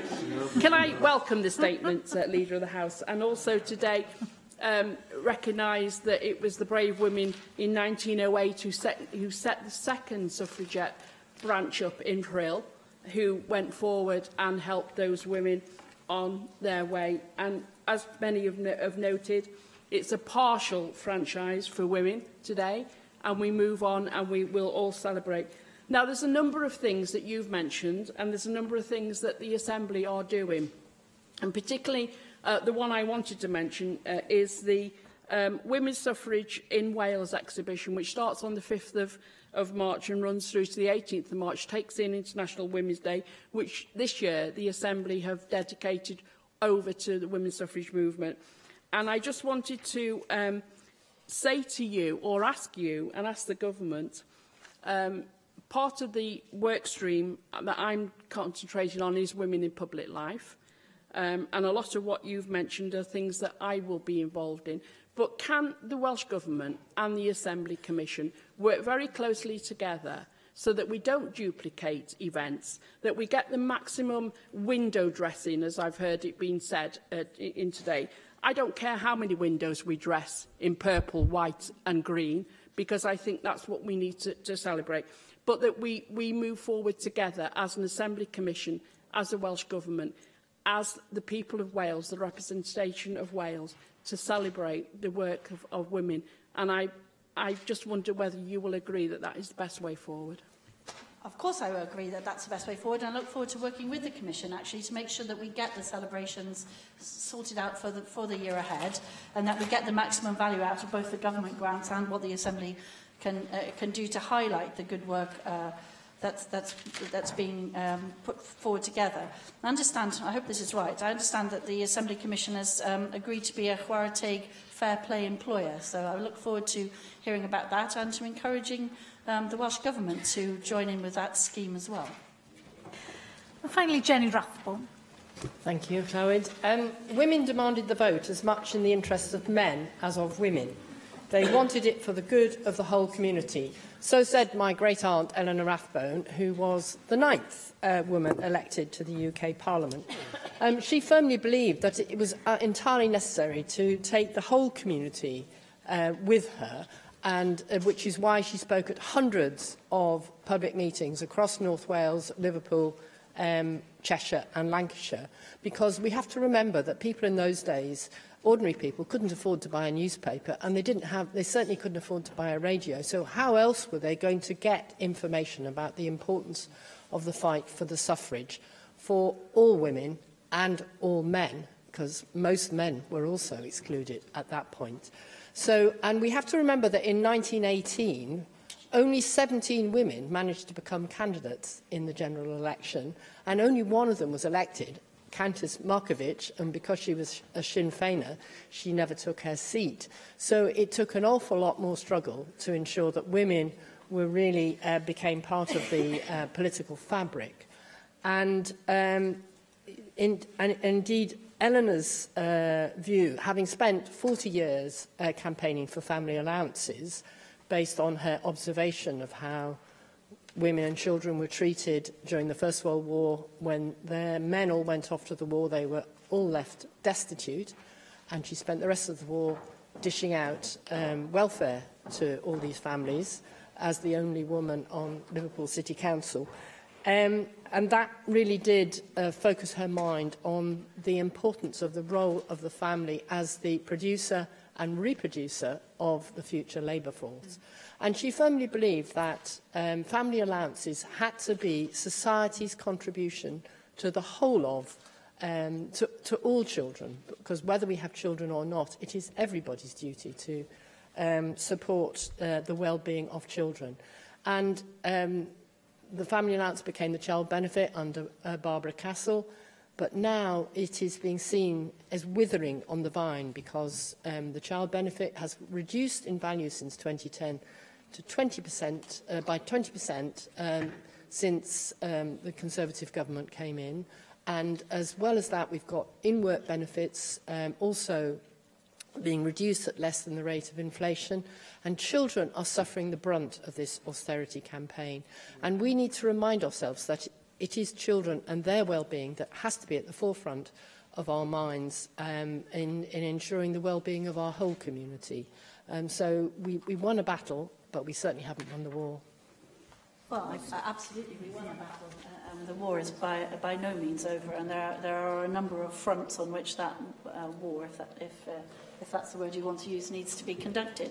There's some interesting things about the suffrage as it was first instituted. If all women had been allowed to vote at 18 just after the First World War, there would have been far more of them than there were men, of course, because of the tragedy of the Great War. And one can't help but feel that the policymakers, who might have been all men, might have had that in mind when they considered the suffrage.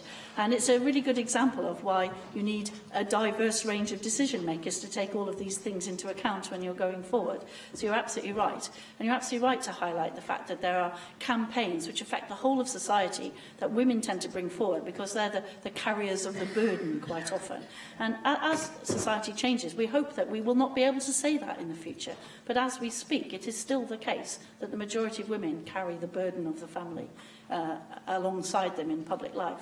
So part of this campaign will be about gender equality. So I started the campaign called This Is Me last Monday in Gower College, about making sure that everybody can be the person they want to be, regardless of their gender or their sexuality or their race or their creed or any other character, disability, any other characteristic. Because until we accept that human beings are human beings and they should be able to be the best person they can be, make the best contribution they can make, then we will still have this struggle. So very much, Llywydd, I would like to, it's a good place to end this debate. This is very much the case, that what we actually are talking about with gender equality is the right of every individual human being to be the best person they can be and to make the best of their own selves and take their rightful place in the world, whatever that rightful place is, in public life, in private life, in economic life, in cultural life, in every other aspect of our society. And only when we've achieved that will we have achieved equality. Diolch. I thank the Leader of the House. The next item is the statement by the Cabinet Secretary for Health and Social Services on how digital technology is improving primary care. And I call on the Cabinet Secretary to make the statement. Vaughan Gething. Thank you, Presiding Officer. The way that we deliver primary care services is, of course, changing. Digital technology is transforming the way that citizens access their local healthcare. A greater use of digital technology is a key aspect of our vision to deliver the right care at the right time and in the right place, as close to home as possible. One of the ways that we're achieving this is through the introduction of the Welsh Patient Referral Service System. Now, this service has been in place since 2015, so GPs can now send referrals to secondary care electronically, enabling the referral to be processed in under an hour. This is in contrast to the days or weeks that it takes for paper-based process referrals, meaning that patients receive faster specialist care. And GPs are using this digital technology to ensure that nearly 20,000 referrals are prioritised every month. The service also enables the consultant to request additional information from the GP referrer. And in the future, this will be further developed to allow dialogue to take place, empowering GPs to manage their cases locally and, of course, to avoid unnecessary referrals. Of course, the local healthcare team is more than our hard-working GPs. For example, community pharmacists play a vital role in meeting people's needs locally. The Welsh Government has, of course, invested substantially in the Choose Pharmacy IT platform to support community pharmacists to deliver services which would traditionally be accessed through GPs. This avoids the need for patients to wait for a GP appointment, and it includes the Common Ailment Service, the seasonal flu vaccination, and the Discharge Medicine Review Service. And working digitally allows community pharmacists to access a patient's GP summary record, including information on allergies and ensuring that medications are prescribed safely and appropriately. And since this service started in September 2013, our community pharmacists have undertaken over 22,000 common ailment consultations and delivered 30,000 flu vaccinations in this season alone. The Choose Pharmacy platform also supports electronic transfer of hospital discharge information to ensure relevant information about an individual's medication is shared appropriately between primary and secondary care. And I expect us to do more on making the very best use of the Choose Pharmacy platform.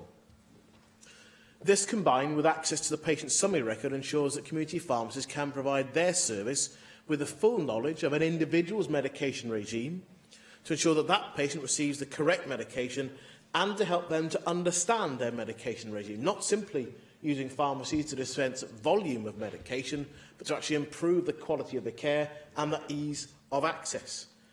And digital technology is also improving how we deliver community care. The Welsh Community Care Information System, that you may have heard referred to as WCIS in visits around the country or locality, has been live since April 2016. And that's driving joint working between NHS Wales organisations and our local authorities. And it's an excellent example of that joint working. It supports the safe sharing of information between health and social care, with a system that is helping to deliver improved care and support for people across Wales.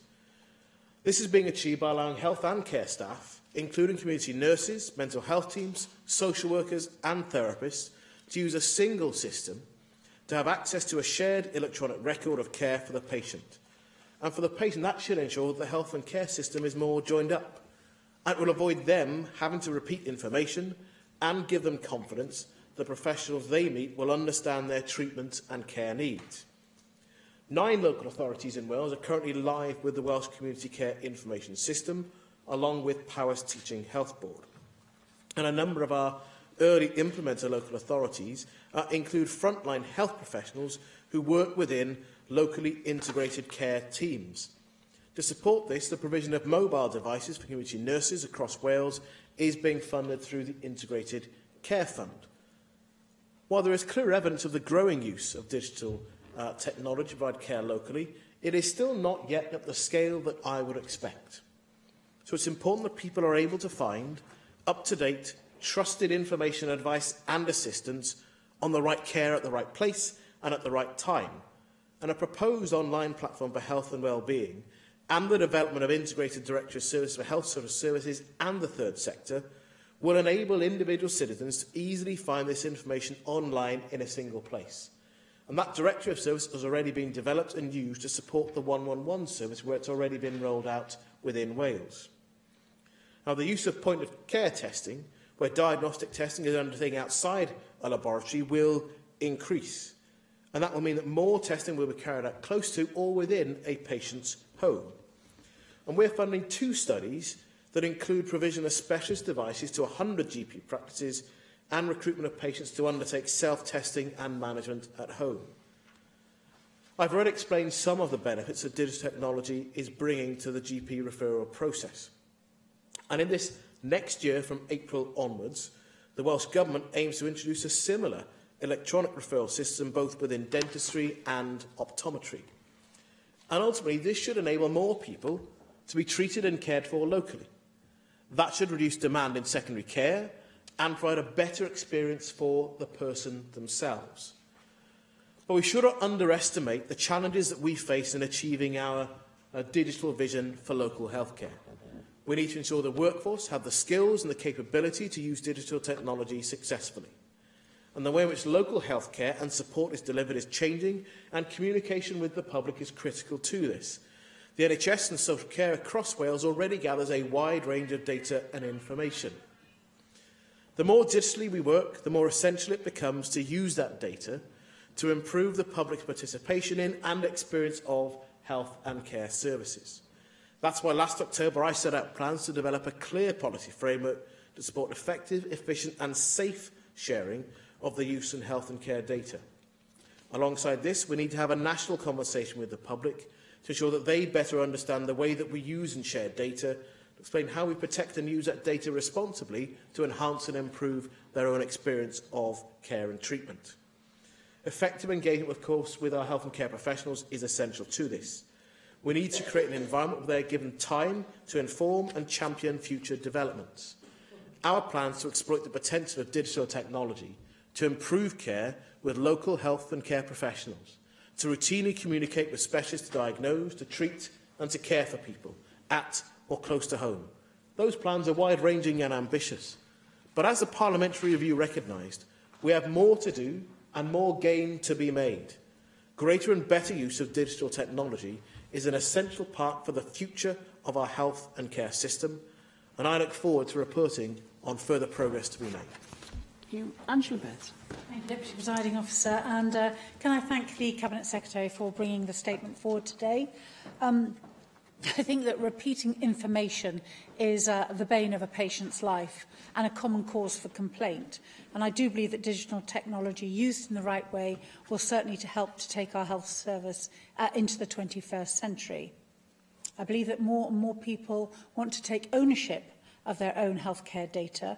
And I was very pleased, Cabinet Secretary, to read in your statement of the success of the Welsh patient referral system to help GPs. However, you also refer in your statement, you make the comment that there is clear evidence of the growing use of digital to improve care more locally, but it is not yet at the scale that I expect. Could you please go into more detail as to what you expect, what the holds are, what the hold-ups are, what hasn't happened, and what the lessons are that have been learnt so far in the progression of that? I note with interest the desire to roll a similar referral scheme out to dentistry and optometry, and I look forward to seeing how that works. I would like to understand what controls might be in place to ensure that health boards across Wales are training their staff appropriately and well, because the weakest link in a data trail is actually indeed literally the weakest link and can cause that data to be corrupted, to be inadvertently misused. And we need to make sure people understand the responsibility that they have towards ensuring patient data is absolutely correct. And could you please perhaps give us an overview about how you're going to protect all this data that we are collecting and ensure that there's adequate data protection? I do note that the Parliamentary Review flagged this up as being incredibly important, and I do think it will make healthcare provision far more efficient. And we will no longer, perhaps as Assembly members, have to listen to patients write to us with stories of turning up to see a consultant after waiting for X months, only to find that their notes haven't followed through, or the X-rays haven't followed through, or the blood test results haven't followed through, because it's such a colossal waste of their time and the NHS's time. I would like to understand how radical you intend to be, Cabinet Secretary. I have floated before the idea of patients being in control of their data. I would like to see every patient in Wales have a credit card with all their NHS data on it. As somebody who inadvertently for a gruesome 18 months became an NHS frequent flyer, I can tell you that it would have absolutely helped me to have been able to access my data, understand what the issues were, understand what had happened, understand what hadn't happened, and more importantly, be able to take that data to all the other people who were involved in the care that I so excellently received from the NHS. How are you going to make sure that people are empowered so they no longer have to write in and ask for their NHS information, but that we understand it's their information and they have that absolute right to it? Finally, I'd like to just touch on how bold you intend to be in terms of the true digitisation of the NHS. If you look to Europe, many European countries, Germany and France, for example, do not have a paper trail in their hospitals.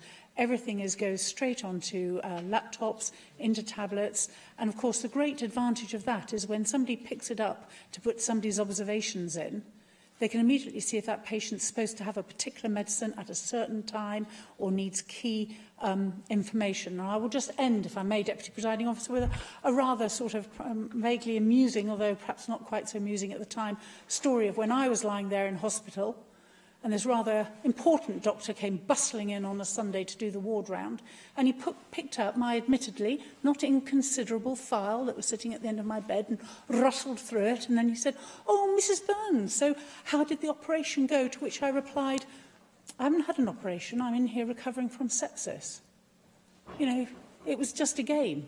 Let's look at it, no real use of it. Let's make this data really useful and make sure that mistakes aren't made, that information gets to the right place at the right time. And I would support you, Cabinet Secretary, in being as ambitious as you possibly can be to make sure that we use this as a way of making our NHS and our social care system as effective as it possibly can be.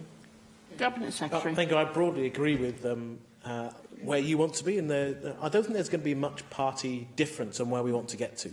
It's a vision of having a genuinely electronic patient record, having proper access between different parts of healthcare, because within primary care that this statement is largely focused on, you have GPs, you have a range of community staff, you have the community pharmacy sector, you have optometry, you have dentistry, you have a range of areas where recognised services are provided, and wanting to make sure that we reduce the room for error, which is one of the points you made, that a paper-based record always has, and for loss.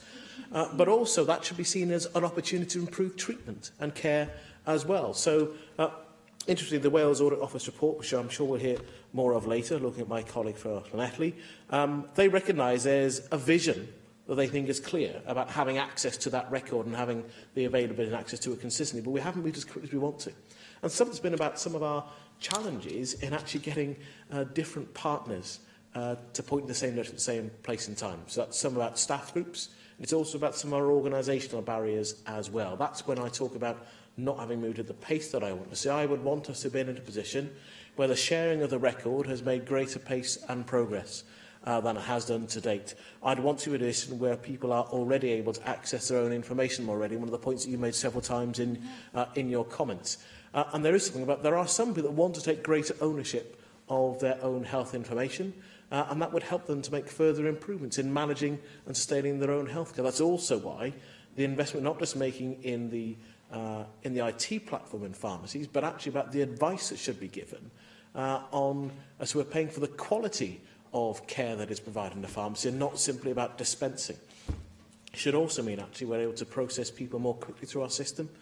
So part of the challenge we have in a hospital discharge service is whether people are waiting in a pharmacy there when they could actually be seen with the electronic transfer to actually go to their own pharmacy, actually to have that medication that's delivered to someone's home as well. So there's lots of gain to be made, and a number of examples of why I'd want us to move more quickly than we have done. And interestingly, when you think about your challenge about what do you want us to do more quickly, optometry is a really good example. We need to have agreement on a system to use and to make sure that we have a once for Wales system, so we don't have different health boards, as has happened in the past, having different products that clinicians are used to using.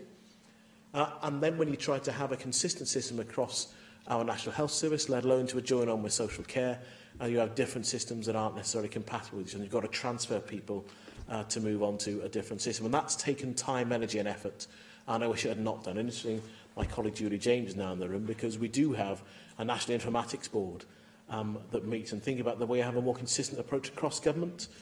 So Julie James will now be spending some of her time with that Informatics Board to try and make sure there's a consistent digital vision and that health and care are very much part of that. And, you know, your point about record provision across our system, it isn't just about the GP record, it is actually things like images as well.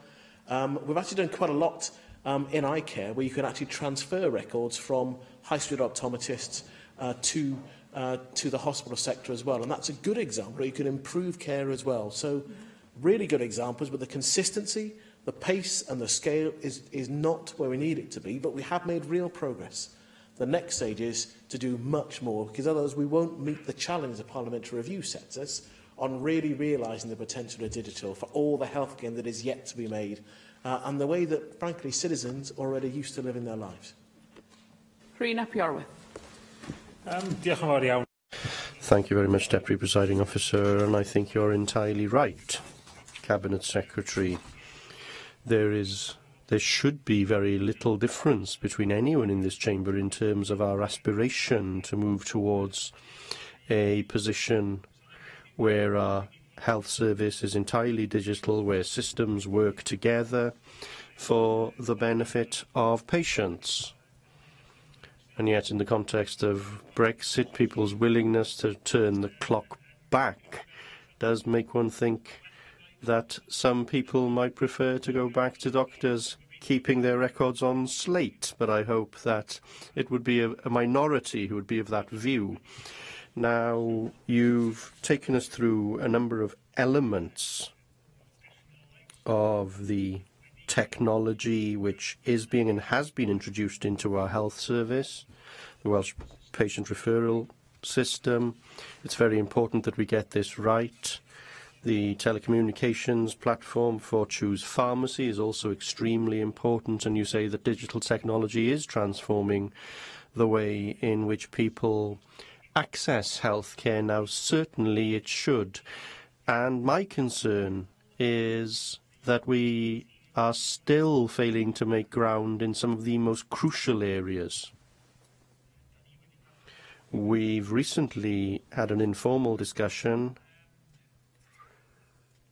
on a digital system which would assist nurses in carrying out their duties on wards, and some delays in the system and in ensuring that that is being rolled out across Wales. Now, in the context of pharmacy, I very often discuss the frustration of pharmacists that there isn't a read-write system in place which allows real communication between pharmacists and GPs, so that the primary care system truly can work in a united way. There are still too many patients leaving hospital with a piece of paper scrunched up in their pocket that they're supposed to pass on to their GP once they've left hospital, and they lose that paper, and systems break down.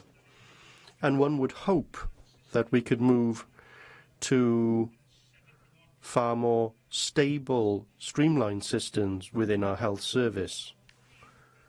Now, I'd like to focus my questions, however, on one change that's been announced by the government within the past few days.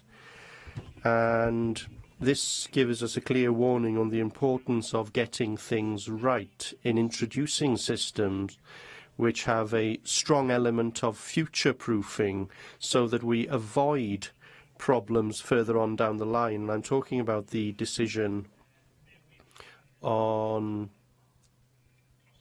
following a procurement process to change the clinical system that is used by GP surgeries across Wales. And a number of surgeries have contacted me, not so much expressing disappointment, but almost in a panic at the decision to take the EMIS Web contract, or rather not to allow EMIS Web to be the system that is used in primary care in future.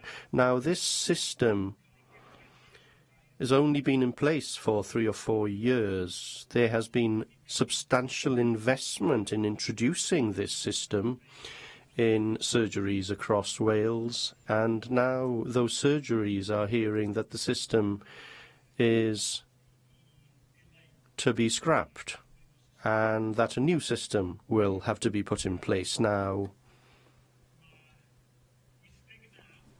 89 of the 118 surgeries which are affected in this case are in North Wales.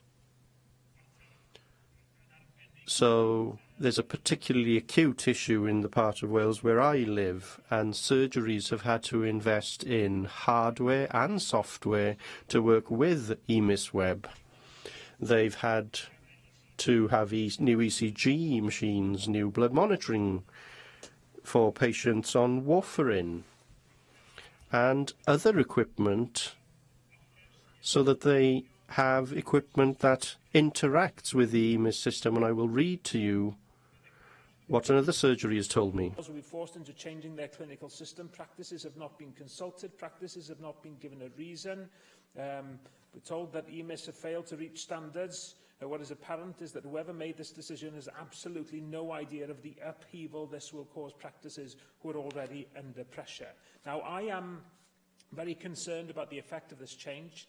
Can I ask, in the context of your statement today on the need to get digital right in primary care, what support Welsh Government will give to surgeries to get them through this change, including financial support, because investment has been made in hardware to go along with a system that has only been introduced in the past 3 or 4 years. And what does that tell you, Cabinet Secretary, about the need, as we roll out new digital right across the NHS, in getting it right and future-proofing, because we can't operate in a way that is not strategic. It is costly, and it means that we cannot get a system that works both for NHS staff and for patients. Cabinet Secretary. Thank you for the comments and the substantial question at the end about the IT system in general practice. I recognise what you said about a nurse rostering and organisation system in Wrexham. I still maintain an interest in that and want to see that properly developed, even though it's in the hospital service. And I guess for the hospital discharge part, that's about the discharge between secondary care back into primary care. There's certainly more that we could and should do, and I will have more to say as we're looking for more pilot work to be done in that area. But the substantial questions were about what's happened with the IT system in general practice, and in particular with EMIS, who have not been successful in the recent tendering exercise. And I am, as I said last week, I'm still limited in what I can say. Today is the last day of a potential 10-day legal challenge period, so if that challenge is not made, then there's more that we can say, but I am restricted in what I can say. But I recognise the very practical nature of the challenge for those practices who have taken up EMIS as a system. It was raised with me on my recent visit to North Wales when I met doctors at the Bethesda practice. They are an EMIS practice, and they were talking about, they were concerned about the practical reality of having to migrate to a new system. Even if they recognise, they did, to be fair, they did recognise that we'd indicated there would be support provided through ENWIS for them. Now, the difficulties, when in meeting that group of doctors, I think they think there's a long enough future in the profession for them that they would go through that. They don't particularly welcome the change. But part of my real concern and recognition is that if you are within a few years of retiring in any event, then this is the sort of change where some people may seriously consider actually not coming back or actually accelerating their plans to retire. And I recognise there's a real risk of that. And that's something that has been raised both by the Royal College of GPs and by the BMA as well. They're practical things they want to be able to talk through to try and make the transition as easy as possible for their members. And I expect to be meeting, if I'm not meeting them directly, officials will be meeting with them in the near future to talk through where we are as we get through the period of challenge. It is worth highlighting again, though, that I expect there to be a robust process to try and deliver proper value for the public purse and for the actual service that then procures and provides. And the General Practice Committee of the BMA were engaged as part of the decision-making architecture around this, and they supported the choice, even though they recognise it would cause real difficulty for their members. They still think it was the right choice to make. In the coming days, as I said, once we get past today, I may well be in a position where I can say more and provide a fuller explanation, not just to yourself, but to general practitioners themselves. And I'm keen that we can do so people can see the context in which that choice has been made, and then to actually deal with the practical challenge that we are nevertheless left with, regardless of the propriety of the choice that has been made. Thank you. Lee Watters. Thank you, Deputy Presiding Officer. Cabinet Secretary, I've seen the future and it works. Last night I had my first online GP consultation. I downloaded an app. I subscribed for a service of £5 a month. I was able to get an appointment within an hour. I sent the GP my notes as pictures. I had a very good consultation, and within minutes a prescription had been emailed to a chemist of my choice. The pace of change outside the NHS is extraordinary, and as a Labour and Cooperative Assembly member, I don't want to be using the private sector. But given the frustrations people have in accessing a GP, and given the ponderous pace of digital change within the NHS, there are revolutionary changes happening around us, and the NHS simply isn't keeping pace. The debate this afternoon has primarily been about back-of-office functions, record access, not about patient care, not about diagnostics, not about the potential in digital and artificial intelligence to revolutionise the way that people access healthcare services. And I really worry that the approach we have, the approach to procurement in particular, there are the bureaucratic, long-winded culture we have in the NHS, in Wales in particular, is really holding us back. The Public Accounts Committee has been hearing of 10 years it's going to take for an IT system on hospital catering to appear after it was first recommended. 7 years is a typical time lag. And given we know the changes in digital and AI, 7 years is more than a lifetime. It simply isn't good enough. So I could ask you, Cabinet Secretary, you've had now very critical reports from the Wales Audit Office on NWIS, and bear in mind, Wales Audit Office reports are agreed reports, they're negotiated reports with the host bodies. They generally are fairly calm in their criticism. This report was very firm and damning. We've also had the parliamentary review, which gives chapter and verse on how change needs to happen. And I simply fear that our cultural approach up to now is no longer fit for purpose, and we need some radical change rather than continuing in the rather ponderous way we have to date. And I recognise that we have real challenges in moving in the health system we have today that people are used to moving to a different way of communicating, because there are lots of people that will expect to be able to communicate in the remote way that you have done, in having either an online consultation. So a number of GPs are already able to and are investing in Skype for Business that will allow that contact to be delivered in a different way. And I think more and more people will want to do that. There are others who will still want the rather more traditional face-to-face. And so we're asking GPs to be agile with their local healthcare team in the way in which they interact with patients and provide that care, advice, treatment and support. But investing in the architecture matters, and within that we have to make priorities and choices. So is the investment in a hospital catering system the first priority we would choose? I don't think it would be. I think there are other points where there is a larger impact on patient care and patient experience we would choose to invest in first. And it comes back to comments that I've made honestly in this place and outside before about understanding our capacity to deliver some of that change, understanding the need to catch up with the public, make choices about how they live their life already, and choosing to invest our time, energy and effort in areas that will make the biggest difference, the biggest return for the service and for the citizen as well.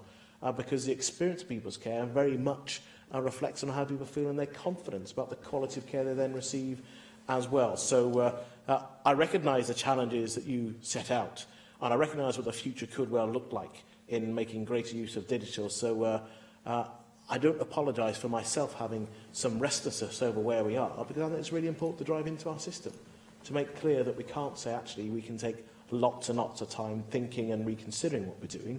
But the statement today is to point out we've made some real progress in the last 3 to 4 years. Actually, we need to make even faster progress in the next 3 to 4 years if we're going to catch up and deliver the sort of services that people will, I think, more and more demand. And you'll see some of that in response to the Wales Audit Office report. The response will be provided, a full response, by the start of March, I think, is the timescale. But there will always be more for us to do. But today is a genuine attempt to set out progress made and to give people an assurance that we recognise there's much, much more that we need to do at a faster pace. Finally, Caroline Jones. Finally, thank you. Diolch, Deputy. Thank you for your statement, Cabinet Secretary. Digital technology is transforming our health service. The use of information technology is vital to a modern NHS. We can't go back to the days of paper records or a time when test results took weeks to arrive with our Royal Mail service. I welcome the introduction of the Welsh Patient Referral System, which is speeding up the referral process and making it much more reliable. Cabinet Secretary, how do you plan to expand upon this system? Aneurin Bevan Local Health Board has partnered with Doctor Doctor, which has digitised communications between patients and appointments management. The Local Health Board have said that this system has already saved them £1 million from better clinic utilisation. Do you have any plans to encourage other local health boards to adopt similar systems? I also welcome the investment in the Choose Pharmacy platform and the benefits this is delivering to patient care. Cabinet Secretary, how will you be building upon the Choose Pharmacy IT system to ensure that everyone in Wales have access to online prescription ordering, regardless of where they live? Digital technology is transforming healthcare for the better, but we have to ensure that it is properly implemented. We learnt yesterday that the majority of trusts in England who fell foul of last year's cyber attack have still not secured their systems. Can you outline the steps we are taking in Wales to prevent such attacks on our primary care IT infrastructure? Data scientists, information security specialists and software engineers are as vital to our NHS as the clinicians, pharmacists and allied health professionals who staff hospitals and GP surgeries. Can you outline how the Welsh Government plans to increase the IT workforce within the NHS? And finally, Cabinet Secretary, I would like to return to the issue of the GP IT systems. Many GP practices have undertaken significant investment in systems which integrate with MS. Can you outline what assistance the Welsh Government will be giving to those practices to ensure their systems will work with replacement systems, and how will you help to train staff on the MS replacement? Thank you once again for your statement. I look forward to the further improvements digital technologies will bring to our NHS. Diolch yn fawr. Thank you. Cabinet Secretary. Thank you for those questions. On your final point, I think I've answered most of those points in response to Rena Yorwerth, but as I say, I expect all my officials, if not me, then my officials will be meeting with both the Royal College of GPs and the BMA General Practice Committee to understand the practical steps that we'll need to take in rolling out a new system, in addition to providing a fuller explanation when we're able to about the reasons for the choice that has been made following the procurement. On your point about workforce, how we develop and maintain a workforce, there's something here about exactly that. What will the workforce do? How much of our workforce will be needed to maintain our current systems and to sustain them, and how much work we're able to do to develop new products as well? And then how will we then assess the product development that takes place outside the health service? We have lots of examples of different Welsh companies that are able to develop products that could and should help the services. The challenge about how quickly we assess that. So Health Technology Wales should be able to help us to assess the efficacy of some of this. We then need to get at a much faster pace into how we then adopt that technology and make choices across the country as well. We've invested about £10.5 million recently. In this financial year, I've approved that to accelerate some of our national systems. That should provide us with greater robustness in dealing with cyber attacks. The recent outage wasn't actually an issue about cyber attacks, but it does actually highlight the need to continue to improve our systems as well, rather than simply assuming that if it hasn't fallen over, it will all be okay. There's something there about the more general message of our healthcare system as well, not waiting for something to go wrong before we look to improve it. And again, that's part of what this statement is supposed to set out. And in terms of people's ability to order prescriptions online, I don't think that's really about Choose Pharmacy. That's really about a proper use of My Health Online or a successor product. To think about how easy it is to use for the individual citizen and also for the practice as well. We have about 220,000 people sign up to use My Health Online, but actually in a country of 3.1 million, that's not enough. it's not a great enough portion that are able to use it and access it, and equally then to make sure that our general practices are able then and willing to properly use the whole system. And there's also something like, you know, for example, the great use of text and other things, or simple things which will actually improve people's awareness of what's going on, actually just making sure we don't lose time in the way that our appointments and infrastructure works as well. There's great waste and inefficiency in that, and actually Digital Technology should help to be part of the answer to try and reduce that. And that should mean a better use of the healthcare professionals' time. We talked previously about the use of telemedicine and telecare, and it's an issue both for hospital-based care but also in local healthcare as well. Not just the comments that Lee Waters has made, but think about the opportunity to provide advice, guidance, care and treatment with a healthcare professional, as well as to make sure we move information around our system to make sure it's getting to the right healthcare professional to help make a choice to have an informed conversation with the individual citizen. And I think this goes back to Angela Burns' points at the start as well about safe sharing of data and the effective use of data. And the encouragement is that we have actually set ourselves on a path where we're looking to make that easier to do, to make it easier to share that data across our health and care system. And the other encouragement in that is I think we've turned a corner. A few years ago, well, certainly when I first became an Assembly member, there was much greater reticence between health and care professional groups about sharing of data and information. I think we're in a different place now. Not only that, but the public are ahead of where we are and ahead of where I think professionals are. They want and they expect us to be able to share that information to help them to make choices, to make sure they don't have to repeat information to more than one person, and because they want us to be more joined up. That's where they want us to be. So this isn't just an enabler, it's essential to delivering the vision for the future. Some of it happens now, and we should celebrate and recognise that. The challenge, as ever, is how much more we could and should do to deliver better care, better outcomes, and actually better value for all of us through our health and care system. Thank you very much, Cabinet Secretary. And that brings today's proceedings to a close. Thank you.